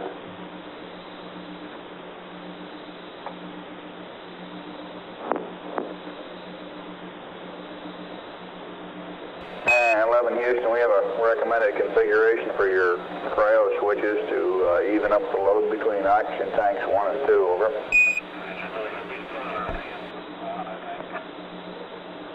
Okay, you're coming in very weakly there. We're recommending O2 tank 1 heater off, O2 tank 2 a heater to auto, O2 tanks 1 and 2 fans both off, H2 tank 1 heaters to auto, and H2 tank 2 heaters to off. Over. Roger, we have that except the last one was H2 fans to off. Is that affirmed? H2 tank 2. No fans on that flight, only heaters. What do you want? The fans on? We have the configuration we have now is hydrogen heaters. We got 1 auto, 2 off. Oxygen heaters, 1 off, 2 auto, and we have all the fans off. This is Houston. Roger, we concur. 5 guys. So that's 75. Is that the computer says? Okay. 11, this is Houston. We've completed the training 05 setting. You can retrieve the computer and go to flight. Roger that, thank you. GNC, Ecom, you go for a checkpoint. Roger, flight Ecom. GNC? Flight GNC, go. Okay, you okay, Fido? Go ahead. Second flight.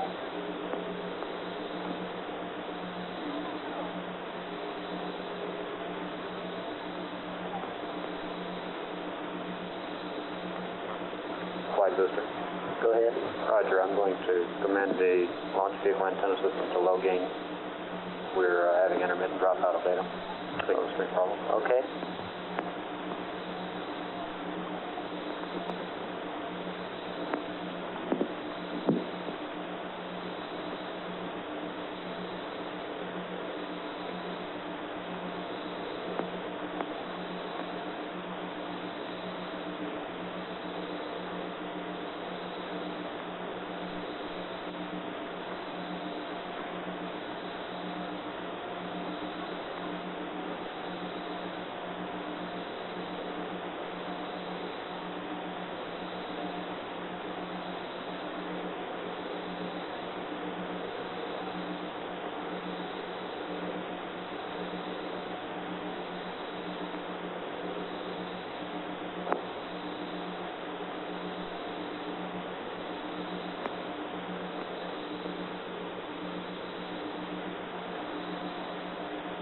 Retro flight.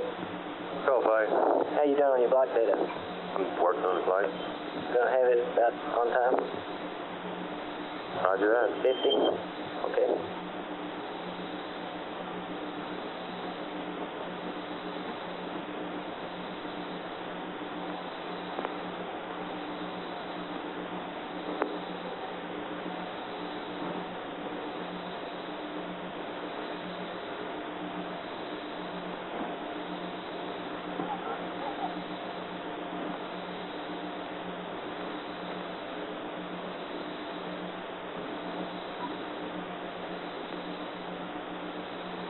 Flight Econ.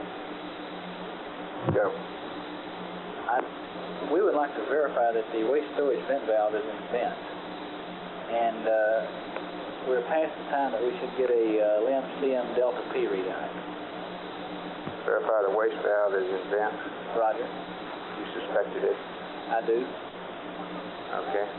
And you want what readout? LEM CM Delta P. Okay, Capcom. Roger.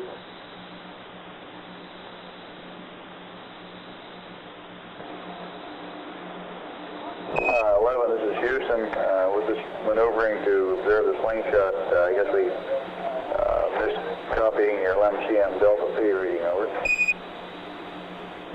Stand by, we'll give you a reading. Roger.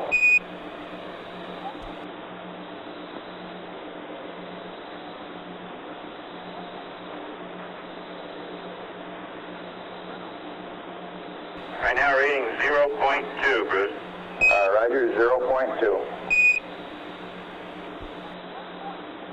Verify that waste valve is in vent.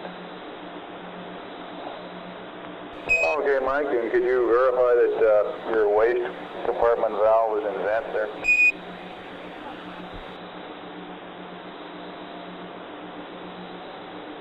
Roger, waste compartment valve has been in vent for, I guess 45 minutes or so. Roger, we copy.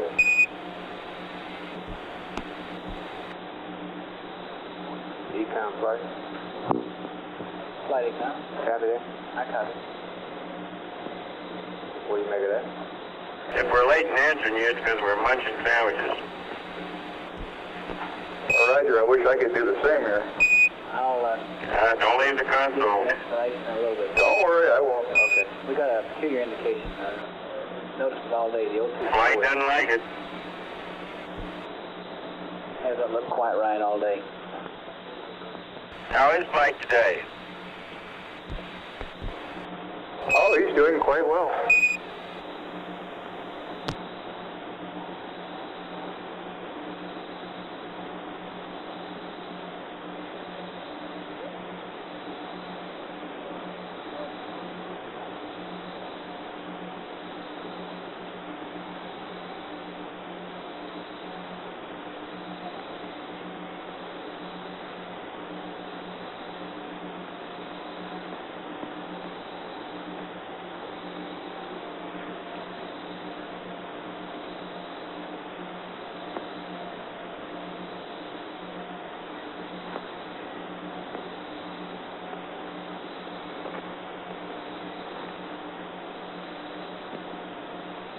Okay, all flight controllers on the green shift. The white team's going to be coming in now in about 30 minutes or so. And let's start this thing out right. When they come in, let's get seated. Do your discussion in a quiet way. With his hand open.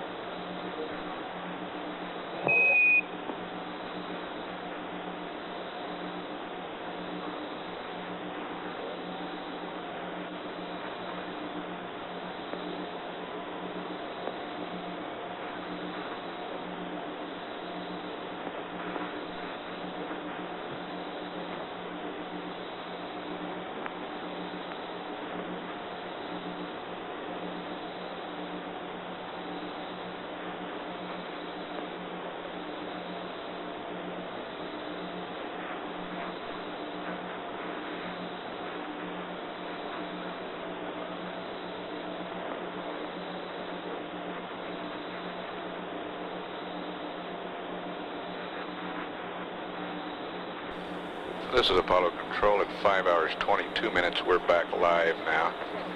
The Delta P you heard discussed is the difference in pressure between the LEM and the command module, cabin pressure.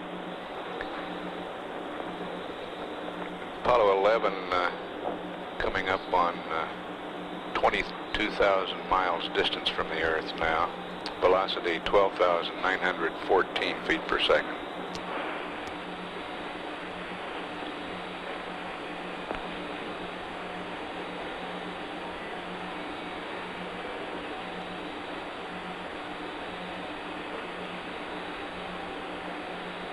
Houston,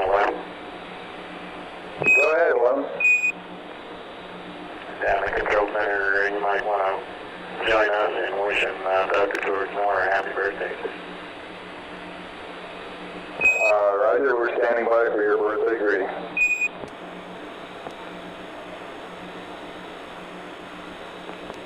I think that was it, Captain. I think today is also the birthday of California, and I believe they're 200 years old. We said them a happy birthday, and I think it's Dr. Moore's birthday also, and I don't think he's that old.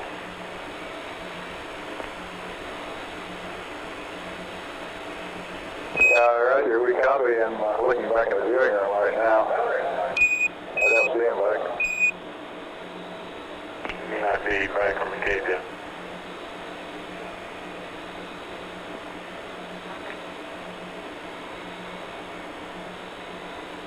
Roger, I believe Dr. Miller's on his way back from the Cape. We'll relay his greetings for you. Thank you.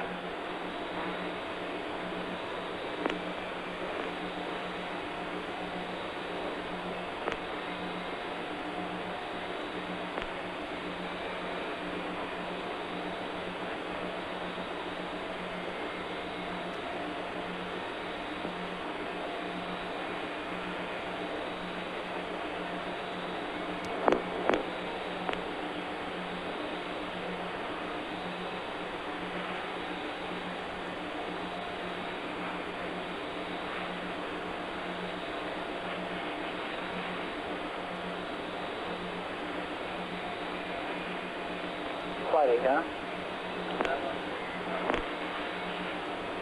Go ahead, Econ. We were going to have a wastewater dump between 9 and 11 hours. Checking with Fido, he'd like to do it now. And that works out best for tracking consideration, if we can schedule it now. Okay, you're at 48%. You dump what, down to 25? Roger, flight.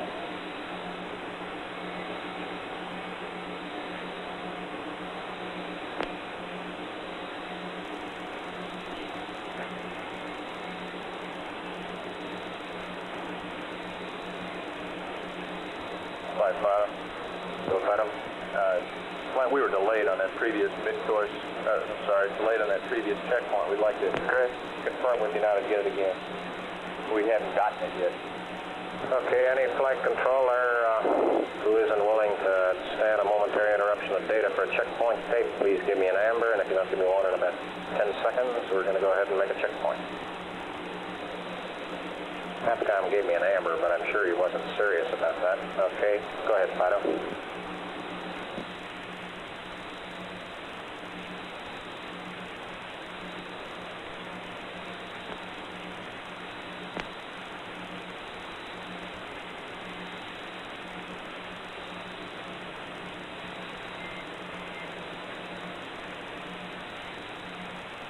Econ from flight.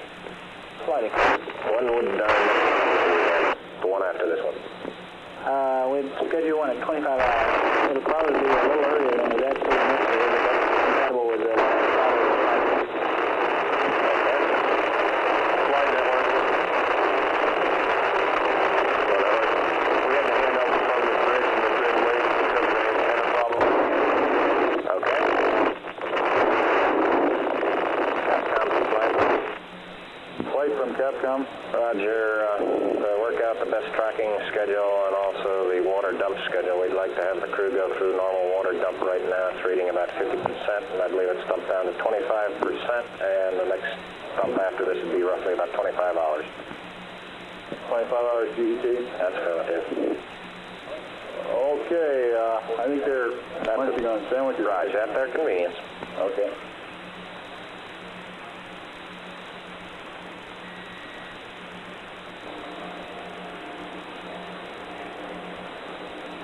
This is Houston, over. Go ahead, Houston. Roger, at your convenience, we'd like to get a wastewater dump to 25% remaining. After completion of this one, the next wastewater dump will be about GET equal to 25 hours, over. Coming on right now. Roger.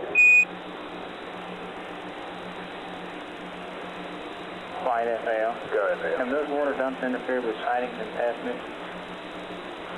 Sightings? P-52s and P-23.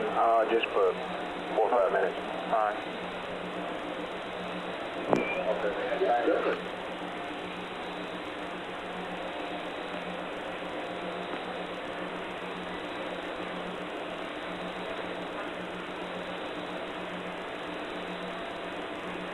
Econ flight. Flight Econ. Okay, I assume you got everybody chasing this O2 flow thing. Roger, Flight. We've been chasing it quite a while today. Got any theories yet? I think the flow transducer is shifted, but that's about the best I can do for you right now. Okay. Can you verify whether he's dumping yet or not? He is dumping, Flight. Okay, how long will it take? About no more than 10 minutes, probably about 5 minutes. Okay, FAO flight. Go fine. That shouldn't bother us much. Okay. You think? The only thing is, on these future water dumps, they got a lot of people trying to take pictures of them, you know, the same old problem. They need some hours notice for a future one. Yeah, well, they'll settle down after the first day. Okay. This is the first day. Fine. Thank you.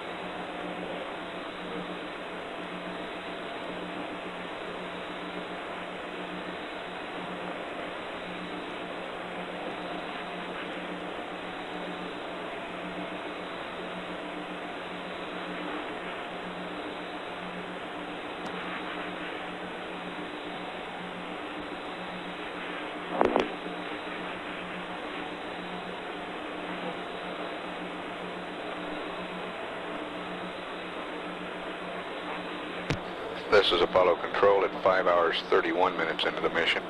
Apollo 11's velocity now 12,637 feet per second. Distance from Earth 22,971 miles. Spacecraft weight 96,573 pounds.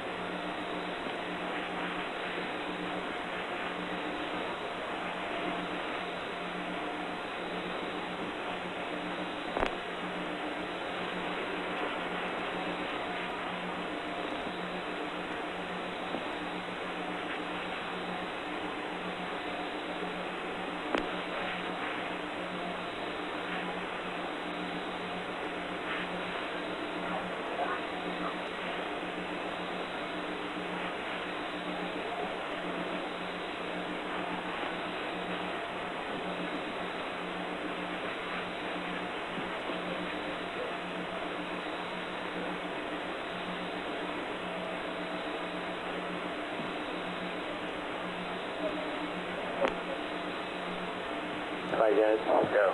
He's picked the right option. He's completing his P-52 now. Roger.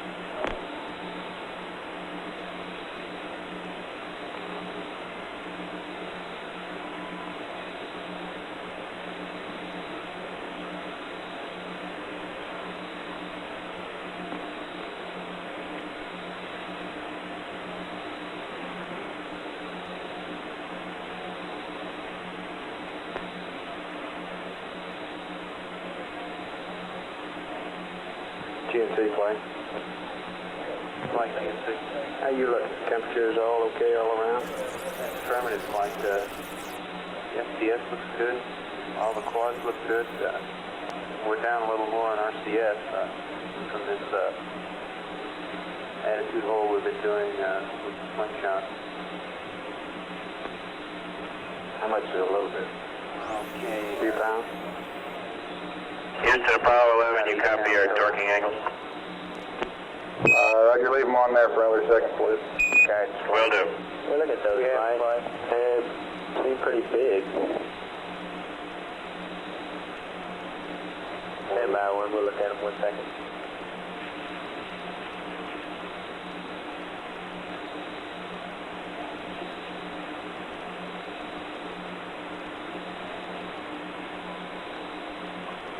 Roger. There's a scout cam. We copy them, don't we? Yeah, we want to look at them just a second. One of them looks kind of big. Roger, right. Yeah.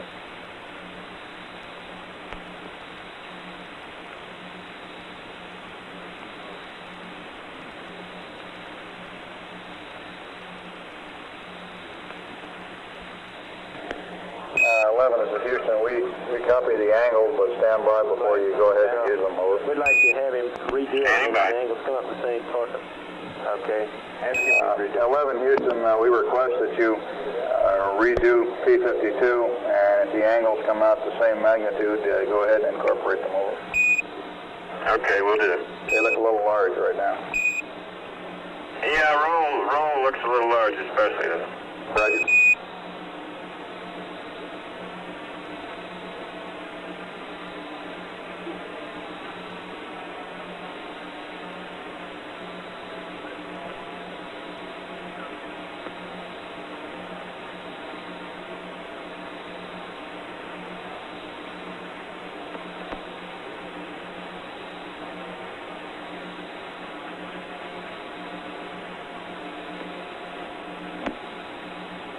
Flight econ. Go.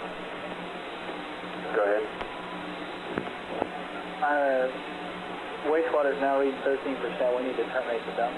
Okay, Captain. We're showing wastewater quantity of about 13% on TM now, 11, over. Ask him to terminate.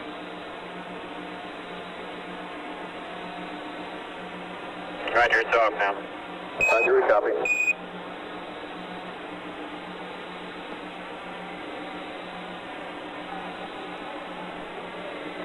Flight booster? Go. We started out all these burns. Okay.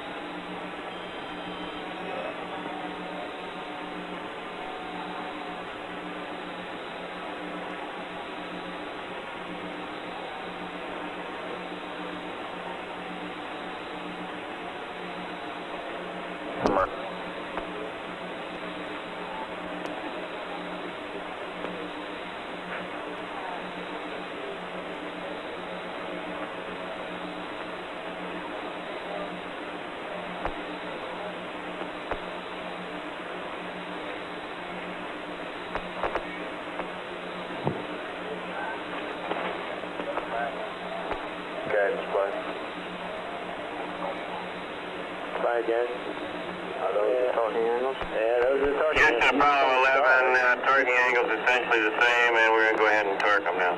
Concur, good. Affirmative, like him to do a check star afterwards. Roger, we concur. Use a third and different star when he does it. Say again? Have him do an auto-optic star check after he finishes on a different star. Okay? What are you concerned about? Because he used the same stars and torqued out those angles, got the same angles, and he had a star angle difference of 210. So he just started to do an auto-optic check for a different star. Looks like he's going to. Okay, let's watch. Okay? Flight final. Okay.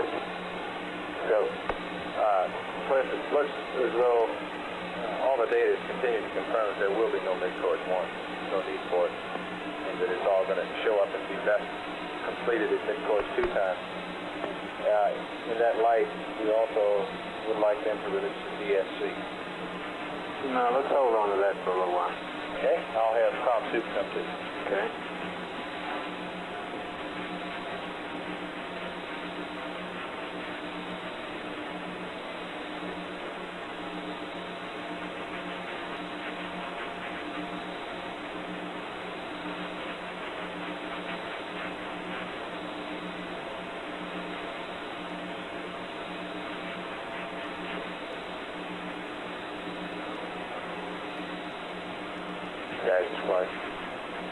Right. Could you tell whether he did an auto-optic? He did, and he did it the same star. I wish he would have checked it with a third star. Well, you want to recommend that? I think we ought to, Frank. That was a fairly big difference we saw there. And that's, we didn't really expect quite that much. Okay, what is it we want to say Just now? asked him to do an auto-optic check to a different star than the one we aligned to. Since the star angle differences would. Okay, Captain, again. Apollo 11, this is Houston. Could you give us an auto-optics check to a third star or a different star from the one you've been using? Sure, be glad to. I can go back and do the whole thing and pick different stars. I don't think there's any need to do that. We'd just like to confirm it with a different star since that roll angle was a little larger than we expected. Okay.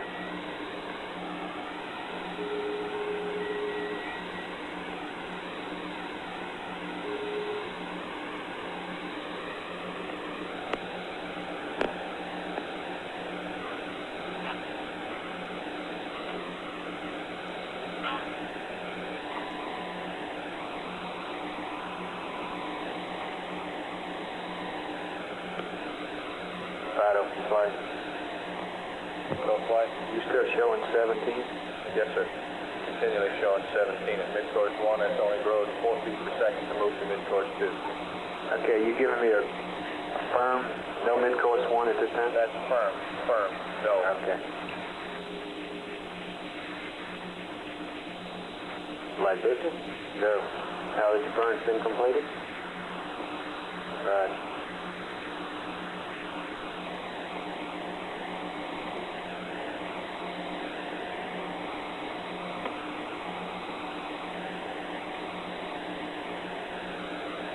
Guidance flight.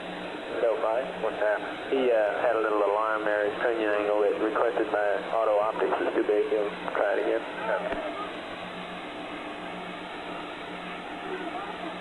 Hey, 11 Houston, I have a TLI plus 11-hour pad when you're ready to copy. Wait one.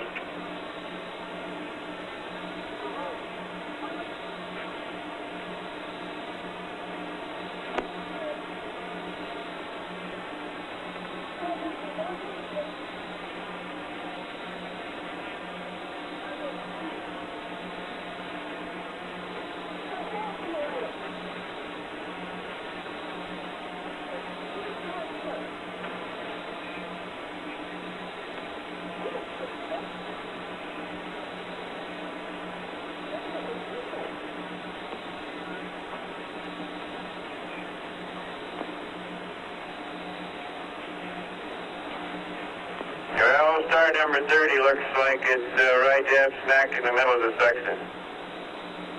Houston, roger up. Good. You happy, guys? Yes. We'll just have CSC will be taking this thing time. So the vibrations a little bit, I guess. Okay.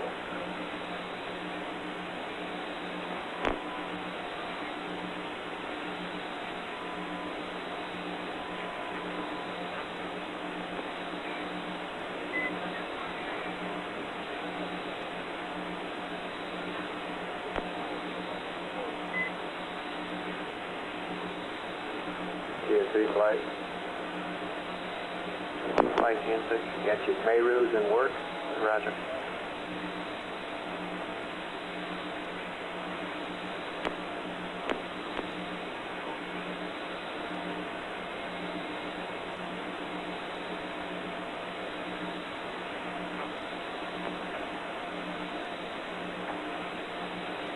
Decom flight. Flight account. Confirm that waste dump will stop. 11, ready to copy. That's affirmative, flight is confirmed. Roger. Roger, 11. This is a CLI plus 11-hour P37 format. 01344 47903 minus 165 04923. Read back over.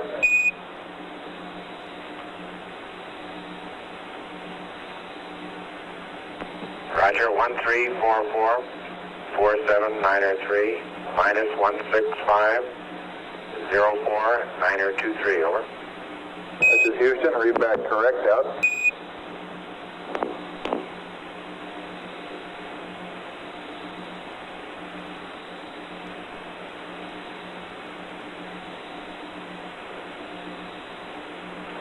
Flight GNC. Go ahead. Okay, we're getting in at minus 2.38, Y minus 0.7, Z minus 0.77 meters. Okay.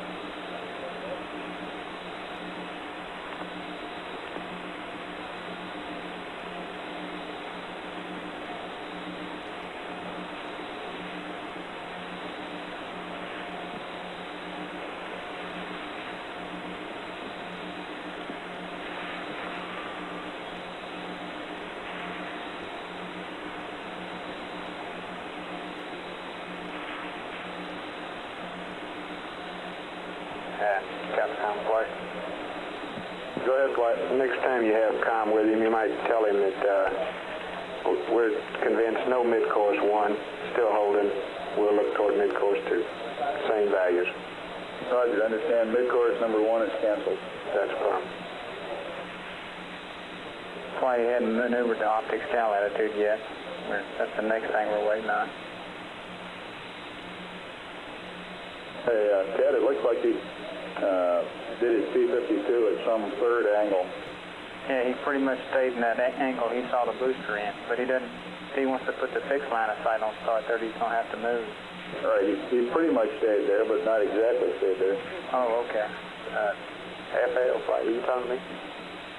I'm sorry, I was talking to Capcom when you're there.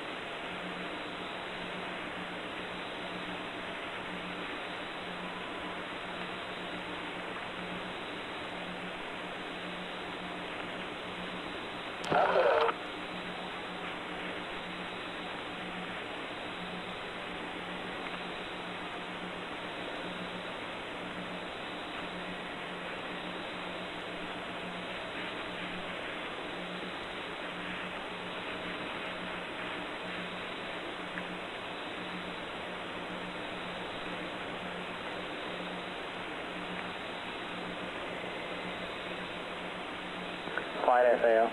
Go ahead. We'll be ready to start PTC after these sightings. 7 on. Has he started the sighting yet? Can you tell? I don't believe he has.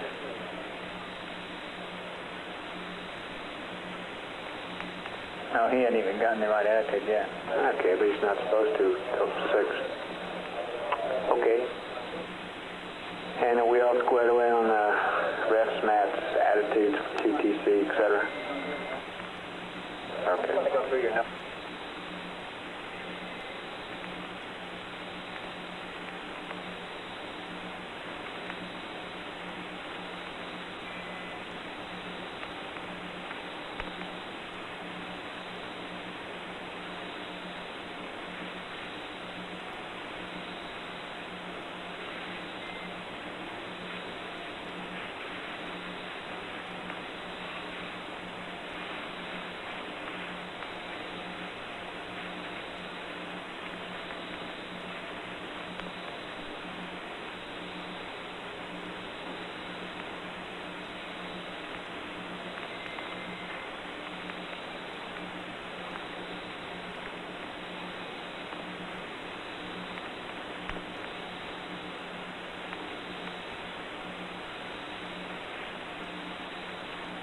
Capcom FAO, Flight Director 2. Go ahead, FAO. Hey, Bruce, he's had at least 3 or 4 minutes of maneuver to get to that new attitude. To do this optics cal at P-23, he's going to have to change his attitude. Okay, what's your point? Oh, it's time for him to start all that stuff. Okay, and you don't see him going to it? Negative, he's been stopped in right where he has been for a long time. Isn't that right, Frank? That's right. He's still in the same old attitude. Hey, and Ted, we also have a little bone of contention here. Some of your corrections have not been incorporated in the backup copy of the flight plan. Some of the what? Some of the published corrections to your flight plan have not been incorporated in the backup copy of the flight plan. You have the backup flight item? We do now. Functions have been performed. Like for instance? Like for instance at 12, here's the one at 12. Attitude and we're go. Okay, at 12 o'clock. Yeah. Okay, belay my last. Okay, because we had them both together when we changed them. Okay, belay it. All right. And let me see. So, that optics cal attitude, do the optics cal, and then go to the P-23 attitude. Roger. Isn't he almost at that optics cal attitude? Except for roll. He's got to go to roll 346.5. He's at 304 now. He's 10 degrees off in yaw, 10 degrees off in pitch.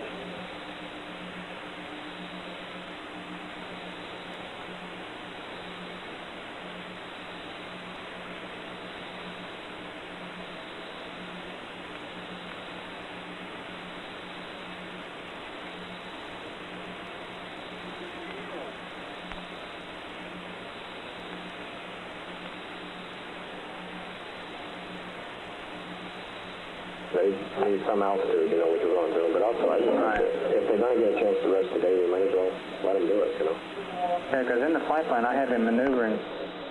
Oh, no, he should have already been there. Okay, never mind. Yeah, so we'll get them in the PDC and let them... This is Apollo Control at 5 hours, 55 minutes. Apollo 11's velocity, 11,970 feet per second. Distance from Earth, 25,671 nautical miles. That's a farm. Okay, it's 5 hours and 55 minutes. Yeah, so by the time he does the 5-minute maneuver. Well, it'd be my recommendation that we just keep quiet here for a few minutes more, frankly. Capcom contact. Go ahead, contact. Okay, it's 6 hours. We're going to hand over to Hawaii. Okay, that's right on the money. 6 + 0, 0 + 0, 0. Affirm. Madrid to Hawaii. Okay. 6 hours GET. Okay.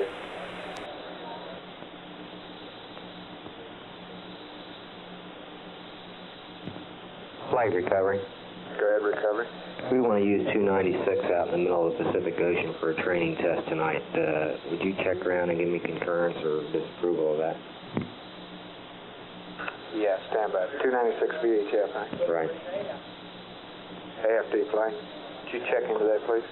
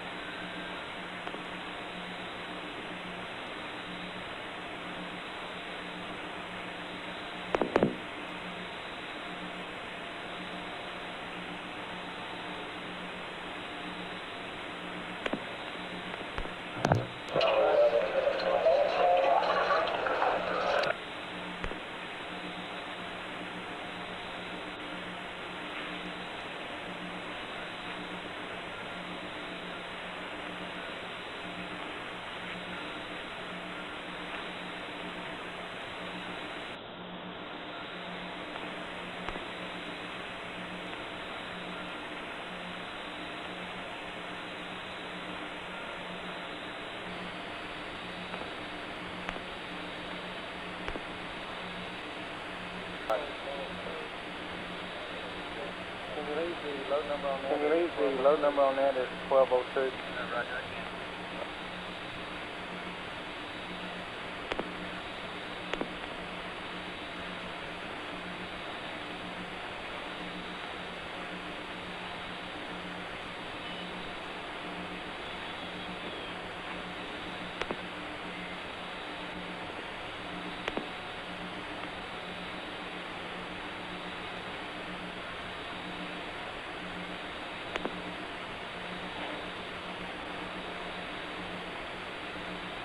Houston, Apollo 11. Go ahead, 11. Roger, do you have any update for the roll, pitch, and yaw angles on the top of page 37 in the flight plan, or are they still good? That's for the optics calibration? Yes, sir. Yes, indeed. I'll give them to you in just a second.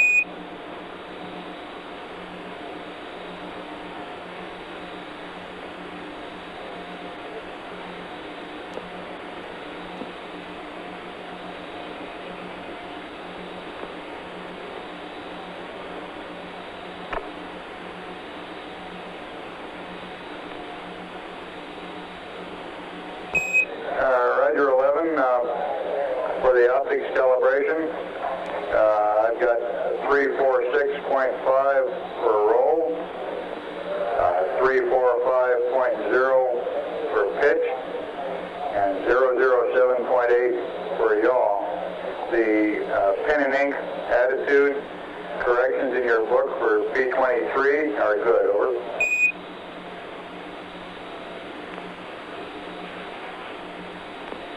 Okay, thank you. And we're going to hand over to Hawaii in about 5 or 6 seconds here. We'll have a momentary comm drop out. Roger.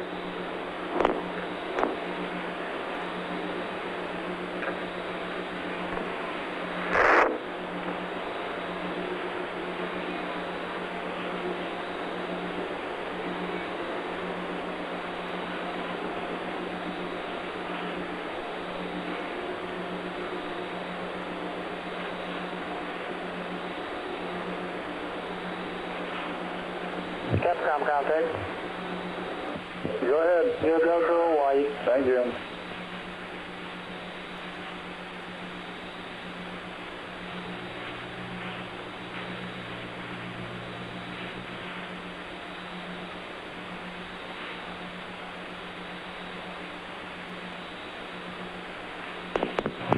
How you read mine? Loud and clear.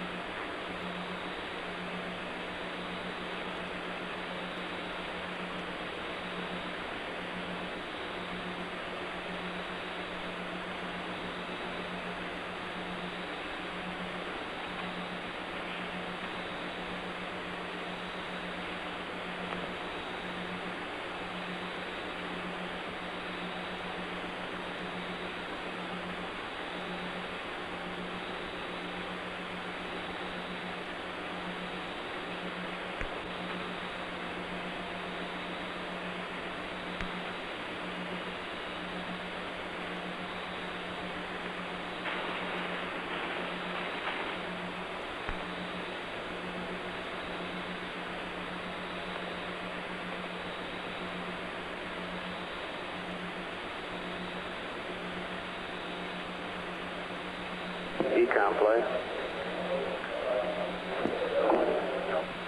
Flight Econ. Flight Econ. Can you tell if he's charging battery B? Yes, he is charging battery B. Okay, thank you.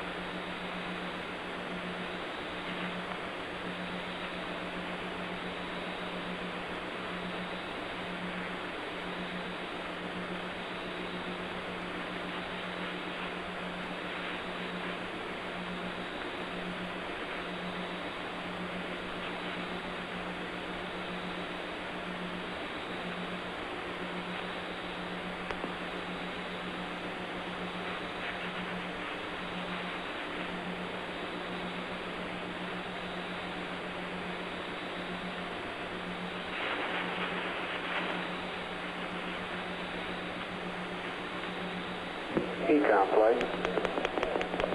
Flight econ.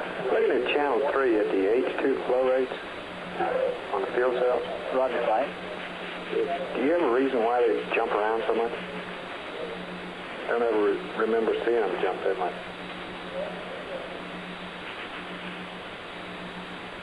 They really aren't jumping all that much, flight. It's that's pretty far out in the decimal, and just variations in the. I think flow rate transducers at the general rule are kind of noisy. And I believe it's typical, as I recall. It seems like they have a tendency to move around a little bit. And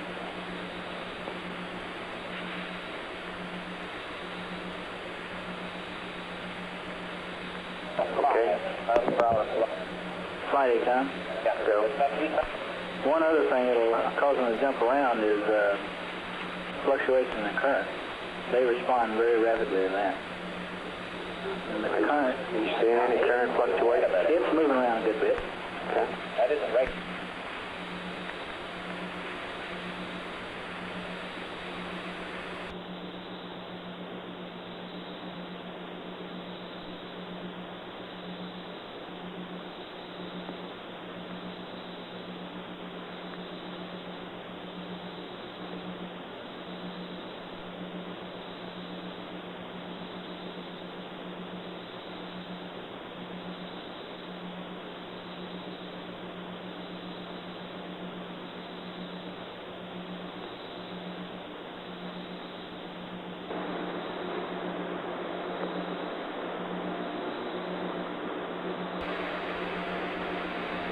Hello, Apollo 11, Houston.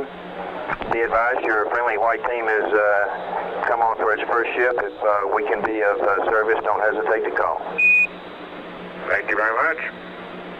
Yeah, we're about to take our marks, Charlie, on this P-23 Optics Cal. I've got it in the sextant now, and I'm about to split the image and mark. Roger, Mike. We're watching.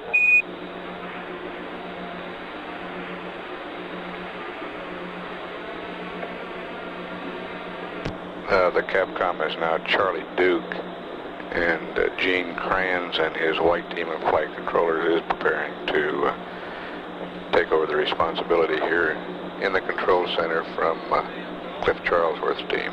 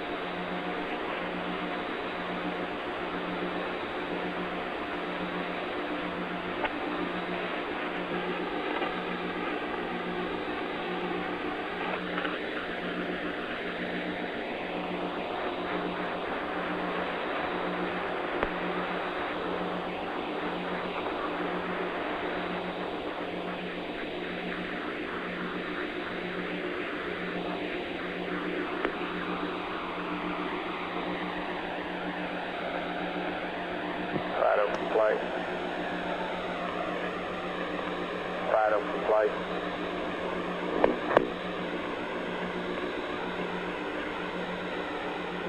Guidance for flight. Go flight. Somebody punch Fido. Good. Go flight. Where's the other Fido that brings you?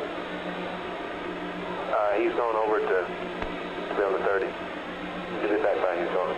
Did you call over and get him back? I want him to go with me shortly. Good.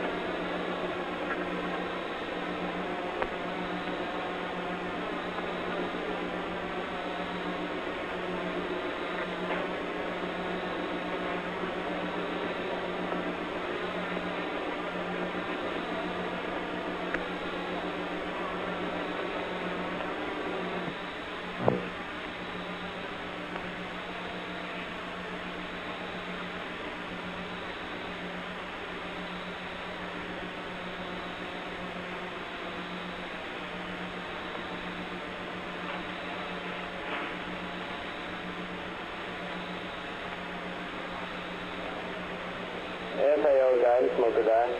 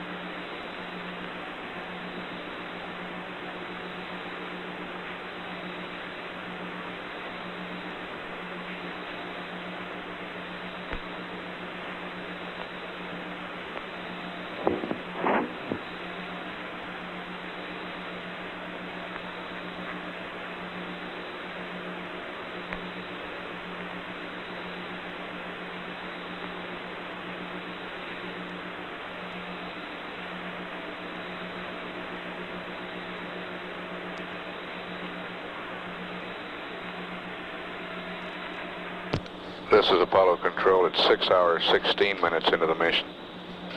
Velocity now 11,479 feet per second. Apollo 11's distance from Earth, 27,938 nautical miles.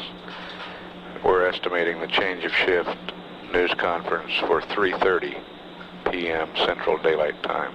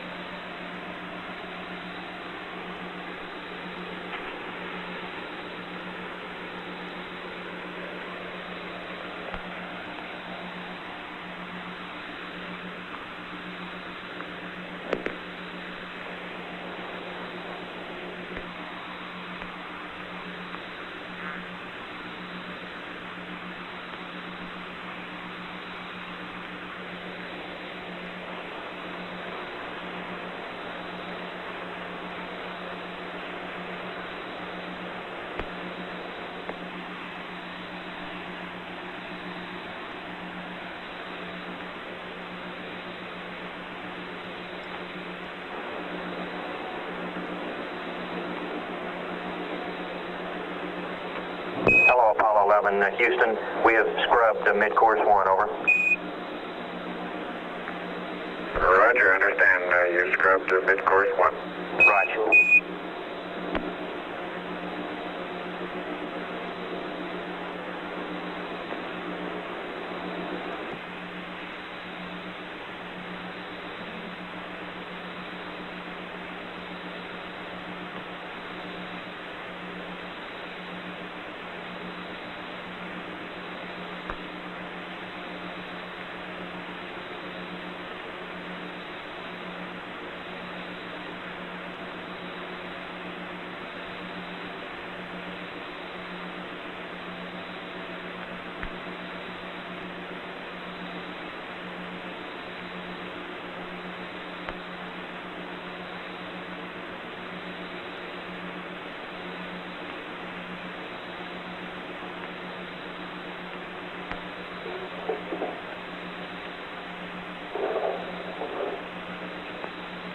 Okay. Flight done. Go ahead. Okay. Okay, they got a gimbal lock warning right now. It's got too big of a middle gimbal line. You want me to tell them? Yeah. Capcom. Go flight. So watch the middle gimbal. Roger.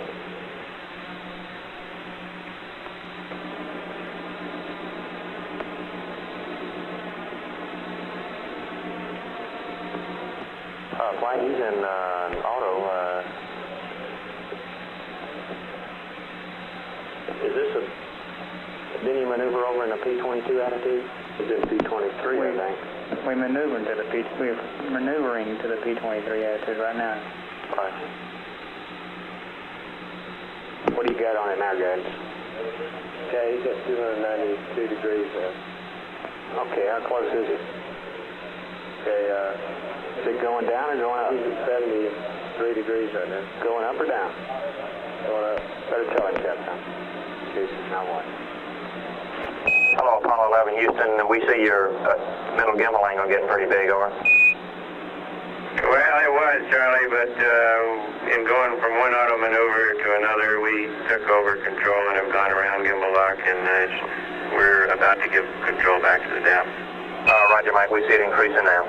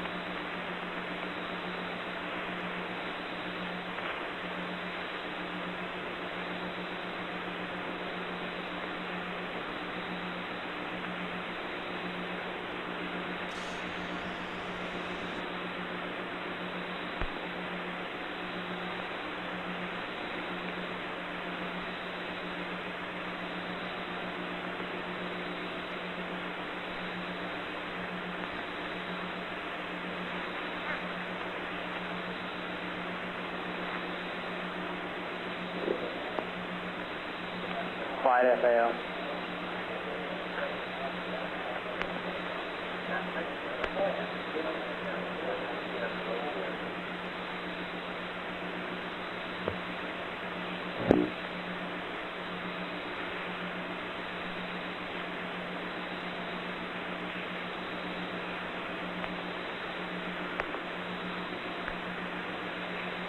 Flight FAL. Go ahead, FAL.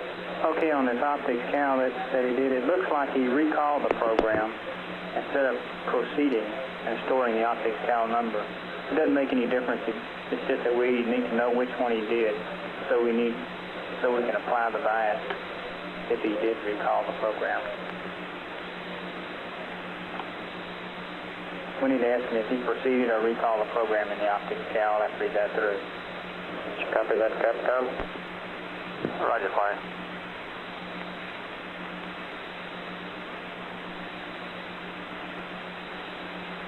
Capcom meeting on Flight Director 2. Roger. Go ahead, Ted. Hey, Charlie, they were watching back there. It looked like he recalled the program and he wouldn't have stored his optics count number. He did that, and Gary went and fixed it all up just so they know which thing he did. Okay, it looked like he did a 32, huh? Instead of all this cryogenic shortly, but you want to turn the fan on? Charlie, no, he recalled the program rather than the probe. Okay. That's what okay, he did a verse, he did a verse 37 rather than the probe. Okay. Quantity. Yeah. Okay, so apparently that must mean that where you got a high flow going, which means that flow rate transducer's wrong, right? That's great. Capcom flight. Go ahead. Raj, we'd like to turn the fan on in O2 tank number 2. And basically what it amounts to is we're pretty close to our CMW limit. It looks like with the high quantities in the tanks, we can't stay up with the withdrawal rate, so we need to add more heat into them. Okay, you want to fan on in O2 tank 2. Right. Houston, Apollo 11. Go ahead, 11 over. Hey, maybe you better call Lou and tell him we might be a little bit late for dinner. Okay, sure will. We'd like you to turn on the fan on in O2 tank number 2, Buzz. And 11, did you, on your optics calibration, did you proceed or recall the program, over? We recalled the program. Roger. And O2 fan number 2 is on. Roger.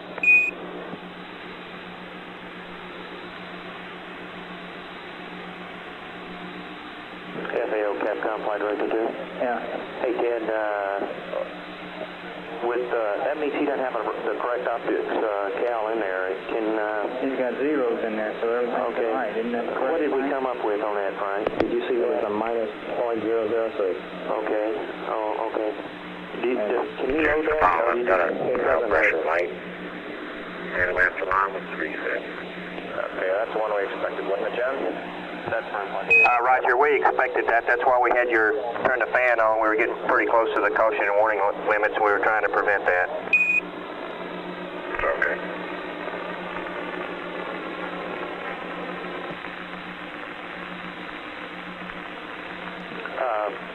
Sorry, Roger. I say it doesn't matter. Okay, it's all right, just like it is? That's right. Tomorrow when we do it again, we'll have them proceed. Okay, fine.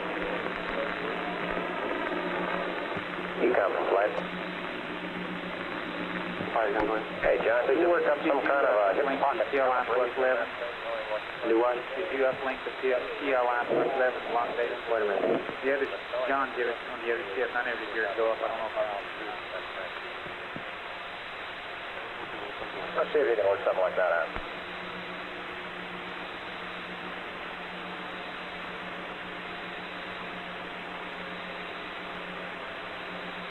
Also, John, I think it might be worthwhile to start talking, at least advise them on board that there's a flow rate transducer may not be reliable. That's a good point, Clive. I might also get an on-board readout just in case. Yeah. Why don't you continue to watch it for a little bit more, John, and let's go back and we'll tell them that. Okay. Charlie, you up to speed here as to what we've been talking about? I was sitting here talking to Mattingly, and I don't think I... Well, all day long, the O2 flow rate transducer, okay, it's been acting sort of funny. Occasionally, when you really zap it with a high flow rate, you'll see it go up to the saturator to the point, about 0.9 or 1 pound per hour flow. But apparently that's the same transducer uses on board. We're going to continue to watch it for a while. We think it's a bum transducer. And I think we're going to go up shortly and tell them that that gauge on board is unreliable.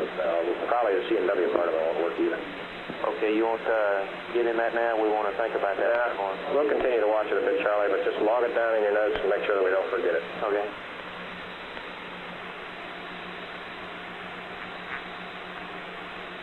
Okay, white team, that's 60 seconds from handover time. I assume you've been briefed.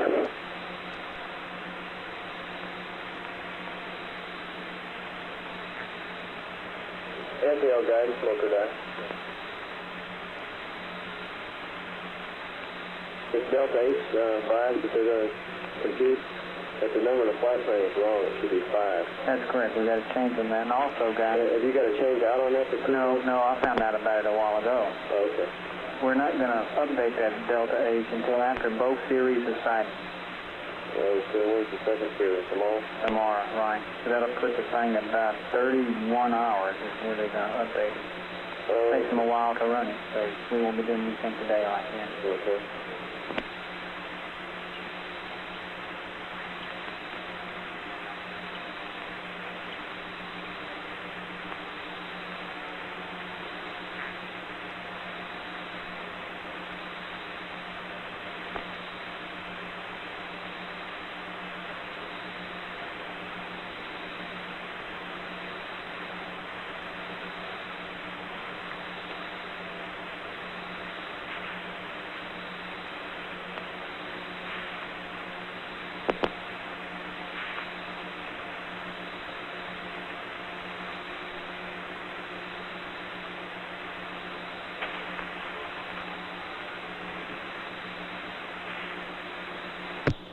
This is Apollo Control at 6 hours 31 minutes.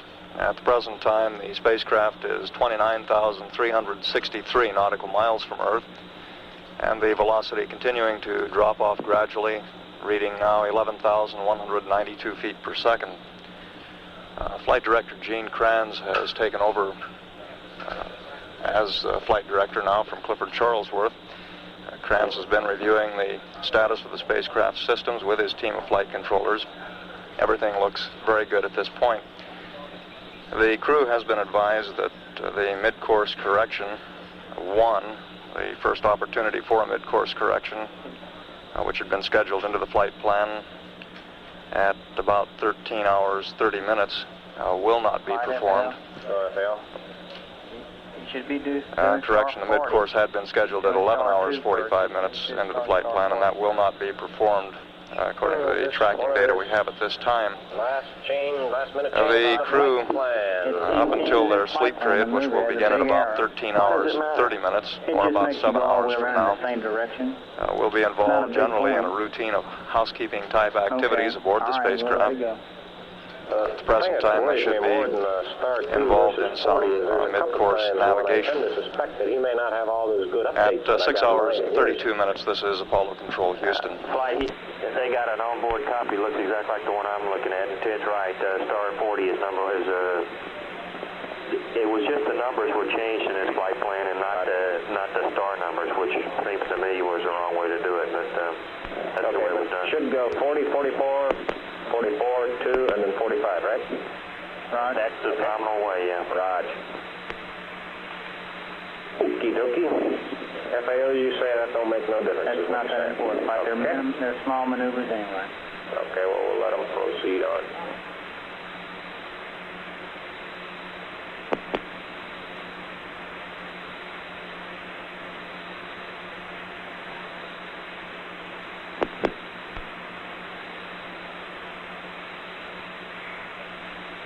GNC from flight. Flight GNC. Where's my GNC?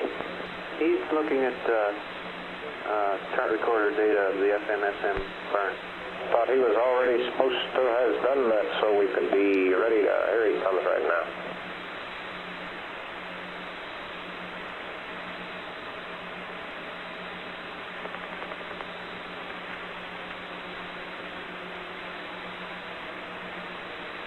Empty flight. You want to take it a minute? Roger, flight.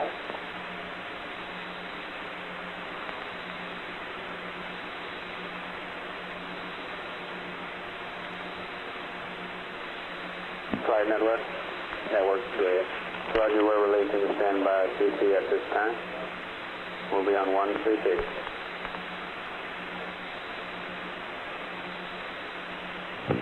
Okay.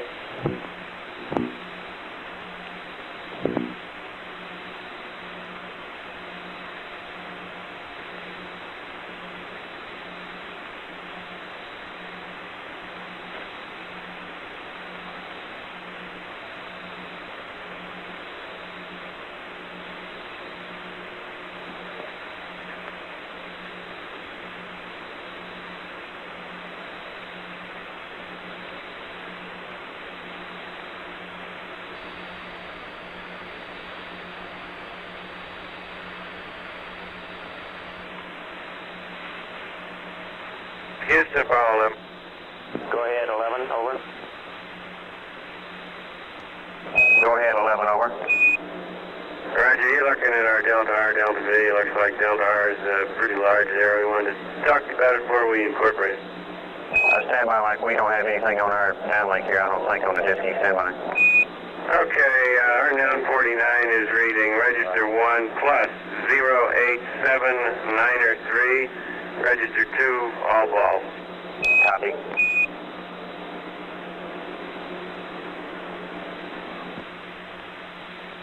Guidance, Capcom, Mocha 9. You got any comments on that? Right, network. Guidance, Capcom. Go, Capcom. Here, you got any comments on that? There's 949. That sounds awful good. We'll look at that, Charles.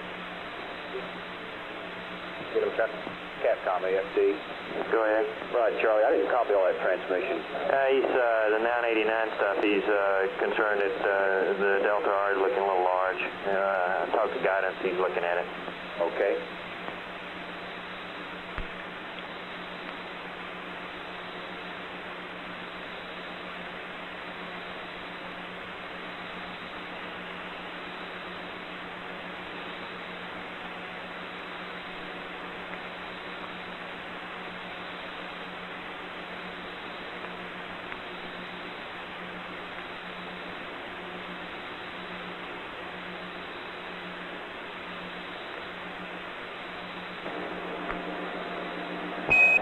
Houston, Guidance is looking at the now 49 stuff. We'll be back with you momentarily, over. Okay, Charlie, thank you. We'll just hold right here in the program. Roger, we got the downlink now, over. Okay.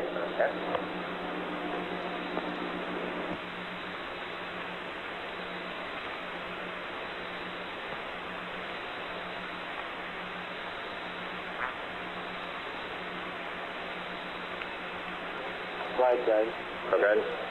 We'd like to do that over again, see if we get the same type of number. You want him to reject? Right. Okay. Okay. Hello, Apollo 11. Houston, we'd like you to reject the 949 stuff on the diskey right now. Mike, and try it again, over. Okay, will do.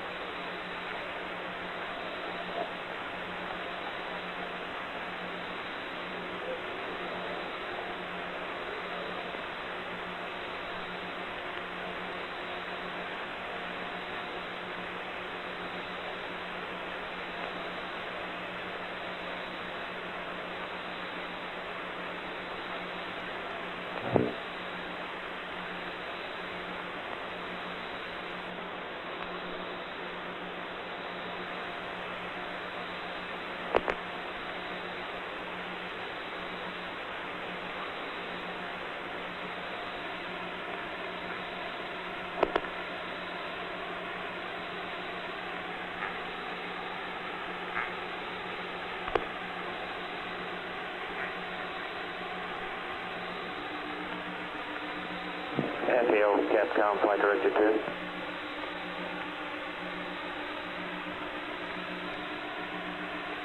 Gary, we ran through. Would you pick up the Mocha dial-up and talk about what kind of numbers you want to accept? I'm sorry, repeat that, please. Pick up on Mocha Dynamics.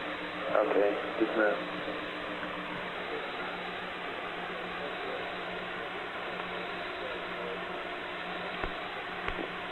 Right. Okay. I believe it's 50 miles, yeah. 50 miles. Well, he's got bigger than that. Okay, it's Apollo 11. There's another 49 for you. Are you getting it on the downlink? Roger, we see it. Stand by.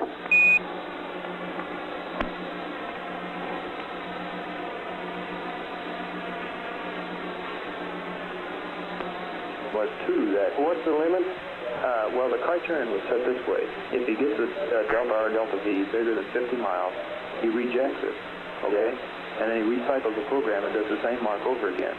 And if he gets the same size Delta R Delta V, he accepts it. Okay, you got a bigger one this time. Well, it's approximately the same size, right? It was 1,000 compared to 970 something. Yeah, okay. Hey, 879. 879, yeah. Yeah, I could go ahead and accept it. Okay. Okay. You may have an error due to that TLI. You haven't had that update since then. Roger. You want him to accept these numbers? Well, I want him to apply the criterion to every mark he takes. If the delta R delta V is bigger than 50 miles or 50 feet per second, then he rejects it and repeats the mark. And if he gets the same size delta R delta V, then he accepts the mark. Go ahead and accept it then. Okay, so you're recommending accepting that data, right? Right. Okay, and then you're going to tell me what all this means. Okay. Right? Right. Okay. Hey, Flight, how about making sure he's got a good state vector in the limb slots? Is that a good idea or not before we accept this big update? I assume guidance is monitoring that all the time. Okay. Charlie, he's got the same one in the lens slot. Okay, fine. Hello, Apollo 11, Houston. We recommend you accept the 949 display on the Disky now, over.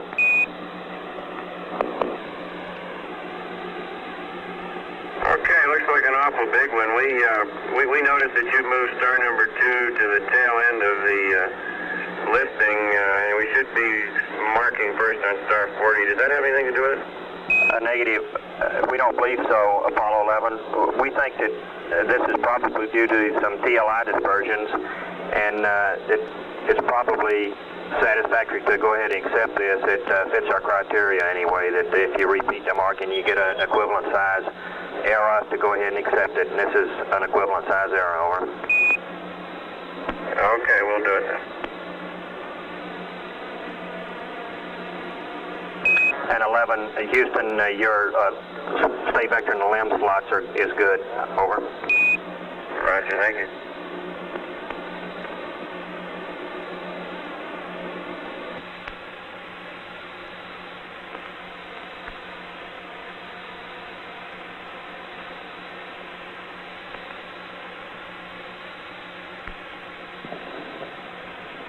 Guidance, Capcom, over there.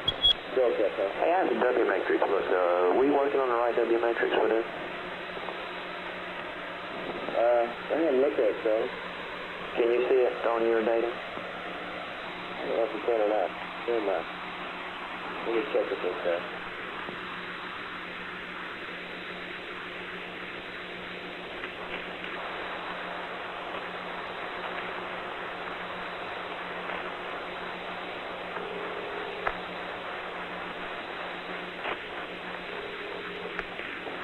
Capcom, guys. Go ahead. Okay, so we can't monitor that thing on the downlink. I didn't think we could. So they're going with what we listed off with when we put it on the pad. Okay.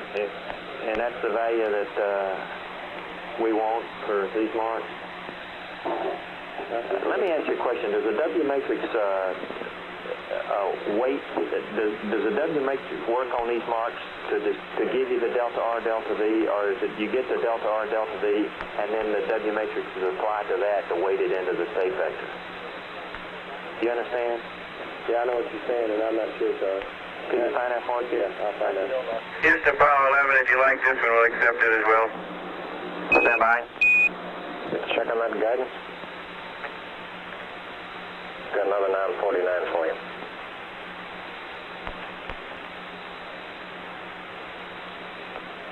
Guidance replied. I hear you, Fly. Okay, will you please start asset? Go ahead, guidance. Okay, I think the FAO is talking to the people that they're running this thing for, and they got the limits on this. I don't have the limits on it. The FAO can probably tell you better than I can on accepting these. We accept it. Gary Ransford's in the background looking at the numbers. Okay, and you recommend accepting it? Roger. Okay, well, it's the second time we've had recommending accepting it. Capcom, we tell them that our people are recommending we accept it, and then we're all going to huddle and find out what's happening. Hello, Apollo 11, Houston. We recommend you accept the 949, over. Okay, Charlie, thank you. We'll do that now. Thank you.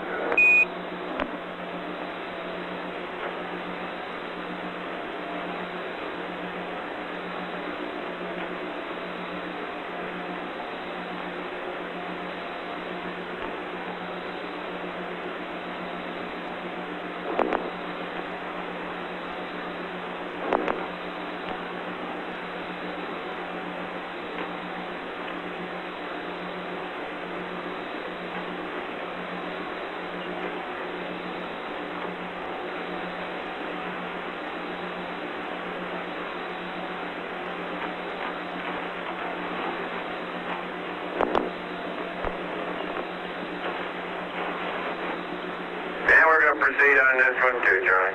Roger, copy.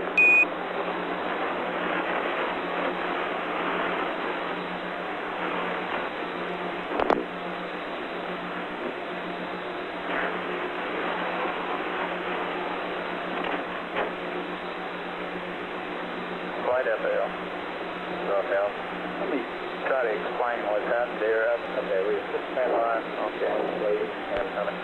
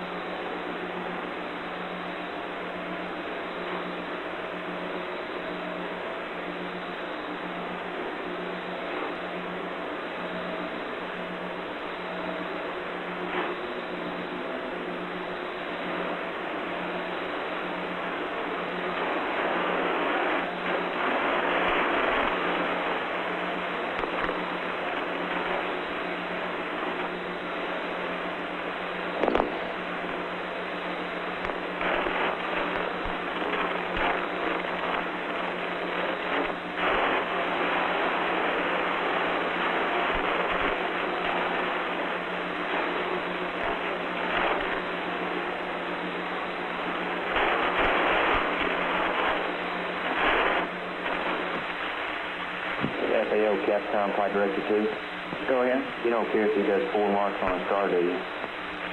Negative. Okay. Who said negative? The other FAL. UCF? No, Internet support said negative. There's no... We all said negative, Charlie. Okay, everybody's calling negative here. That's good. That's what I like, an absolute maybe on that.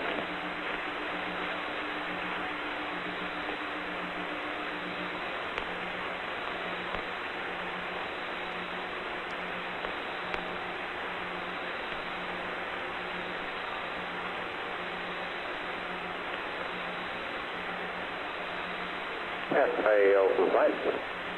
So, okay, Tommy, why don't you tell me what's going on?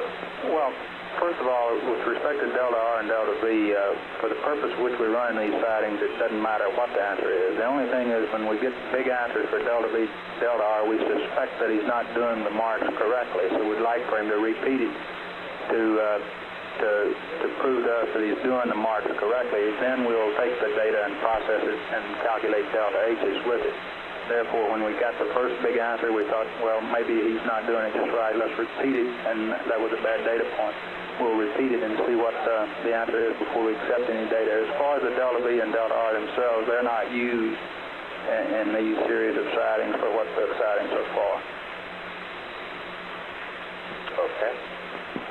Let me ask a question along that line. Why did he get 2 large Delta R, Delta V, and then the next 2 were reasonable?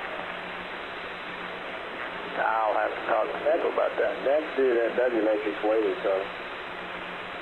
Okay. Takes that into consideration, does a large update, and then weights it.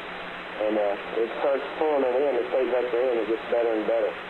Okay, but I guess that answers my question. Well, here comes another big one.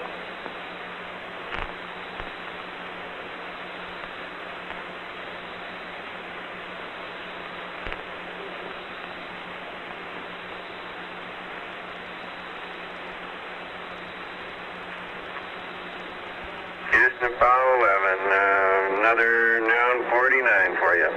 Raj, we copy, stand by. Reject that one. FAO compliant. FAO compliant. It looks like he didn't maneuver and get to the substellar point, and the trunnion angle looks bad on that particular one, so we want to do that one over again. Hello, Apollo 11, Houston. We'd like you to recycle and do this one over again, over. Okay.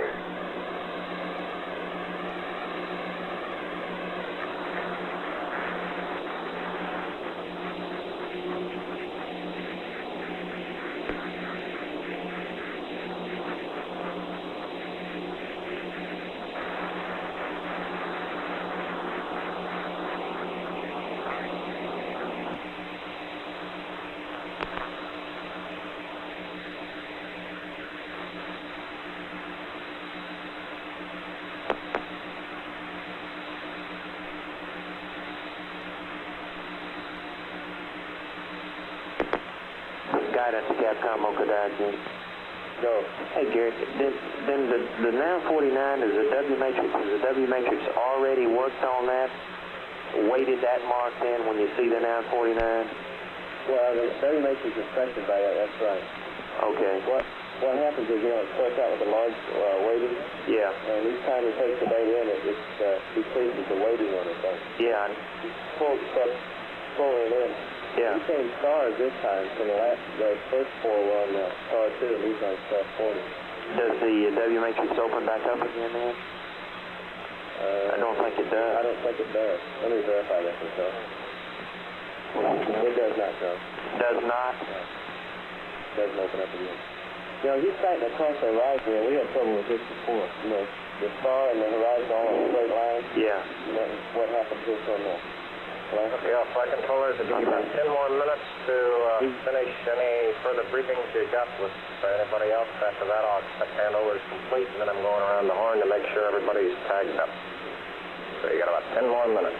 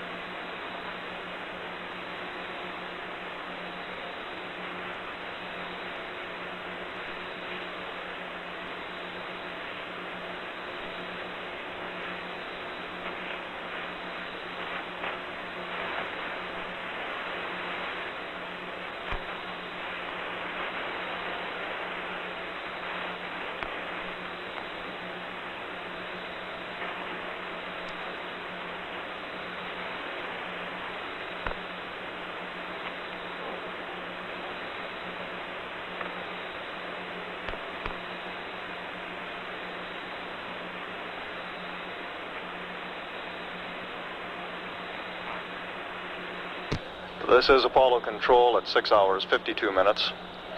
Apollo 11 now 31,565 nautical miles from Earth, and the velocity is 10,789 feet per second. The crew at this time is involved in mid-course navigation using their onboard optical system. We have completed the changeover and briefing of shifts here in Mission Control. And the crew activities until the sleep period begins See, one of the items coming up will consist of deactivate the primary operator. housekeeping functions aboard the spacecraft, changing out carbon dioxide filters. They will not be doing the mid-course correction scheduled for 11 hours 45 minutes into the flight as the first opportunity. The change of shift briefing is scheduled to begin shortly. Any conversations that develop with the crew during that period of time will be tape recorded. We'll play those back following the change of shift briefing. This is Apollo Control at 6 hours 53 minutes.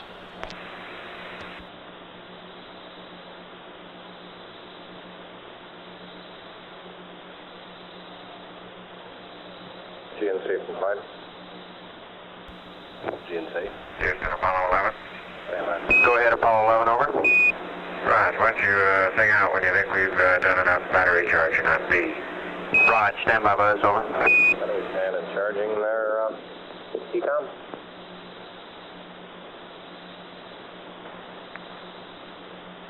ECOM from flight. Go flight. John, do you have an idea when we'll be through with our battery B charge? Pretty sure we terminate at sleep period without the full amount back in. Okay, so what you're saying is we'll continue charging up until the sleep period. Let me check that, Gene. Okay.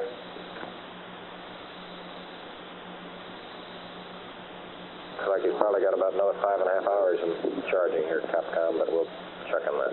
Garage, we look, what copy flying?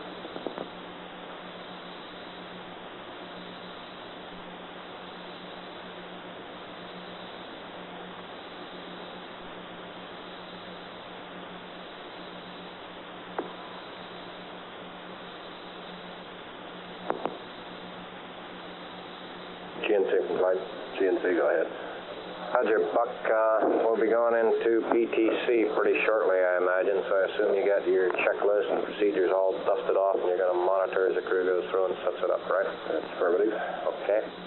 Any open items to your knowledge on PTC? Negative. I think everything's closed out on this. Okay.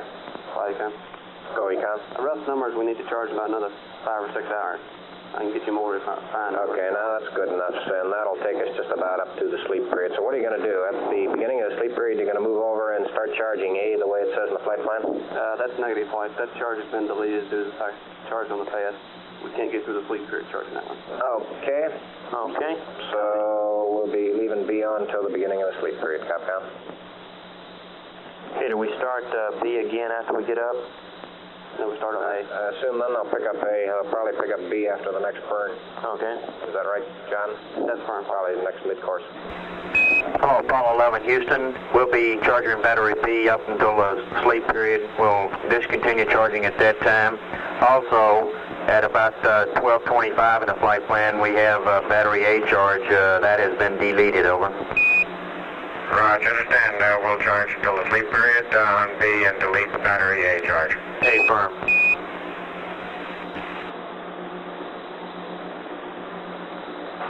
In Houston, Apollo 11, these auto-optics maneuvers, or P-23's auto maneuvers, don't seem to be going to the substellar point. Can you come up with the roll, pitch, and yaw angle for the substellar point on this star? That's our second star.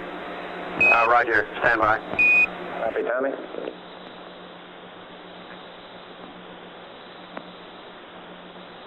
Right, guys, what does he want? He wants the he said these auto optics are not going to the substellar point, Gary. He wants we can see if we can come up with a set of angles that'll take him to the substellar point. Why can't he just maneuver manually there? Zero the optics and maneuver manually. Flight FAL. FAL. Roll 198.6, pitch 130.7, and yaw 340.0. Well, that's in the flight plan. Still good. Okay. 1984. You gave me 1986. You got some small changes. Hello, Apollo 11, Houston. Your angles in the flight plan, we feel are still good. 198.6, 130.7, 340.0. Just slightly off than those in the flight plan, over. Okay, we'll try that.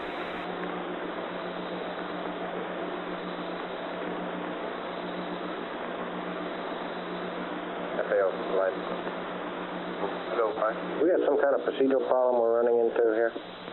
I don't know offhand, but we'll look into that right now. Guidance, will you and FAO watch what we're doing pretty closely here and see if we can pick up any errors we may be making? Right, fine.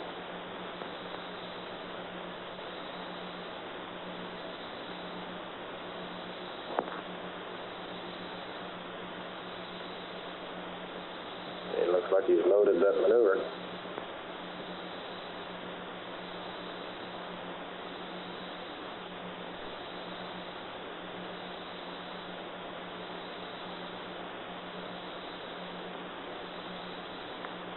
Charlie, say so the three angles one more time. I'd like to confirm them before I maneuver. Roger, roll and pitch are slightly off than what's in the flight plan. 11, roll is now 198.6. Pitch is 1307, over. That time he's got him loaded right there. Roger, roll 198.6, pitch 130.7, and yaw 34000. That's affirmative.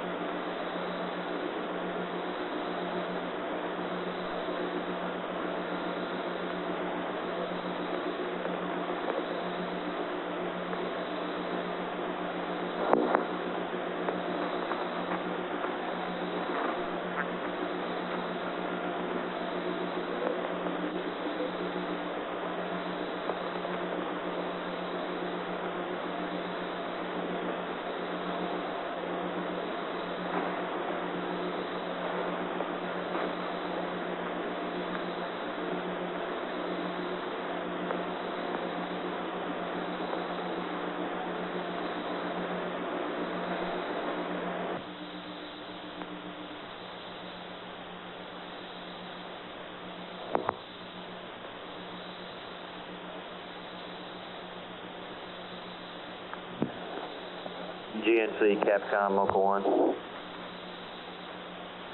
GNC, go ahead, Capcom. Hey, Buck, I was just having a look at the CMRCS helium manifold pressures. Is that, those values 88 reasonable? I thought we were nominal with something like 45. Well, they used to be, and they tried to boost them up to about 100 on this one. Oh, really? Yes. What was the reason for that? Better leak detection, I think. I saw. Okay, thank you.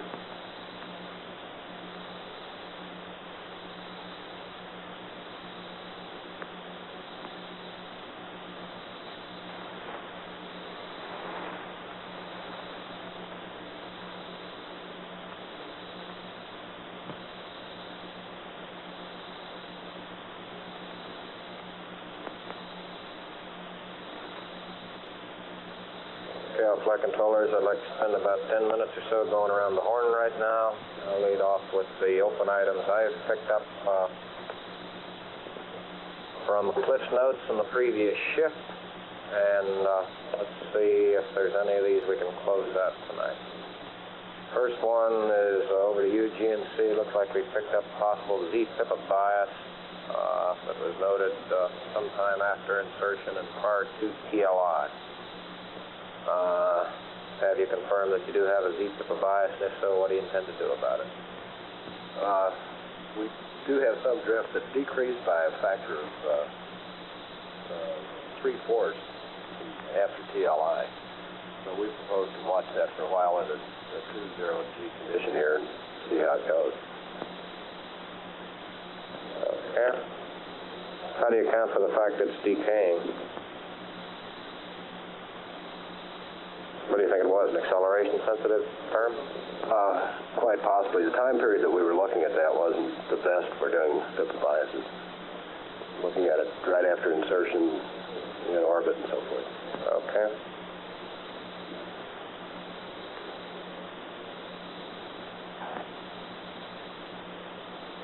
Okay, next one, ECOM, is over to you. And that was a note that Charlie had made earlier in the day and made several times. It is Delta T. Yes, Apollo 11, I think the problem here is that that attitude is not too close to the substellar point. I'm having to maneuver quite a bit, and that's in progress now, so stand by for some more. Roger, one copy, Paul.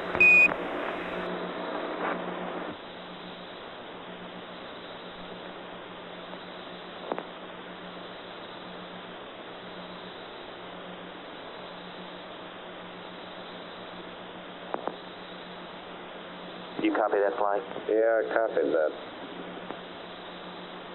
Guidance flight, go flight. Why do you think his auto optics isn't working? I don't know, Flight. I'm trying to compute right now these spacecraft attitudes and see if they match up. Okay, GNC, are we using any discernible fuel? Yes, we are, Flight. It's not exorbitant, but it is detectable. I'd almost be inclined until we find out what we're not doing right to stop doing anything. FAO, you got some clues as to what we may be doing wrong here?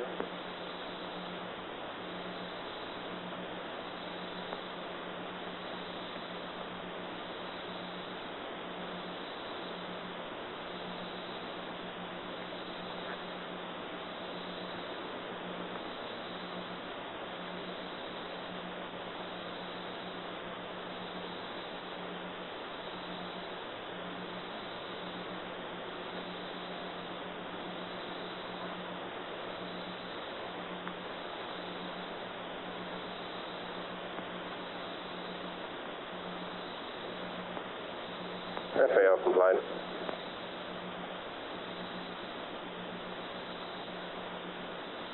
So fine. Tommy, if we don't know what we're doing here, we ought to stop doing it because we're using fuel.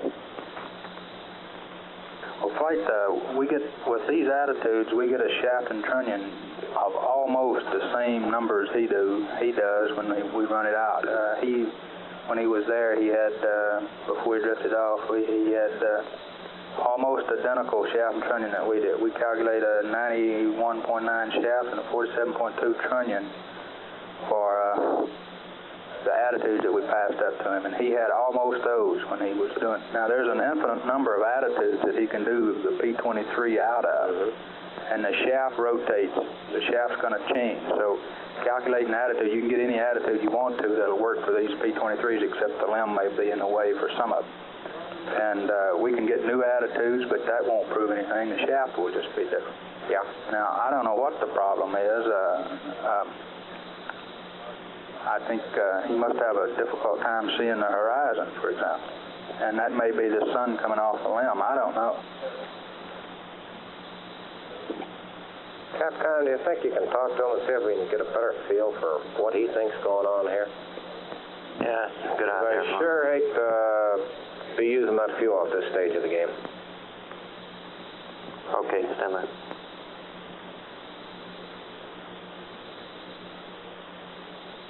Keeps near zero shaft angles, and it's beautiful to mark on, and it's easy to tell where the substellar point is. Now, at this point, I think he's trying to second guess the computer, because he's got some wild orientation of that horizon in there. It's only on the left or only on the right or something else.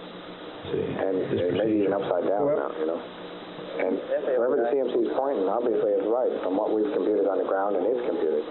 But it may not look right to him. See what I'm saying?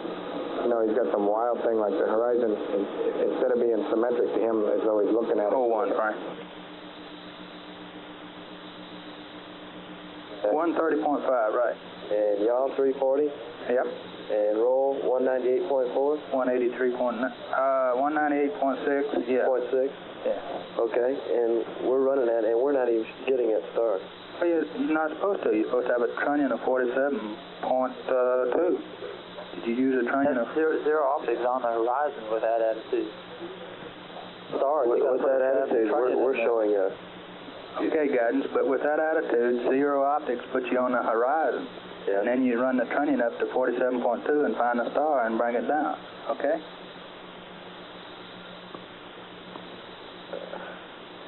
Okay, stand by. So, the star is there. I'm convinced of it.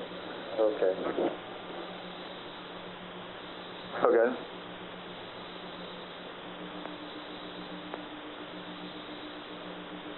Flight FAO. The guys that watched him do this in the simulator and the MBAD guys that I watched are convinced that the computer's doing the right thing and he's doing the right thing. It's just that he's not believing it. We'd like for him to press on and try a couple of them. He's not seeing the symmetrical horizon that he normally sees in the simulator. You think that may be it? That's what we tend to believe today, because the numbers we're seeing are almost identical to the ones we calculate on the ground. Okay, what you're saying is the shaft and trunnion data you're seeing for the attitudes he's got is what you expect. That's... Capcom, why don't you give him that piece of data and tell him to press on with his P-23. Okay. And we'll continue to watch it.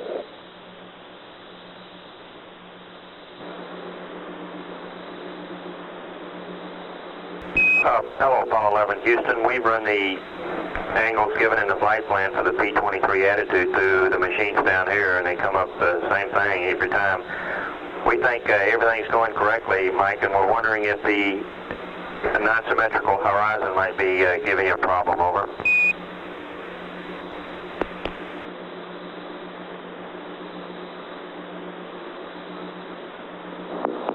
Yeah, I could be, Charlie. Stand by here. We'll get another mark for you.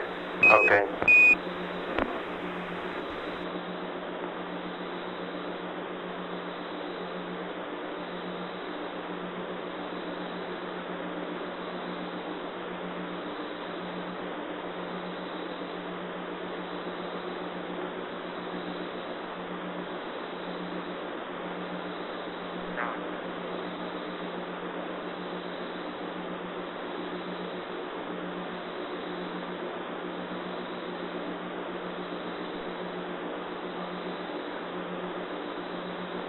Houston, Apollo 11, noon 49 for you. Roger, copy. Stand by.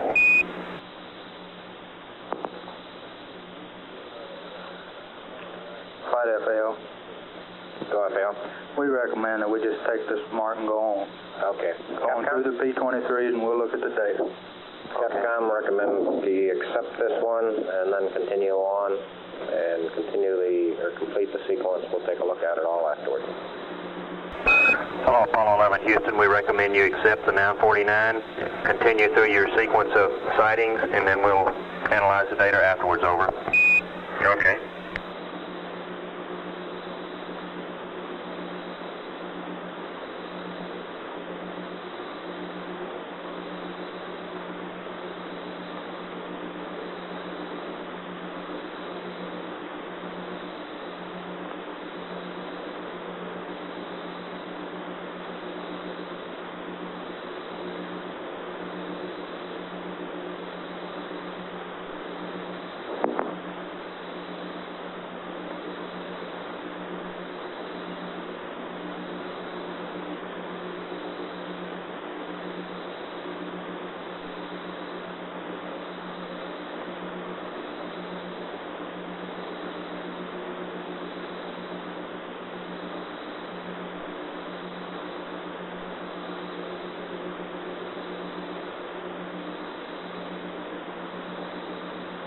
Okay, econ from flight.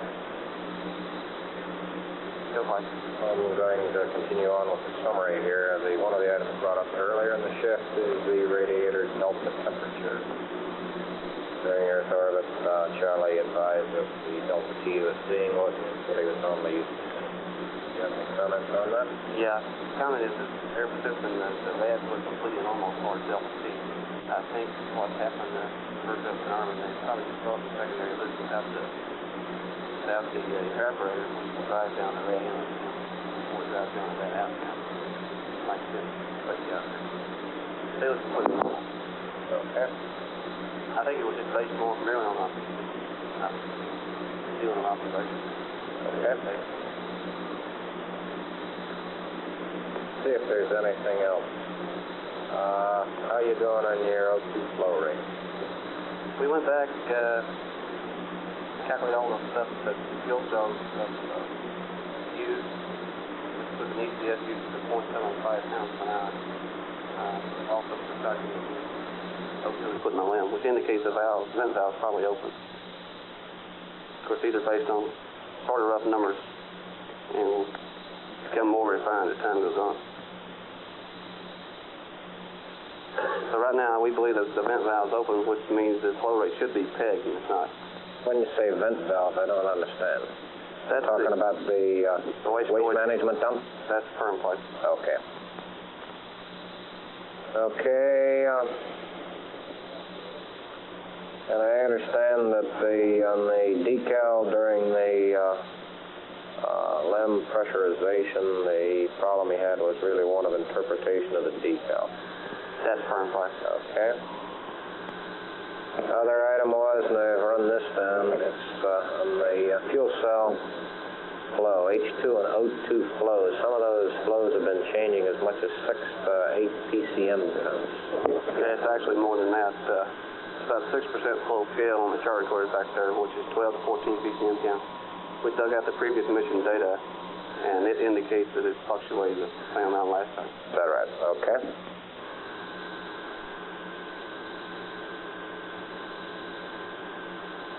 Okay, Ecom, I guess that's all I got from you, at least at this time. You're going to come up with some kind of a cryo plan for tonight? That's firm. That's probably one addition for tonight. Okay.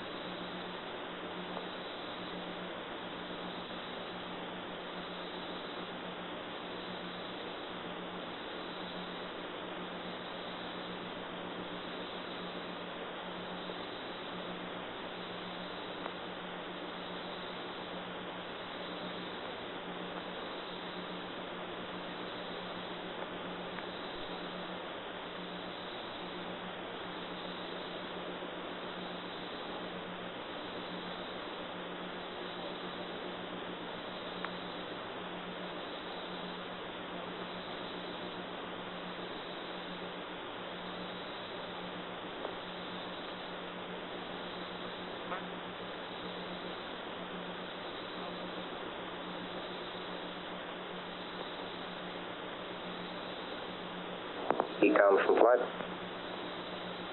Go ahead, Flight. John, one more item I've got in your area here is the TV pass. And apparently we had no usable modulation from Goldstone. There was some report that they had made a recording at Mila. It was okay, and then I believe it came back and said it was no-go. Do we have a problem with the TV, or do we have a problem with the ground station, to the best of your knowledge? Flight, I might have a check that. Let me talk to Inco. Okay.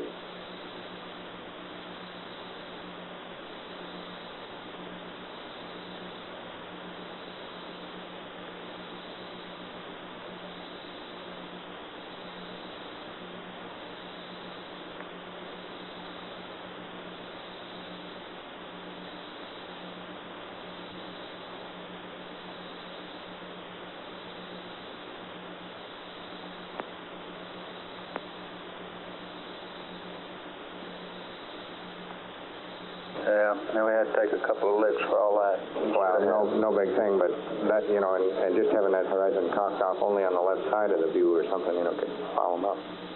Mm-hmm. You understand why he needs to use these numbers instead of doing that? Only partially. I'm not a believer. Well, let those guys try to make a believer out of you, you know, over the next 8 days back there. Okay. John Young didn't use any. Yeah, he did in real time, though. They gave him some new numbers. I was here all the time. You were? Well, maybe they've been lying to me. He had 1 star the whole time. He had some trouble catching a few because of some reflections. But he got every one that they aimed at. Yeah, but this is supposed to have solved all those problems. Yeah, you can see it dead. Buck, are you planning a playback of the dump tape? Or the... Now he's not only seen the thrusters, you can't see the horizon. Transposition and docking? And if so, when? Stand by one flight. Let me find out if it's been requested yet.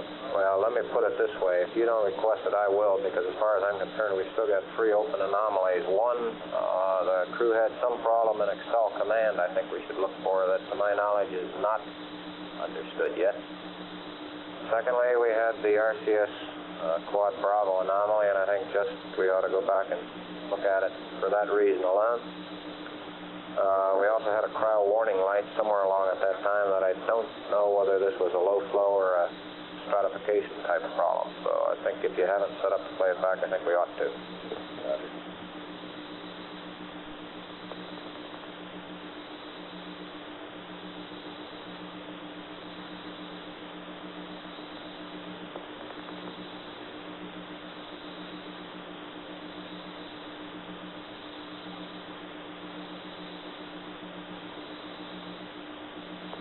How far are we in? Are we still on star 40? Star 40 coming up on the last mark, if he ever does it here.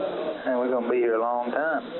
Well, if it keeps the same speed, yes, sir. I think we ought to tell him that the angles are changing because he's moving away from the Earth so fast. And he's kind of hurting himself by delaying these marks, too. Okay.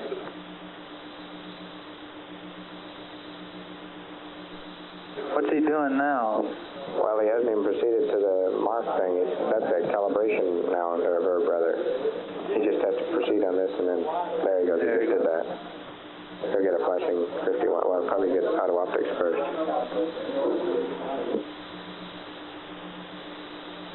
Hey, Frank, Jolly, what angles are changing?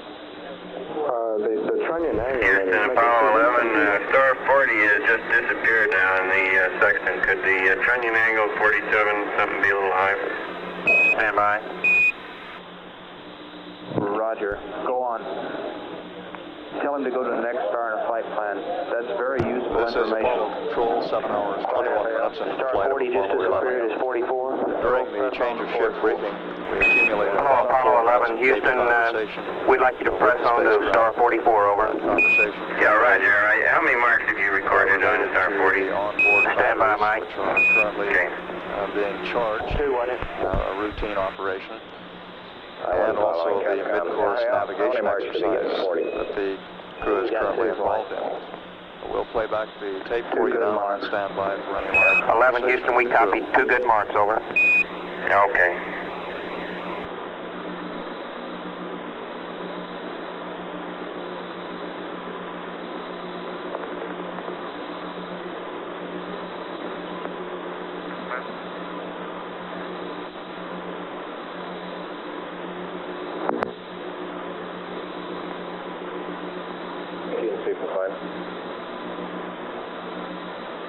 Find the log on the item, what problems you had with the self-man. Brewery flight, and I talked about it the last shift before they left. It sounded like everything was normal there. It didn't sound like there was really an anomaly. Crew sure described it as an anomaly.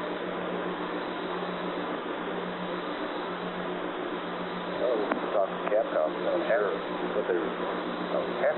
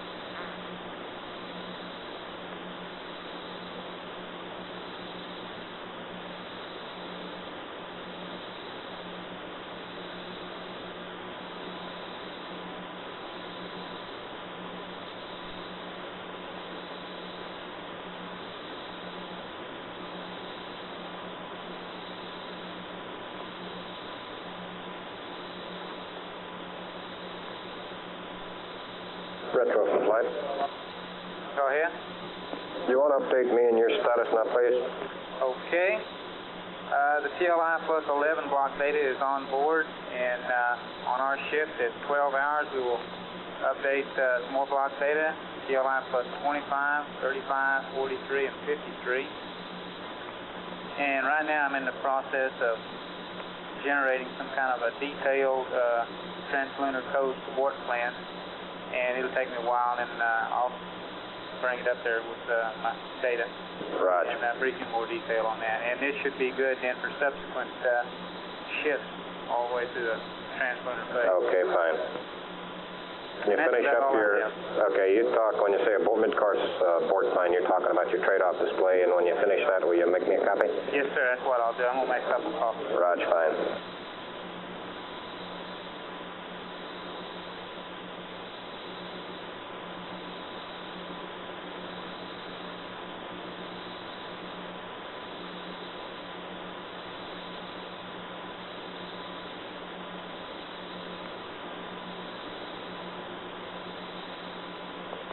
Flight RTC. RTC. Okay, we'll be handing over the CSM from Hawaii to Goldstone at 07, 30 minutes GET. Okay, fine.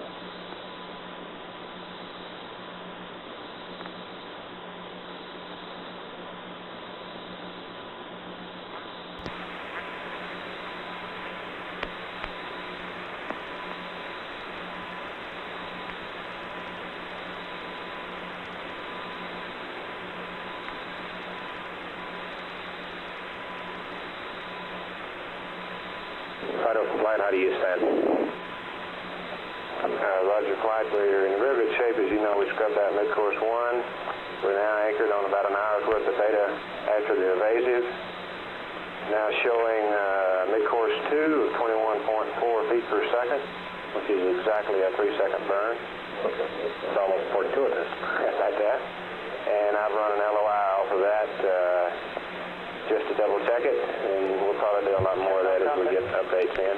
Okay. Let's go ahead, Paul. Okay, we're going to hand over from Hawaii to Goldstone. The MIT 07 hours, 30 minutes GET. That's okay. Tolerance.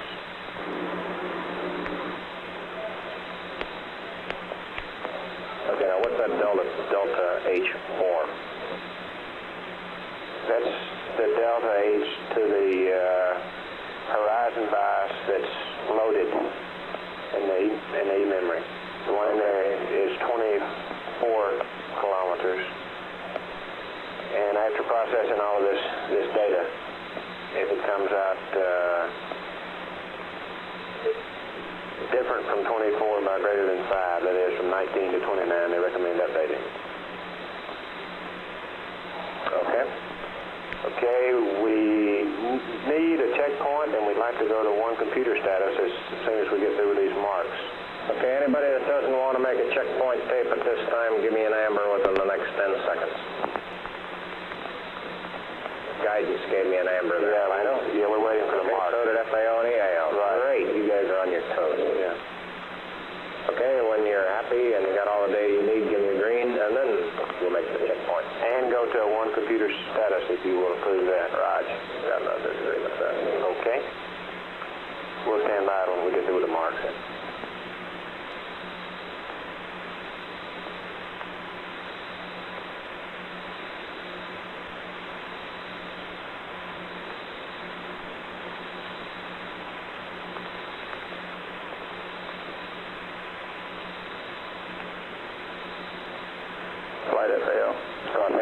He's in a hold mode right now. If it didn't take very long, we'd be okay, and it'll take a while. Jerry, go ahead. Cut your restart tape. Okay. Okay, and you can cut back to 1 machine also.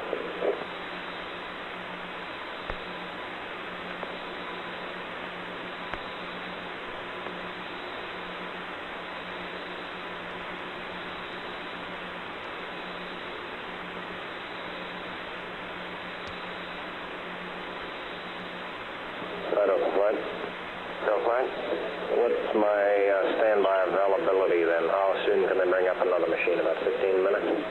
Let me verify that.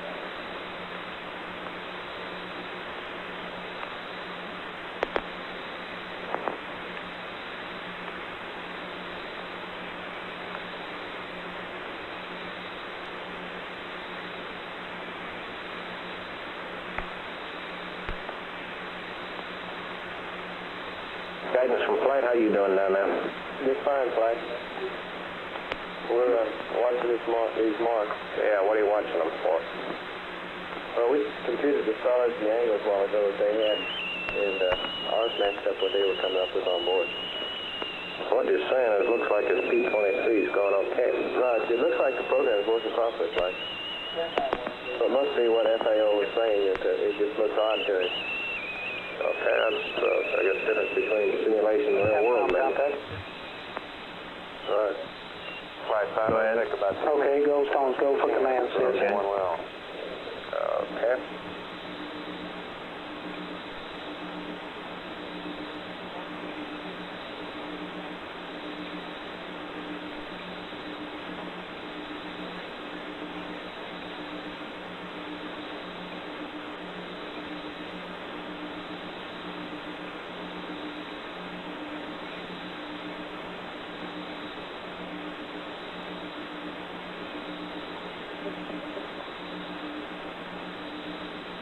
Telcom control, you got anything worthwhile talking about? Negative from control, Flight. Negative Telcom. Okay, you guys hot enough yet so you can tell what heaters are cycling from that stuff? We're still looking at... Okay.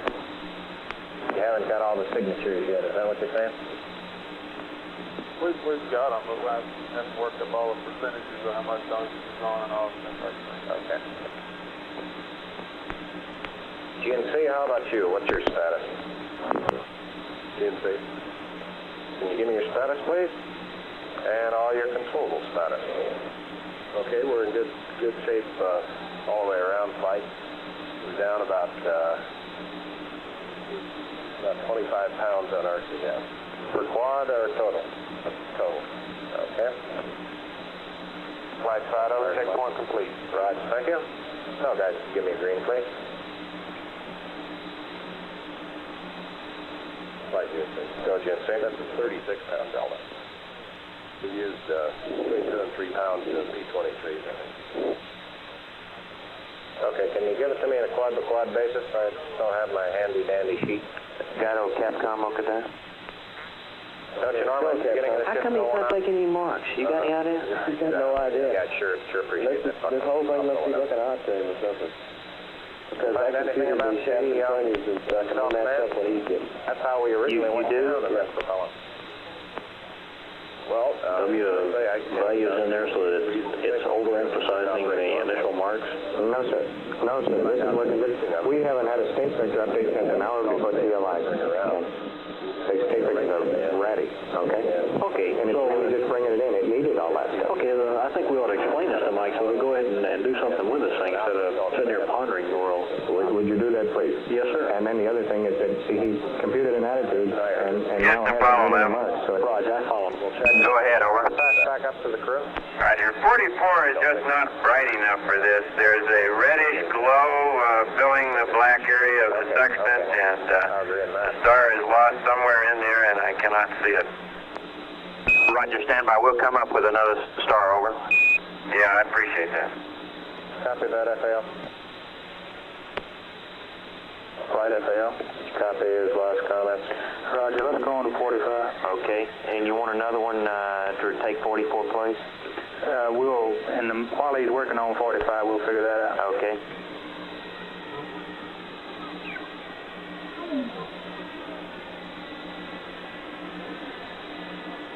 FAL guidance, look at that.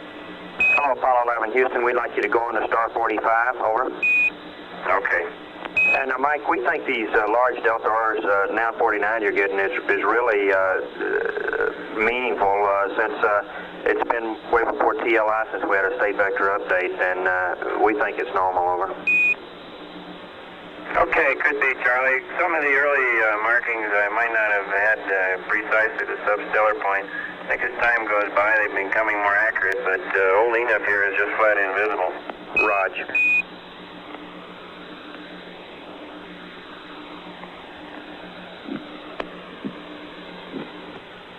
Anybody got any idea why there's that red glow in the sextant? Beats me. What was his comment there, Capcom? He said he had a red glow in the sextant and he could not see. And Houston, Apollo 11, understand that the same 3 gimbal angles you gave me should be valid for star 45 as well. Is that affirmative? I believe that's right. Stand by, one, over. Stand by, Capcom. That's negative. That is negative. Stand by, one. Star 45, 197. Okay, because there's quite a difference between the gimbal angles you have and the gimbal angles the program was, but with inaccurate state vector, I'm inclined not to believe the program. Stand by. 197.8, go ahead, Tommy. 128.5 and 340.0. And Flight, he ought to understand that he can get different answers in the onboard program. There's an infinite number of attitudes that he can do these P-23s out of. Apollo 11, LP is back on the line. Roger. You want him to Roger, copy. run star 45 at 197.8, 198.5, and 340.0. Roger, your thing, Buzz. And 11, the angles for you are 197.8 per roll, 1285 pitch, 3400, y'all. Okay, just as a matter of comparison, P-23 for this star would like to go to 235.66, 154.31, and 31365, over. Roger, we copy, 11. We understand that the program can give you almost an infinite combination of angles in P-23, and it's not too unreasonable. If you'll stand by, we'll look at these that we see on the disky, over. Okay, well, in the meantime, I'll just go ahead and maneuver to yours. 197.8, 128.5, and 340.0. Roger.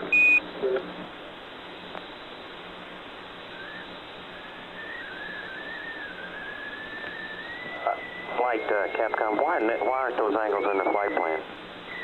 Got me, Capcom. These were, the last ones I got were late changes anyway. 198.4, 135, and 340. Why can't we use... Go ahead. Let me ask another question. Why can't we use the ones that the program determines? Apparently, FAO.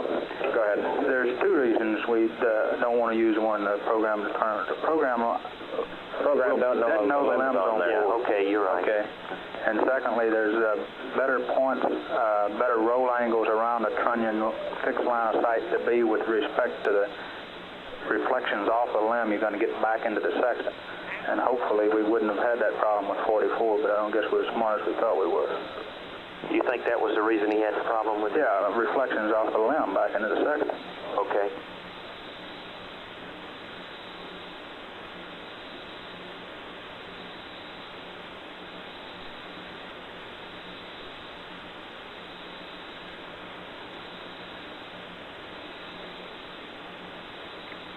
If something's not right, let me know. We will.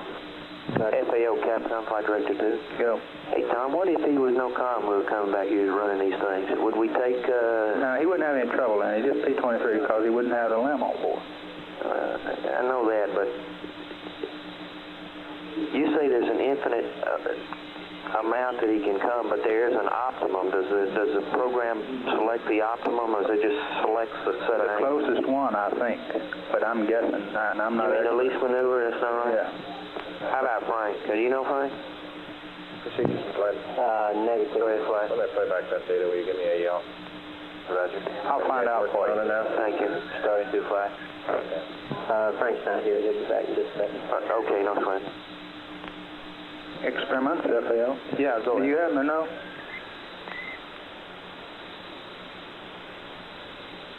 Econ from flight. Go, flight. John, do you have some kind of standard format you fill out and give me in your consumables for every shift change? Negative, not this much. I was just thinking of one. I can give you a couple here and see if you like them. Okay. Give me whatever you got. Okay.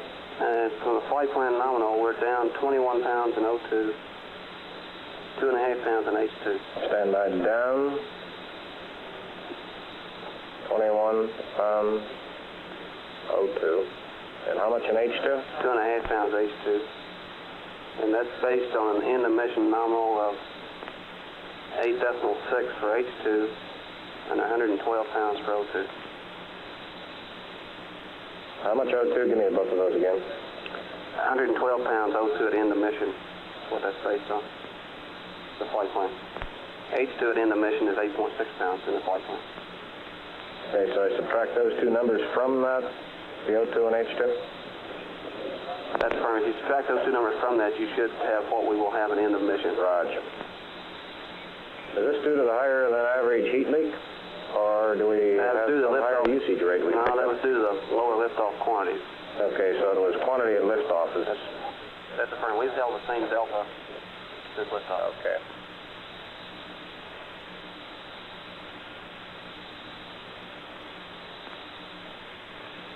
And on the batteries, A, if you like those. Go ahead. A is 32.6, Charlie is 37.6, and Baker's on charge. Okay.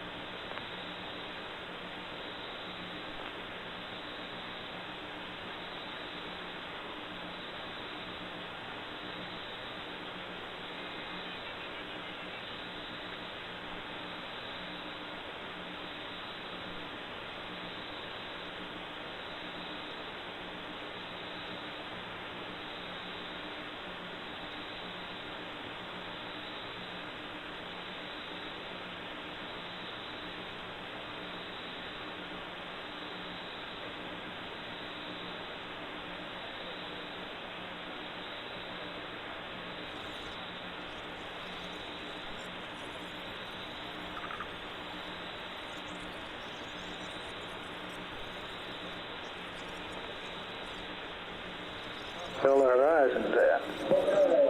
He's not just messing around. I think he's having a hard time getting that star squared away. Yeah, now this one, this is Cuomo, so that's 1.3. I hope the hell we can see this.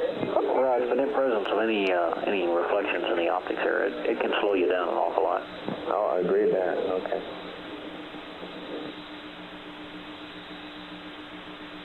I'll have to check, but I'm sure John used EF-44 on some of his sightings. I wonder if we don't have a possible gum up on the Texas, you know. Movable line of sight. Some crud.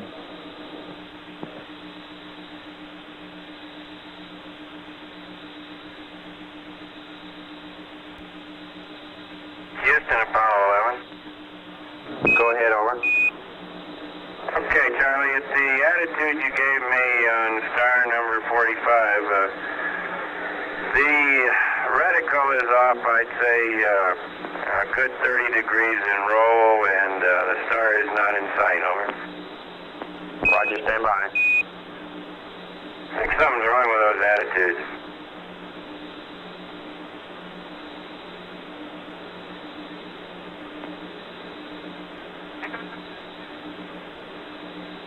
Copy that, FAO.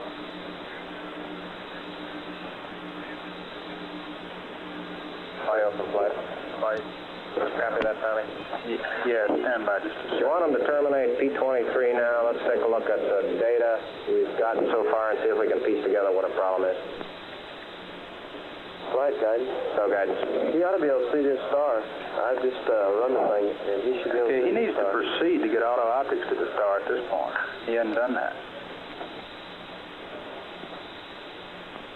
Is anybody following precisely what he is doing and what he should be doing at this stage of the game?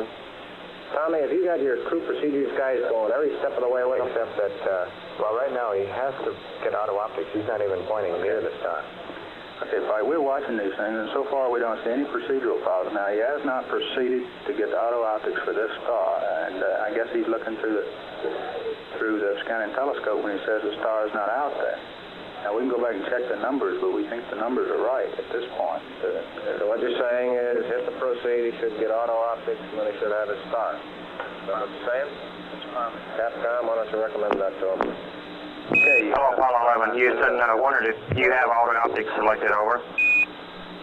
You think your numbers are right? That's affirmative. Tommy? Roger, looks like to us we need to proceed, Mike, to get the sextant pointed at the star, over. You monitoring this? Right, give him a shot. Okay, stand by. Go to that and wait right attitude. And if he doesn't see it, Okay, well, here it is. It's coming down. Okay. P23. Okay, either procedurally or his understanding of what he should be seeing. As far as we can determine, everything's looking good in the ground. So it sounds like it's something we got to brief the crew on. Okay, I think he just forgot to hit proceed. So here? He's got him up now, fine. Okay. That 13 degrees is just what we're looking for. Hit flight FAL. Go FAL. That 13-degree training angle that he got is just what we had, so it's all looking good. That's a first flight. That looks good. Capcom, give him some encouragement. Tell him it's looking great in the ground, no matter how it looks on board. He seems to be getting hung up thinking he gets auto optics during the calibration thing, and he does not. He has to proceed past it. 11, Houston, those shaft and trunnion angles were exactly what we were computing on the ground, over.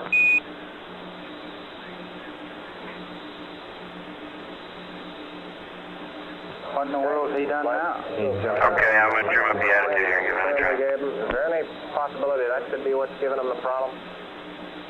Right, they just didn't incorporate that trunnion bias, and it was real small. It shouldn't be bothered. No. I'm talking about the update we gave him back at around 5 hours and 10 minutes. Negative. That just zeroes the trunnion bias, and they did optics cal to start of this thing, and the bias came up .003, and they didn't incorporate it, and that shouldn't bother them at all. Okay. Agree on that. Okay, you guys keep He's doing okay. He just has to convince himself. Now he's back at that point there. He just went to auto optics again. Okay. And it's driving. Looks good. Okay. It's just a case now he should look to that and see the star.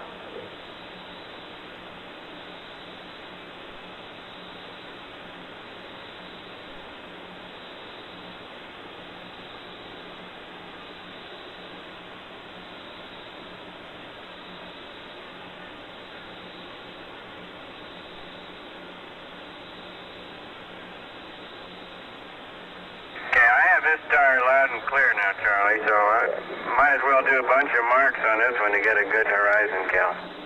Roger, stand by. 2 sets on this one. You recommend 2 sets? Yes, sir. Okay, 6 marks. It still looks like I'm far from the substellar point, however. I'm off quite a bit in roll. 2 sets, 6 marks. Don't sweat the roll. Mark right where it's pointing. Roger, we'd like you to mark right where it is now, Mike, and we'd like 2 sets of marks on this, over.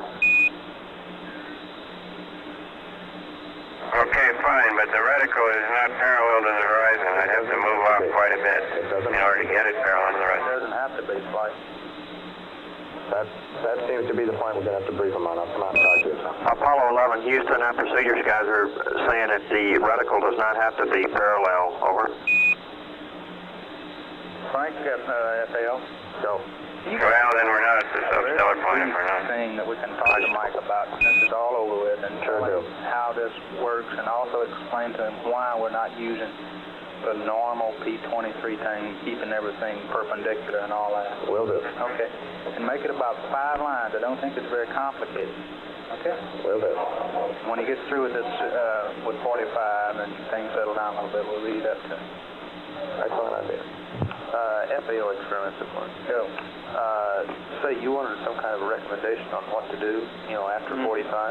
Okay, we're going to do 2 sets on 45. Then what do you want to do? I want to go back and do 2. Okay?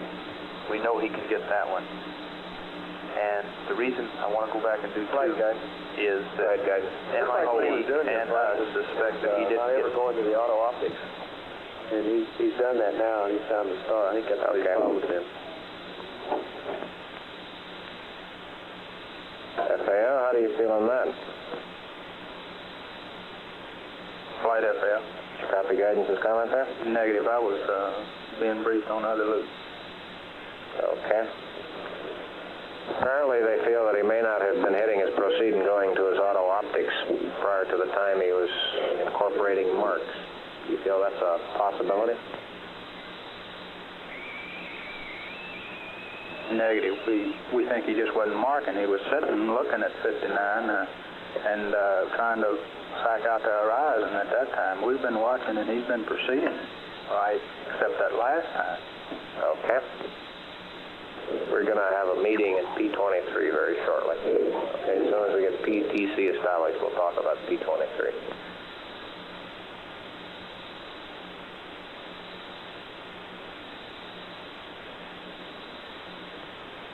Flight FAO. FAO? And there's a possibility that that's why he didn't see 44. Okay. But on the other ones, that's not the case.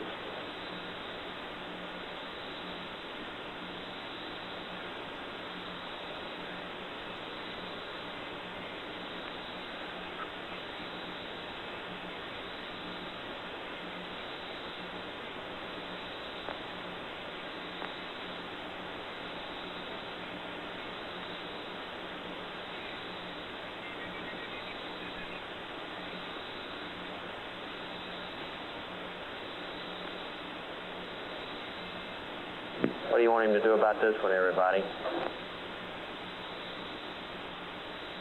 Houston, you copy that now, 49? Roger, we see it, 11, stand by.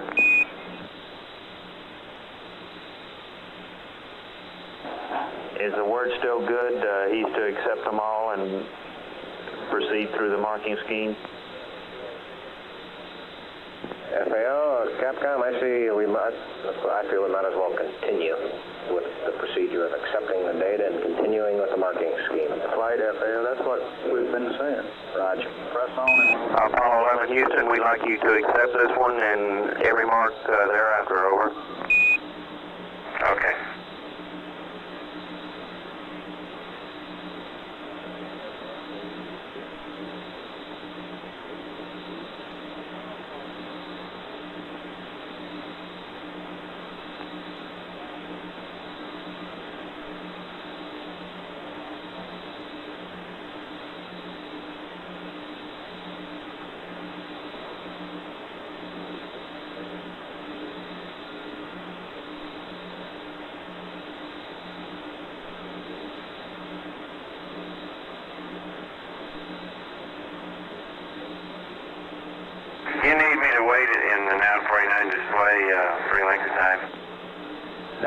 Negative.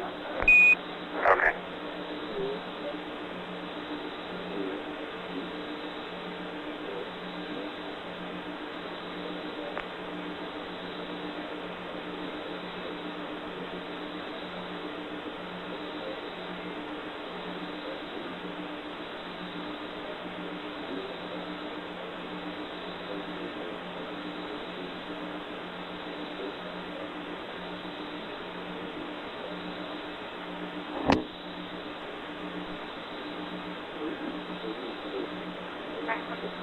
Flight FAL. One thing that may have caused a bit of this problem is that MIT and Math Physics has looked at today and they suspect that he marked on another star besides O2 the first time out. And there's a star where the trunnion would show it to be in that case. Also, we do need 3 more marks on another star after 45 to get enough data for the problem of bigger than delta H, so we recommend we go back and tie star 2 over again with 3 marks after we get to 6 marks on 45. Okay, you want 3 marks and star 2. Now, what attitude? We'll get those set. Okay. That time we may be coming to some conclusion here in P23. Hey, Roger. That looks like a good one right there. Yeah. Okay, Charlie, I'm glad to give you as many of these as you like. Roger, we'd like 6 marks on star 45, Mike, and then we'll probably go back to star 2 again. Stand by, we'll have further word on that. Okay. Flight procedures are ready with that playback. Okay, tag up with the other guys and roll over when they're ready.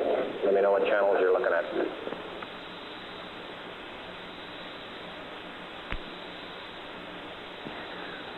Flight network. Go network. We got a report on the Goldstone TV when you have a chance to take it to.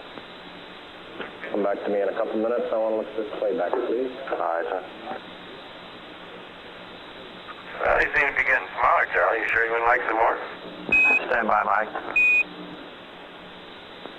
I think he's happy. It's no trouble. Roger, stand by, Al. I think he's happy as a clam with this star. Yeah, it looks like he's found something there. FAO's working it. Is 6 enough?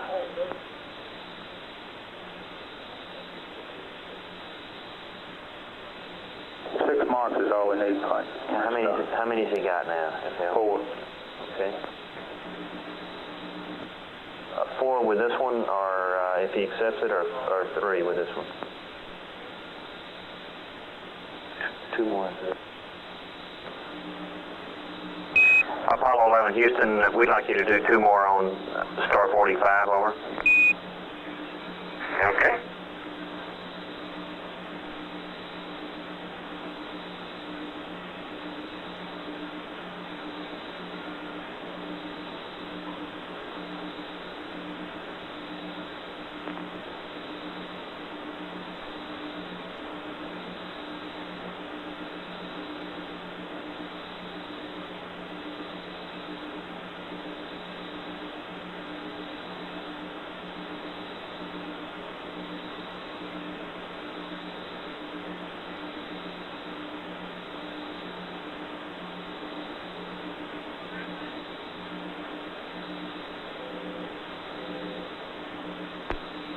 Flight FAL. Go FAO. For star 2, we have some angles now. Okay. You want to give them to me? 195 RPY is 195.2. Okay. 123.9. 340.0. And the trunnion that he should see is approximately 31.4. Okay. 31.4. Okay, and we do believe that he used a star by star O2 the first time around on O2. Okay. And Capcom, do you want to work this with FAO? I want to watch this playback on the fine. separation. Same old flight director, too. Yeah, hey, if you want to watch the separation, it's in channel 7, Capcom. Okay. Playing back the data.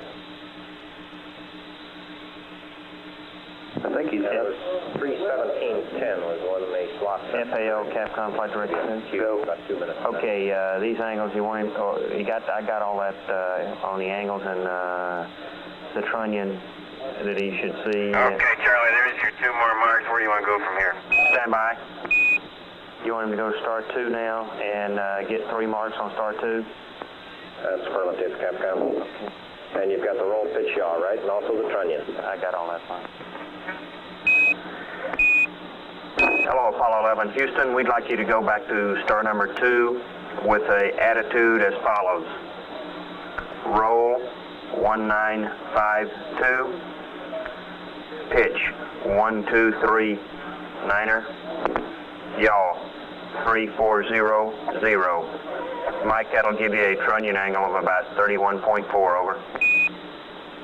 Okay, understand star number 2 and roll 195.2, pitch 123.9er and yaw 340.0, over. That's affirmative. FAO Capcom, Flight Director 2. Go. Hey, Tom, what was that man, him marking on the wrong star? Say that again. We think he marked on a star up by O2 a while ago, looking at the data, looking at the trunnion angle and all of that, and that was, and he wasn't indeed marking on O2, okay? MIT and math physics both believe that to be the case. Yeah, that also explains how come he got such fantastic delta R, delta V's. Okay, you think that'd be wise for him to pass that up to him? I do. You think it'd be wise to pass it up? I don't think it's really worth that much. Okay, well, let's see what he comes they out might with. do the same thing over again. Well, let's watch the trunnion. Okay, let's watch it and see what. Right.